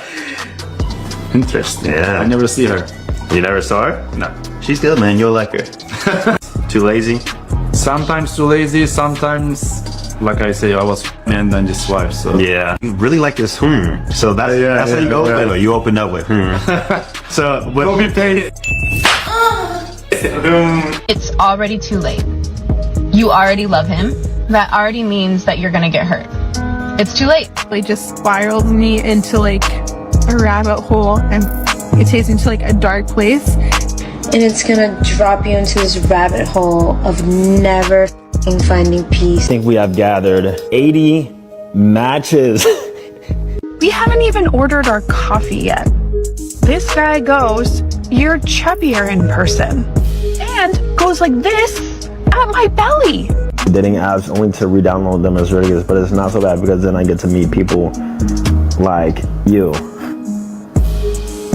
Want to come over? is women want to be able to have casual without being traumatized every time. There is such thing as treating somebody like a woman and having a basic amount of respect with some type of empathy and compassion for them and curiosity doesn't mean that you want to marry them, And I feel like this is lost. This is lost to so many guys. Oh, hey again. Oh, hey. Wait, we've talked before? I don't remember speaking to this particular woman. I constantly just feel my phone vibrating, the messages that were coming in. Getting a ton of messages. And then he's like, okay, we'll just see you dressed and like people's girlfriends are coming over. And I was like, cool. Not expecting it to be his girlfriend or a date he invited. I just drove like an hour out of my way to come hang out with this guy at his house. And I noticed that my message wasn't delivering. I tried to give him a call and his phone goes straight to voicemail. So I'm like, okay. So I walk up to the door, I ring the doorbell, bunch of dogs barking, nobody answers. Tinder date, right? We meet outside, meet together. He looks at me up and down and goes, this isn't gonna work. So we get there and we meet in the parking lot.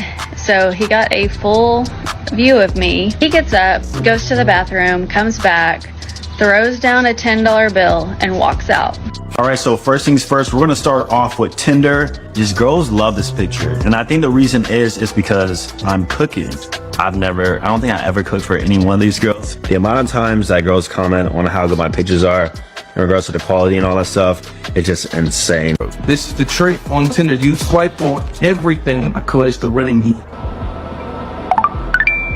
He finally let me in his phone, and I'm seeing all these texts come through from random numbers like Mercedes-Benz dealerships and stuff, but they were flirty messages from girls because I could see the preview.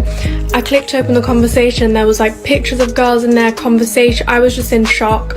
So he was like, I don't even know a Cynthia. I'm like, are you sure about that? He was like, nope, don't know a Cynthia. Okay, if you don't know a Cynthia, who is this? Asking to give him a ride to the airport. I found out he was flying to Ohio to meet another girl. She was like, he's been at my house like every other night. So after he saw me, he would go see her. They were on a date in that Insta picture. That day, he also...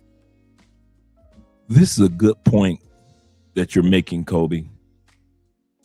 Kobe says, this is what happens when mid-looking chicks, because we just been looking at one after another mid-looking women complaining about meeting above attractive men, knowing that they were shooting out of their league. Now, when men do it, everybody want to come after the man. Man, you knew she was out of your league. Men like, okay, cool, I get it. As a man, I get it. I try to shoot out of my league. But when you are like, correct, if you are a 3 to 5, these dudes are going to run rampant. I like how my one dude did. He had the chick drop him off at the airport to go fly see another chick. I ain't mad at him. So told her he broke up with me, which wasn't true. Which is probably just from going home with men who don't even like me that much. That's not in correlation to the bruises. That's just me being bitter. I'm here to tell you right now, we don't care. Let me tell you, we don't care. All right, next one that we don't care about. Number 6, we got 2 more to go. We do not care if women cannot find a man. That is not our responsibility. We are tired of hearing all day long, where are the good men, where are the men, ladies, we don't care. We got passports. We got other things on our mind. The last thing that we praying about is you finding a man. I don't know why you ladies think that we should care that you don't have a man. I'm not introducing you to my friends, my cousins, none of that. They got passports. They trying to get out of there too. So ladies, men have stopped caring if you got a man or not. Quick question. Where are we meeting the men that actually want to date and be in a relationship? Because it's not the dating apps. It's not the coffee shops. I've been trying that. I've been trying that for a while now. Definitely not the bars. Not at my age, because they're all like 21, 22. So they definitely don't want to be in a relationship. And I definitely do not want to be a cougar. Nothing wrong with that. Just not my type. I, again, tend to go about 8 to 10 years older than me. I found out even those don't want to date for a relationship. Even they are still figuring things out. Yeah, they are. So where are we meeting the ones that want to date and be in a relationship? That want to date to eventually get into a relationship, that are dating to see if we're compatible for a relationship, not other things. No. I need to know because I have yet to find them. And I've been looking, so maybe I should stop looking. I don't know. But if you know, please let me know. Help your girl out. Where are we meeting the good men? Where are we meeting the men that actually want to be in a real relationship? Let me know. Here's some crazy research for you. So a third of men, 33%, a little over a third of men between the ages of 18 and 29 are not only single, but they're not actively looking for a partner. The same study said that by the year 2030, that 45% of women between the ages of 20 and 45 will be single. So I've got a question for the men, because I see it all the time in my comments. Most of my comments are filled with guys saying we're done. We're not looking. We like our peace. I need some more talk from you guys. Tell me why you're done. Tell me why you don't want to have a partner in life. Tell me why it's more worth it to be single than to have a partner. Even if you weren't to remarry, just to have a partner. I mean, I've talked to a lot of men. I've got my answers, but I want to hear it in the comments. So please, drop it in the comments. I got married young. I was 21, barely, like 3 days, 21. Already had a baby. He was 8 weeks old at our wedding. And I remember feeling like my marriage was temporary from the beginning. Like that I wasn't gonna make it. And I didn't know what that feeling was. I just thought it was fighting for me. I was pushing him away. But I never truly accepted happiness. I left the good guy. He looks at and is like, that's a dad. That's a husband. That's how it's supposed to be. He did the dishes. He cleaned the house. He took the kids to school. He worked all day. He made good money. He supported us. I mean, yeah, we had our problems, but he was the good guy. So I'm here to tell you, it's okay to leave the good guy. Men are waking up and realizing the American woman mindset is altered, skewed. It's bad for business. It's bad for marriage. It's bad for life. Why is that? Because the modern day woman is very masculine. Society and the feminists have skewed and altered the matrix into having women believe, get a good education and a good job and you don't need a man. And you're seeing the percentages and the numbers and statistics go up. More and more people are single and less birth rates are happening in America. And men are tired of it. So what's happening now, men are getting passports and going overseas to find a woman, and American women are upset and sideways about it. Number one response is, they can't handle us. And for once in your life, you're correct. They can't. Nobody else can handle you. And on top of that, nobody else wants to handle you. When a woman says this, nobody can handle me. That's why they're doing it. They're mad, they're bitter. What is the outcome that you want? Because if you're a woman that says you don't need a man, then you have no business commenting on this video and disagreeing with me. I'm here to tell you right now, we don't care. Let me tell you, we don't care. Jerry. All right, and the last thing, and the most important area, let's go back. Shout the minister. Now, we don't care. Let me tell you, we don't care. Jerry. Last and most important area that men no longer care. Men do not care if you ladies don't care about us. We don't care. We are not sitting around twiddling our thumbs because y'all only want to be with the Pookies and the Ray Rays and the Nip Nuts. We don't care. We don't. I don't know why you ladies think that we're supposed to care. And I mean this not only for the ladies. I'm going to say this true. Men don't care what other men have to say about us either. For all the men in the United States that have something about me grabbing a passport and traveling to another country, I don't care. All you haters out there that have a problem with me being married while you're still out in them streets, I don't care. All you Americans that still are having to swallow every day that unhealthy food, I don't care. Men do not care anymore. We're not going to sit around on social media trying to convince y'all on why we use our passports. There is a give you a perfect example. I might do this topic tomorrow. I was going to do something else, but I might do this topic tomorrow. There is a growing movement on social media about the U.S. Department has announced, I don't know if you guys can see that, but the U.S. State Department has announced that if you owe back child support of more than $2,500, you can't get your passport. And it's all over social media. This is how naive most Americans are. I want to say this again. This is how naive about travel most Americans are, and this is one of the reasons why we don't care. That policy by the State Department of $2,500 for child support, that if you owe over $2,500, you get your passport revoked. That policy has been in 2010. It's all over social media as if Trump has passed a new law or something. And I'm like, wait a minute.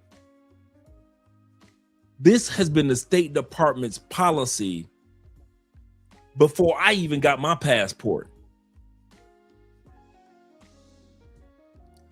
Some of our first videos was talking about what can stop you from getting your passport. So I personally know, and I did that video, a recap of that video every year for our first 3 years. That policy of $2,500 has always been the State Department's policy. But foolish Americans are putting it out there as if it's brand new. And foolish Americans who don't use their passport or don't have a passport are sitting back celebrating. You should see the comments of the passport sisters. That's why y'all got to stay here, take care of y'all kids. Y'all got responsibility. Ladies, for all the men that have been using passports, that policy has always been in place. There's not going to be less passports going out. These men have always been able to use passports. Why?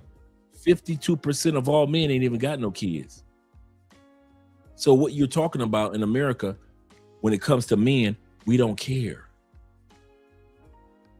Number two part about the child support, we're going to talk about this again tomorrow. How much you owe is not dictated by the federal department. It's the federal State Department.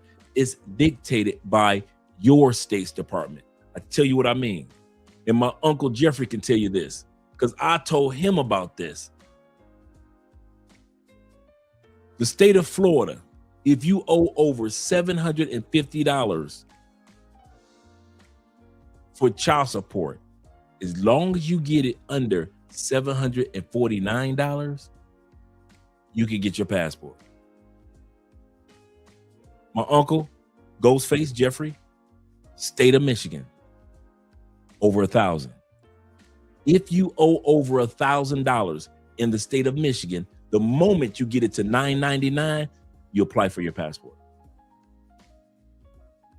If that wasn't true, my uncle wouldn't have been flying back and forth. Even though his kids grown and he got grandkids, they still tried to get him for that last bit of change. My uncle had $1,700. I say, Jeff, get it under $1,000. He got it under $1,000. Applied for his passport, and my uncle been flying back and forth for the longest. Not $2,500, because he was already $1,700. He was already under the federal threshold.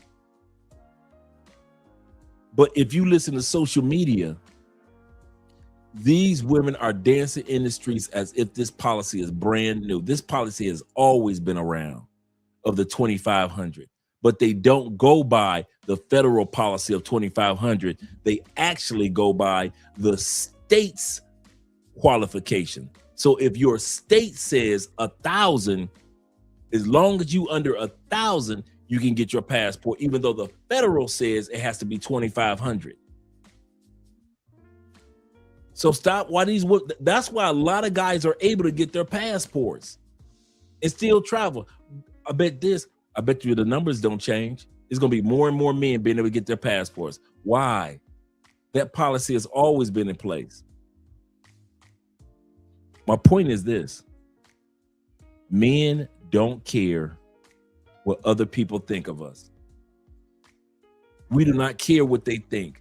They could dance in the street and laugh at policies that are old as if they're new. That is not going to stop us from traveling. It's not going to stop us from being on monk mode. It ain't all you guys that don't have kids. It ain't going to cause you to go throughout America and have kids. All you guys that's focusing on your classes with Theo, it's not going to make you stop getting your cloud engineering classes. We do not care what other people think of us. Let them lie and let them laugh. I'm going to say this again. Let them lie. We ain't got to do videos. Yeah, that's wrong. That policy is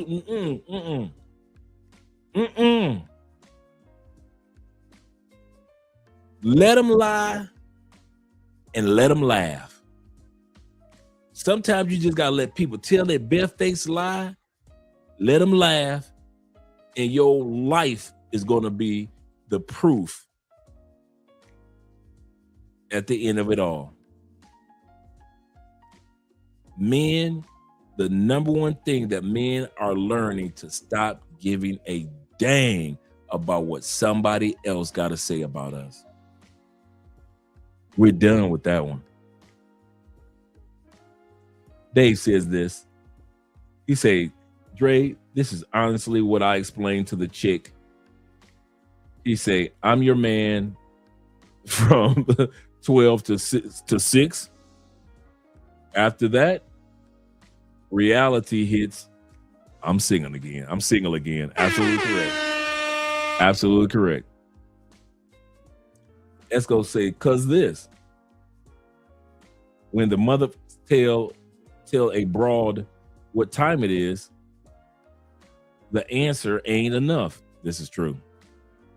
The broad already knew what it is, but she'll keep asking the same questions, hoping for a different answer. It's wild. AMFM says this. AMF says this. He say, how can he work with a feminist biatch if she can't even accept happiness? It's ludicrous.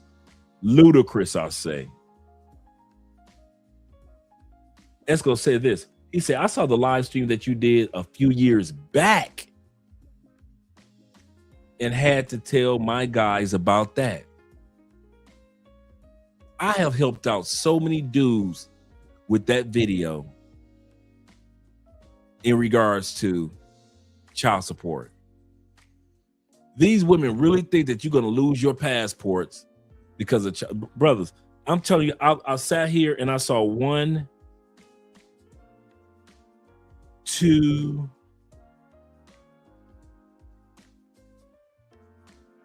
3.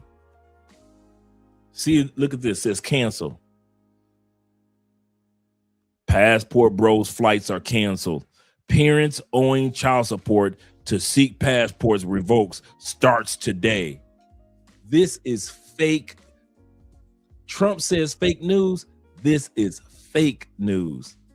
That policy has been in place with the State Department forever. And I'm going to prove it because tomorrow I'm going to show you my original video that I did in 2019 talking about this exact same thing. This exact same thing back in 2019. It was the same law. These people try to get y'all to believe that, yeah, we got a gotcha moment. I'm going to say this again. Women think they really got, and I got him. I got you. I got your moment. Now look at you passport bros. What are you talking about? That's the federal. That law has always been in place. Okay. We're going to watch this last part. No, I'm going to save it for tomorrow. I was about to pull up something. We're going to watch this last part for tonight. We've been up here over 4 hours. And men, we just don't care about what people think about us. We're not going to waste our time anymore. The plantation Keishas be dancing in the streets like terrorists, thinking that they can keep men trapped. I don't know. They think that if they can keep you there, then they will keep you. They think if they can keep you there, then they can keep you.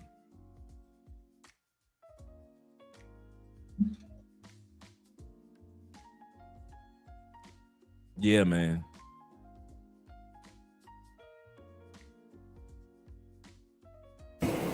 He wrote, they don't care about us. They don't care about us.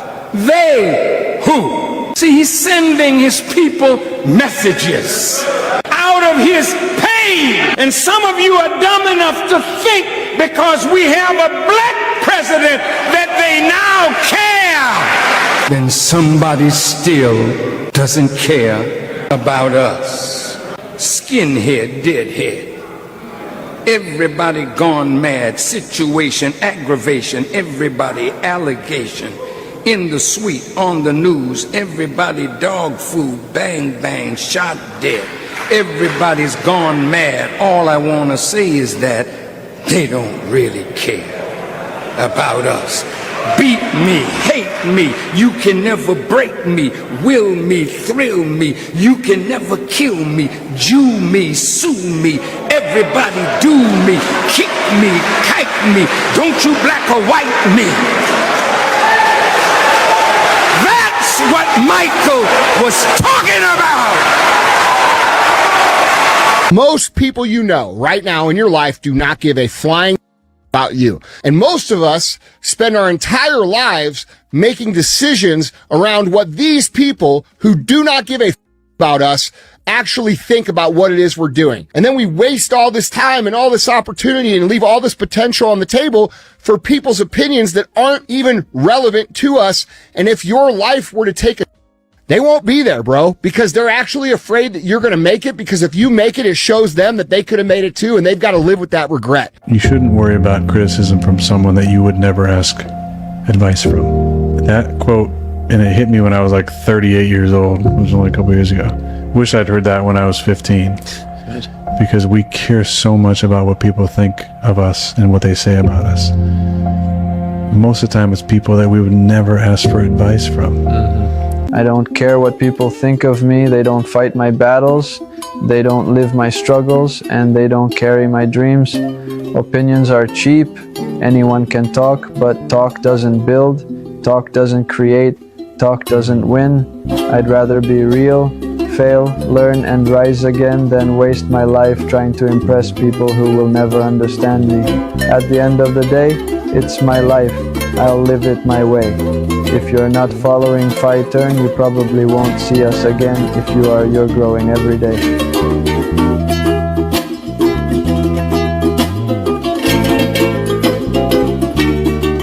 You say fuck me, I'ma say fuck you.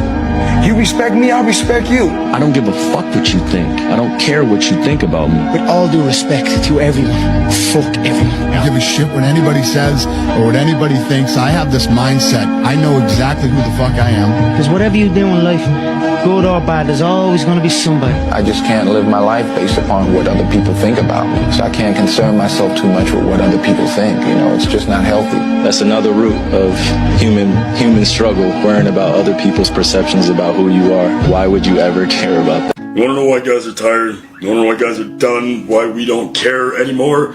It's because what we do, we still get labeled as the bad guy. Right? We get cheated on, it's our fault. We lose our job, it's our fault. We get depressed, it's our fault. Shit happens in our lives, it's our fault, right? No one coming to fucking save us. We've recognized that. At this point, we're done, we're quiet. We'll keep to ourselves, we're pretty much gonna handle our shit. That's all we can do, right? So all we can do is just keep rolling with the punches. No one gives a flying fuck about it, except, I guess, each other, because that's all we fucking got. At the end of the day, we're fucking done. We try to do right, somehow we're still doing wrong. We try to stand up and do the right thing, somehow we're still wrong. We stand to try to stand up for what we believe in, we're still wrong. At this point, we wonder why guys are just fucking depressed. It's all shit. It's because we have reached that point where we are done. I don't give a damn about what people think of owed something. And I'd have to say what he said. If you're going to judge me, do it. I don't care. If you're going to judge the people that I hang out with, do it. I don't care. I think not giving a care about what other people think of me has set me free in so many ways, bruh. While everybody else was trying to buy some pussy. As a divorced man, I should have been out there just buying pussy with everybody else. But then I met Andrea. Right? Now, I met many other women, but I met Andrea. And I could have told Andrea, no, I know you looking for a husband, and I ain't really looking for no wife right now. I want to be in these streets for a couple years. I just got done with a divorce 6-7 years ago. I ain't trying to do all that. I could have easily did that. But just as easily, I could have decided to be with Andrea. Either decision I made, I didn't care about what other dudes thought. At that time period when nobody coming down here doing really serious relationships, not on social media. That's why Ace was the one that encouraged us. He said, Dre, ain't nobody in Colombia on YouTube in a relationship. Because we were drinking beers. We looked at him like he was crazy. What? Y'all need a YouTube channel.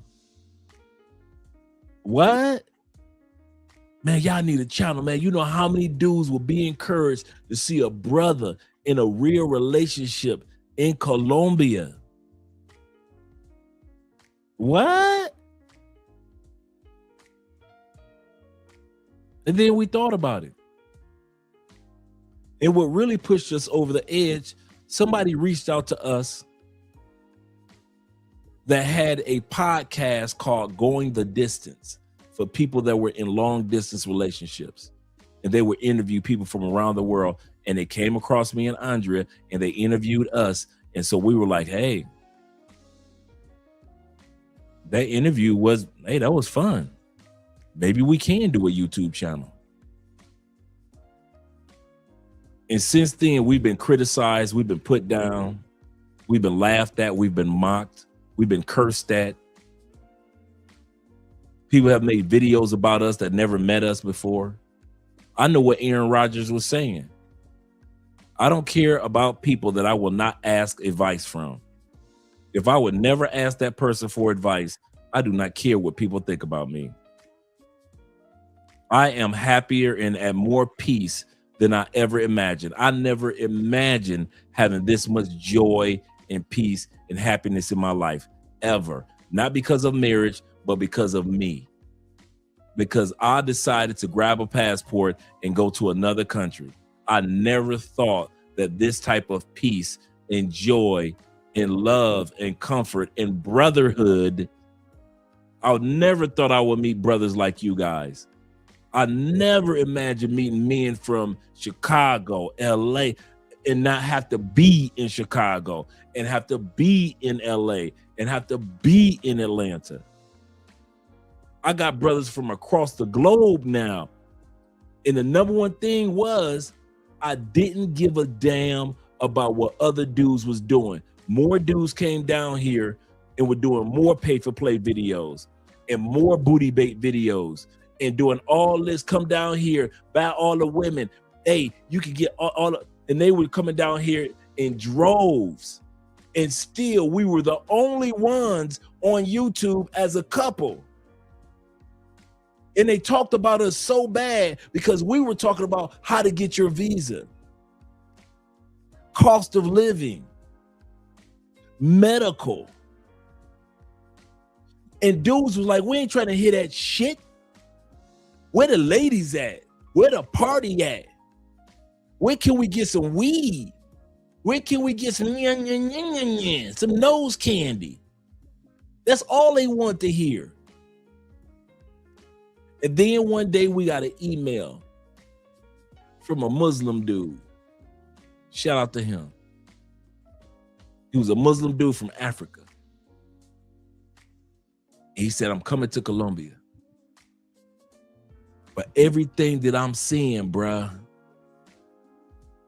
is all parties. And he said, but I'm not trying to mess up my beliefs. And he asked me and Andrea, can I come to Colombia and enjoy the country without having to be a party dude? And we sent him some information. 2 weeks later, we got an email from a Christian dude from the States.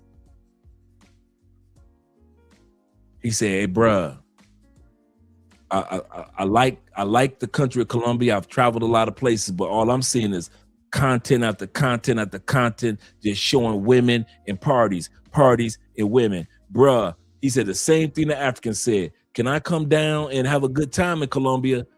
Or is it just hedonism and you ain't gonna be able to enjoy the country? We sent them some information. And both dudes came down. And they had a good time in Medellin. They had a good time in Cartagena.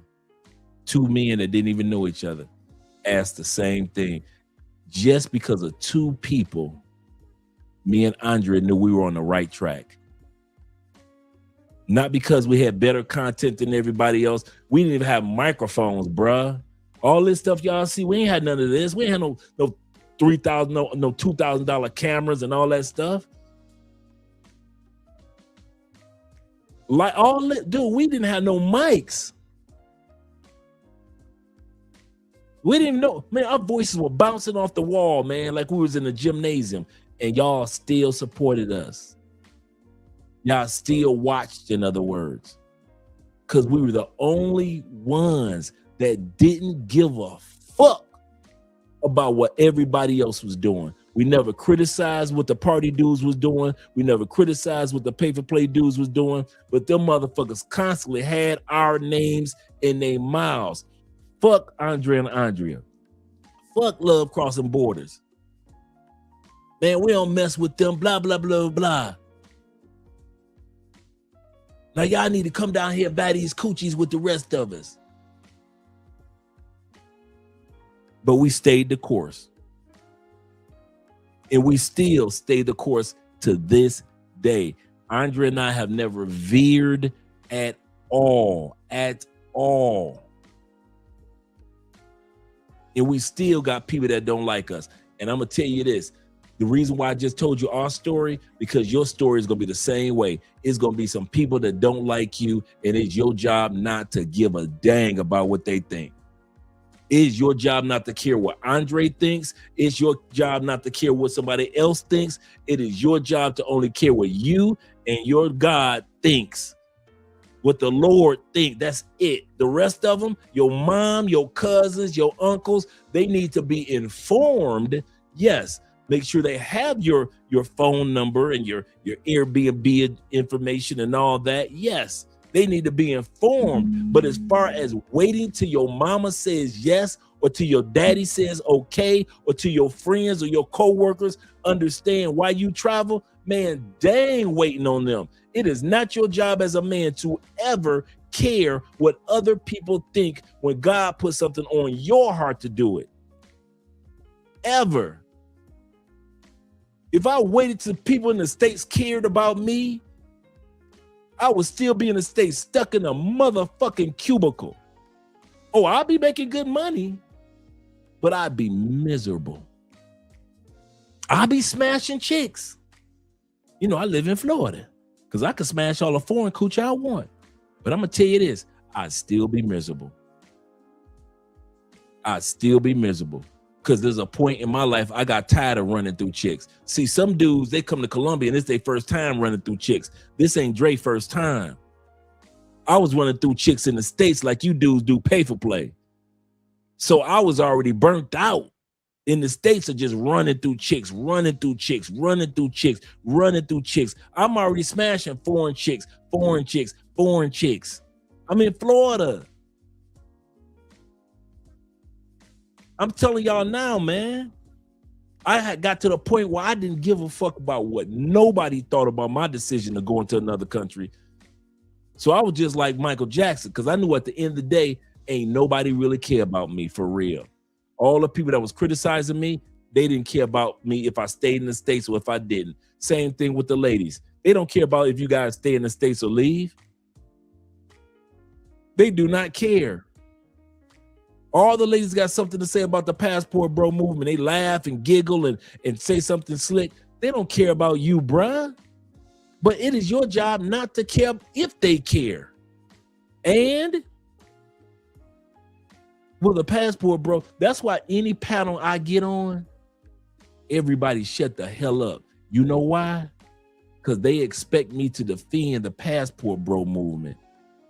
But what I always do, and y'all know me, I always talk about how America is such a difficult place to live in.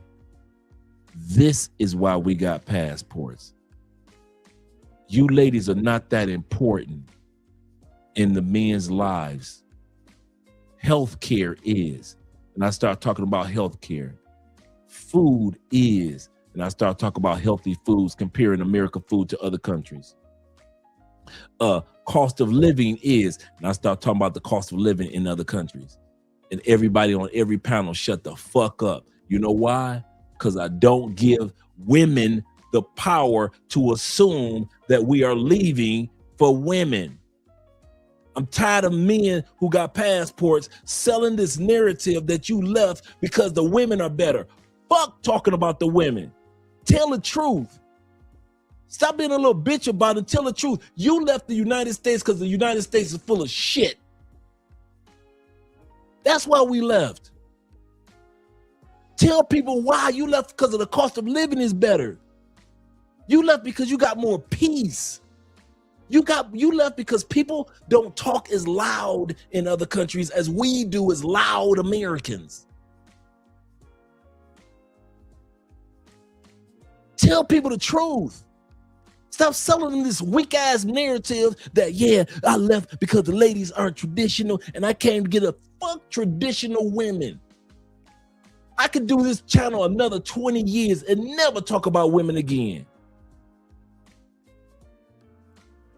I talk about women just having fun, dude. This live stream talk about women. I'm telling y'all this. Anytime y'all see me do an episode about women, I'm just having some fun.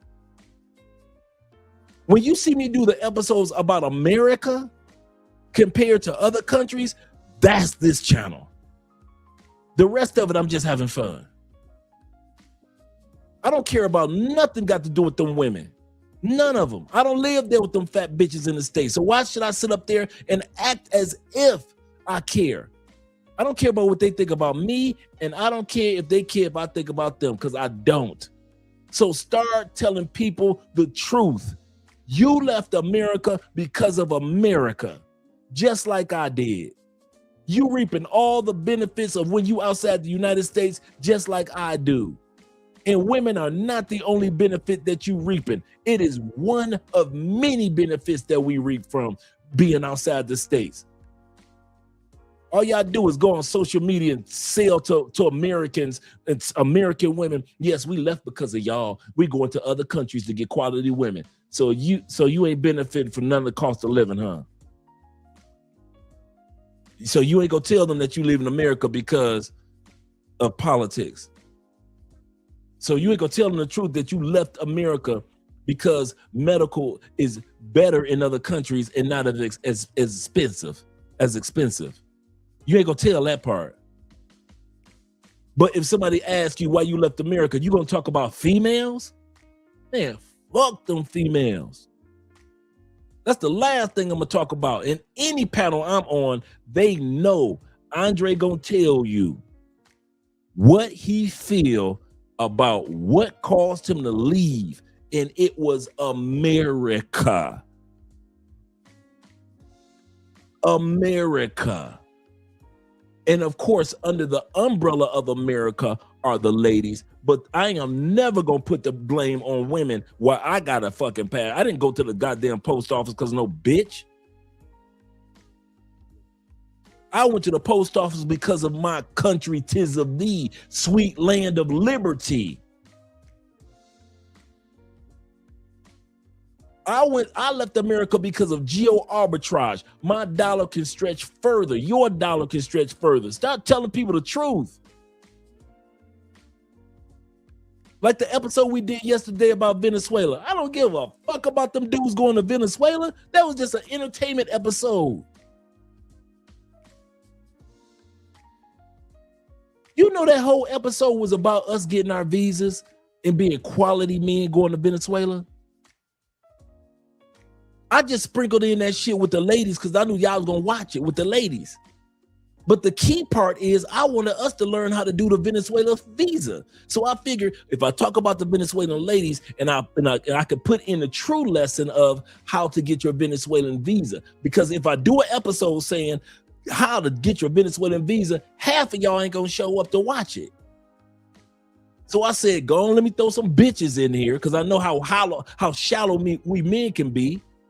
You throw some Colombian women in, some Venezuelan women in here, and then I could go ahead and put the true reason why I had these men here to learn how to apply for a visa in another country. You know how to do it in Brazil. You know how to do it in Colombia. You know how to do it in Panama. You know how to do it in Ecuador. But Venezuela is brand new. So I say, if I just do, hey guys, this is how you fill out your Venezuelan visa. Y'all ain't gonna show up for no shit like that. So I had to show y'all the landscape of Venezuela, guys who are married to Venezuelans, and then I had to show you some beautiful Venezuelans. But the true reason I did the video was to let us men have another option of getting a visa. That means another notch in our belt to tell these people who are trying to criticize us, we don't care. We're going to go to Venezuela. We're going to go to Colombia. We're going to keep going to Brazil. Argentina, here we come. Uruguay, Paraguay, we don't care. We're going to hit all 54 countries of Africa if we could. We do not care that these people are trying to mock and laugh at us. And I don't care so much that I will never lie and put it on American women. That's why I left. You big bitches are not the reason why I left. I'll tell you that right now to your face. You ain't got that much authority in my life to me having to be upset with you bitches and pay $3,000 and get on a plane and fly to the Philippines or fly to Thailand or spend $300 and fly to Colombia or Panama. Y'all ain't never had that much power over me. Ever. I ain't never been mad enough at you American women to sit back and say that y'all made me so upset that I'm going down to Brazil. No, you heifers ain't. You ain't got that much authority. It was America that would have made me go to Brazil. America that would have made me go to South Africa, Kenya, or Uruguay, Paraguay, Ethiopia, Morocco, Chile, Bolivia. It wasn't you ladies. And for most men, I'm going to speak for most men. Most of us didn't leave as far as living outside the United States. I'm not talking about them vacation dudes and weekend warriors. I'm talking about us that live outside the United States. Most of us did not leave because of you the bitches. We left because of cost of living. We left because of gas prices. We left because of the medical system is trash in the United States. We left because opportunities are online so we can make money online now. We left because we see seniors living longer and healthier lives in other countries than seniors in the United States that's in them damn prisons called nursing homes. We left because we don't want to see ICE running around through the neighborhoods like we see it in the United States. That's why we left. That's why we left. So all you content creators, stop lying to people, trying to make it seem like you left because of the women. Now, if you a weekend warrior, keep on doing what you do. We understand why you make your content. If you're a pay-for-play advocate, keep on doing what you're doing. We understand why you making your content.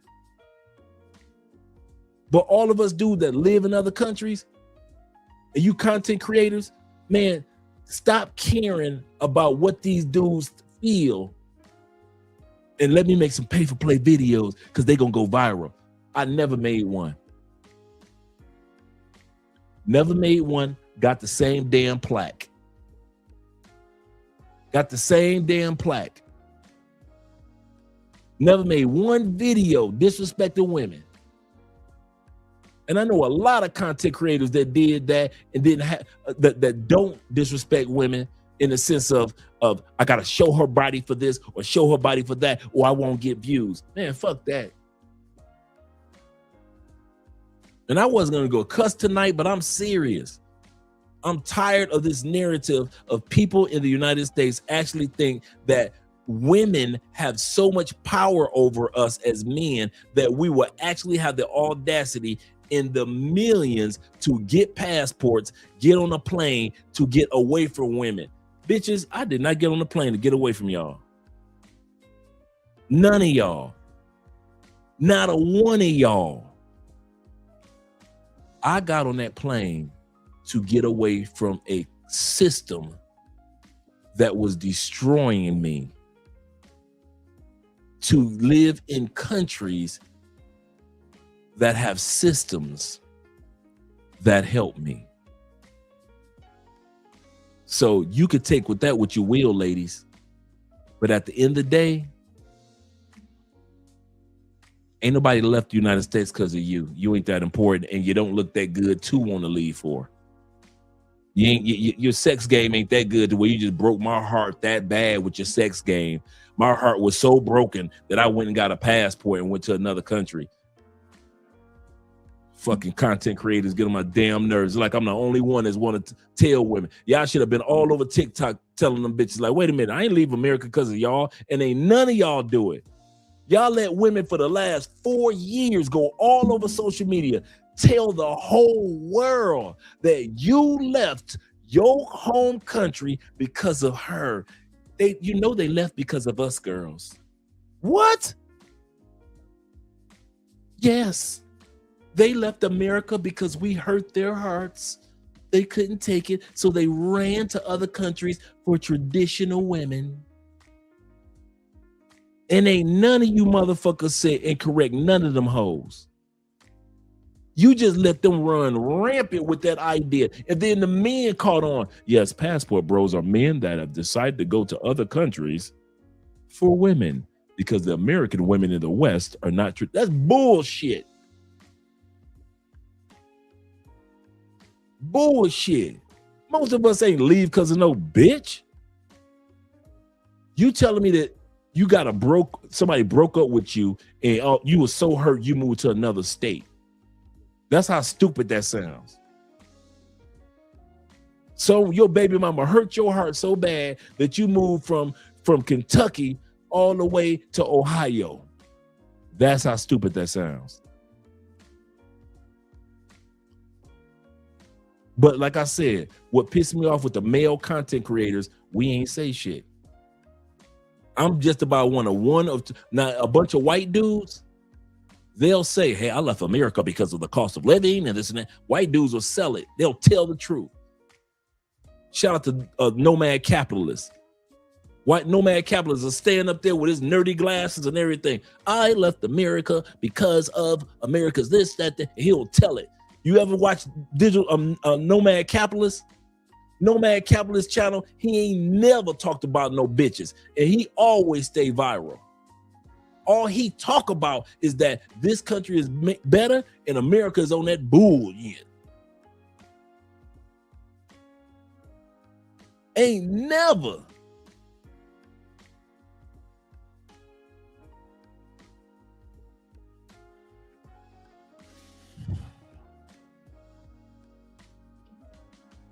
I swear. I swear. Anything to go viral, huh, fellas?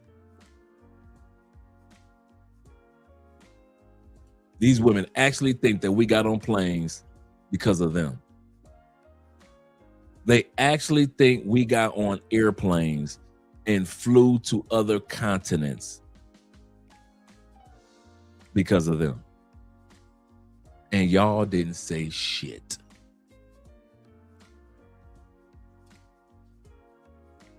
I'm done.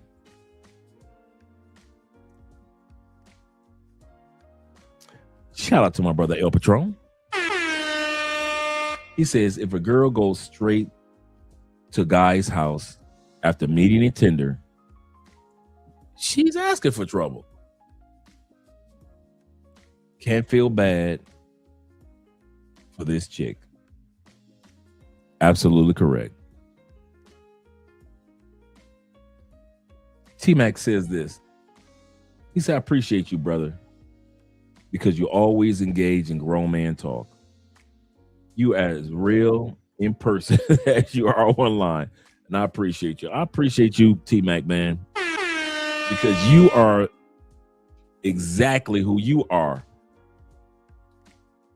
No cut, no, he's this way, but then he's that way. A lot of you guys, man, I feel so blessed that God has blessed me to have you in my lives, man, in my life. I mean that. I have learned so much about brotherhood, manhood, responsibilities, focus. I've learned everything from meeting Theo and learning cloud engineering. This wouldn't have happened without my passport. If I was not part of this passport movement, there wouldn't have been me meeting a Theo. It would have been me meeting a T-Mac, Will, all you quality dudes that I've met face to face or even talked to on the phone. I haven't had a chance to meet face to face. All this came about because I had the audacity to go to the post office, get a passport, and all these doors open. And you think for people that think all these doors open because I was worried about a bitch? I left the United States. I went to the post office and then I went to CVS, got my passport photo taken care of because my heart was hurt because of women in the States.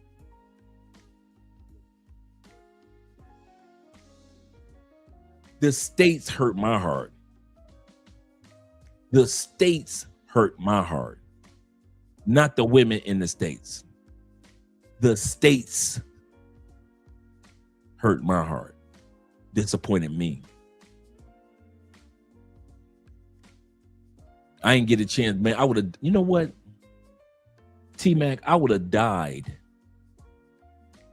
not really knowing what it was like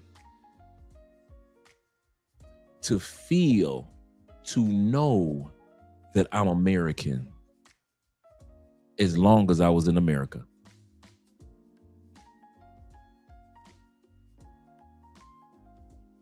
I would have died knowing what it's like to be a man in America. I would have died knowing what it was like being black in America. When the day of my death comes, if I had stayed in America, I would have never known what it's like to have people look at you, talk to you, remind you, enjoy you because you're an American. I would have never experienced that. Ever.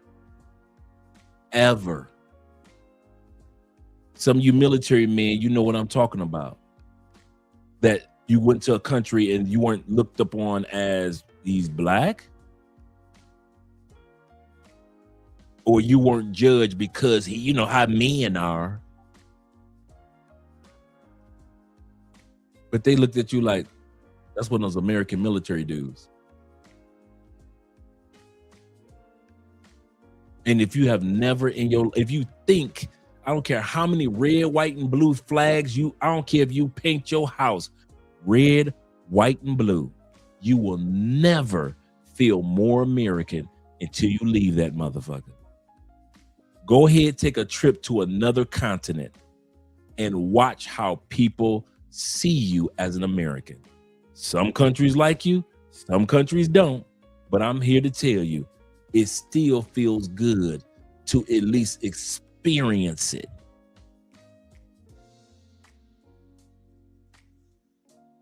I kid you not. The experience of being American outside of America is completely different than being an American in America. Because in America, we judge each other's off of each other's wealth, class, race. How much you got? What is your status level, class, and what is your race? And we do it all day long. And we never, white people don't get a chance to truly celebrate being American. Black people don't truly get a chance to celebrate being American. Asian people, Latin people don't truly get a chance to truly celebrate being American. That 4th of July shit, when you leave America, you are going to be treated like an American. The good, the bad, and the ugly. But your ass will not be treated by your race only.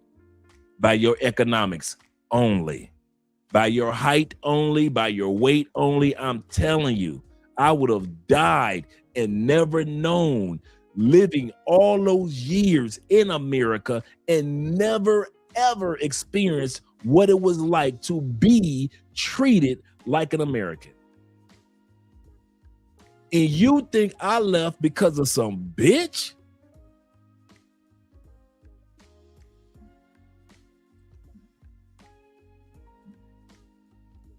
Boy, oh boy. Abstract, see, I watch this channel because it's not toxic. He said, I never knew about Cali until I watched your.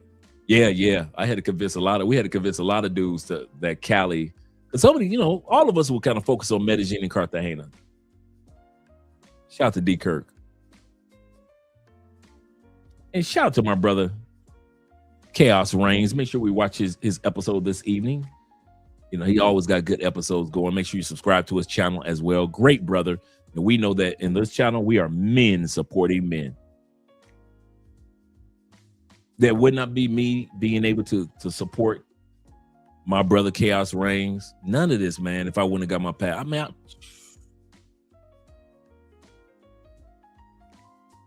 Women just think that they got so much power over us, man.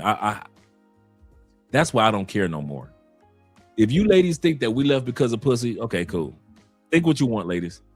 Ladies, if you think that we really left the United States and we stacked our money and we left to go to cultures that we knew barely the language and barely knew anybody there, and we did all this to avoid you, think it, ladies. In the words of Chrisette Michele, the singer that was out about a good 10, 15 years ago, the R&B singer, she had a song called Blame It On Me. In the lyrics, she said, blame it on me. Say it's my fault. Hey, tell them I left you outside in the cold with a broken heart. Just blame it on me. So ladies, go ahead and celebrate. Trump has changed the laws and said that you owe $2,500 in child support. You cannot get your passport. Celebrate it. This law has always been in place. There's nothing new. But hey, if it makes y'all ladies sleep good tonight, thinking that the brothers with passports won't be able, do it, ladies. If y'all think that a bunch of us will not be able to use passports anymore, do it. Men do not care what other people think of us. We're done. Let me do the outro for you, gentlemen. Shout out to my brother AMSM and all the rest of you guys that have been here throughout this evening. We actually hit 5 hours. Shout out to you guys.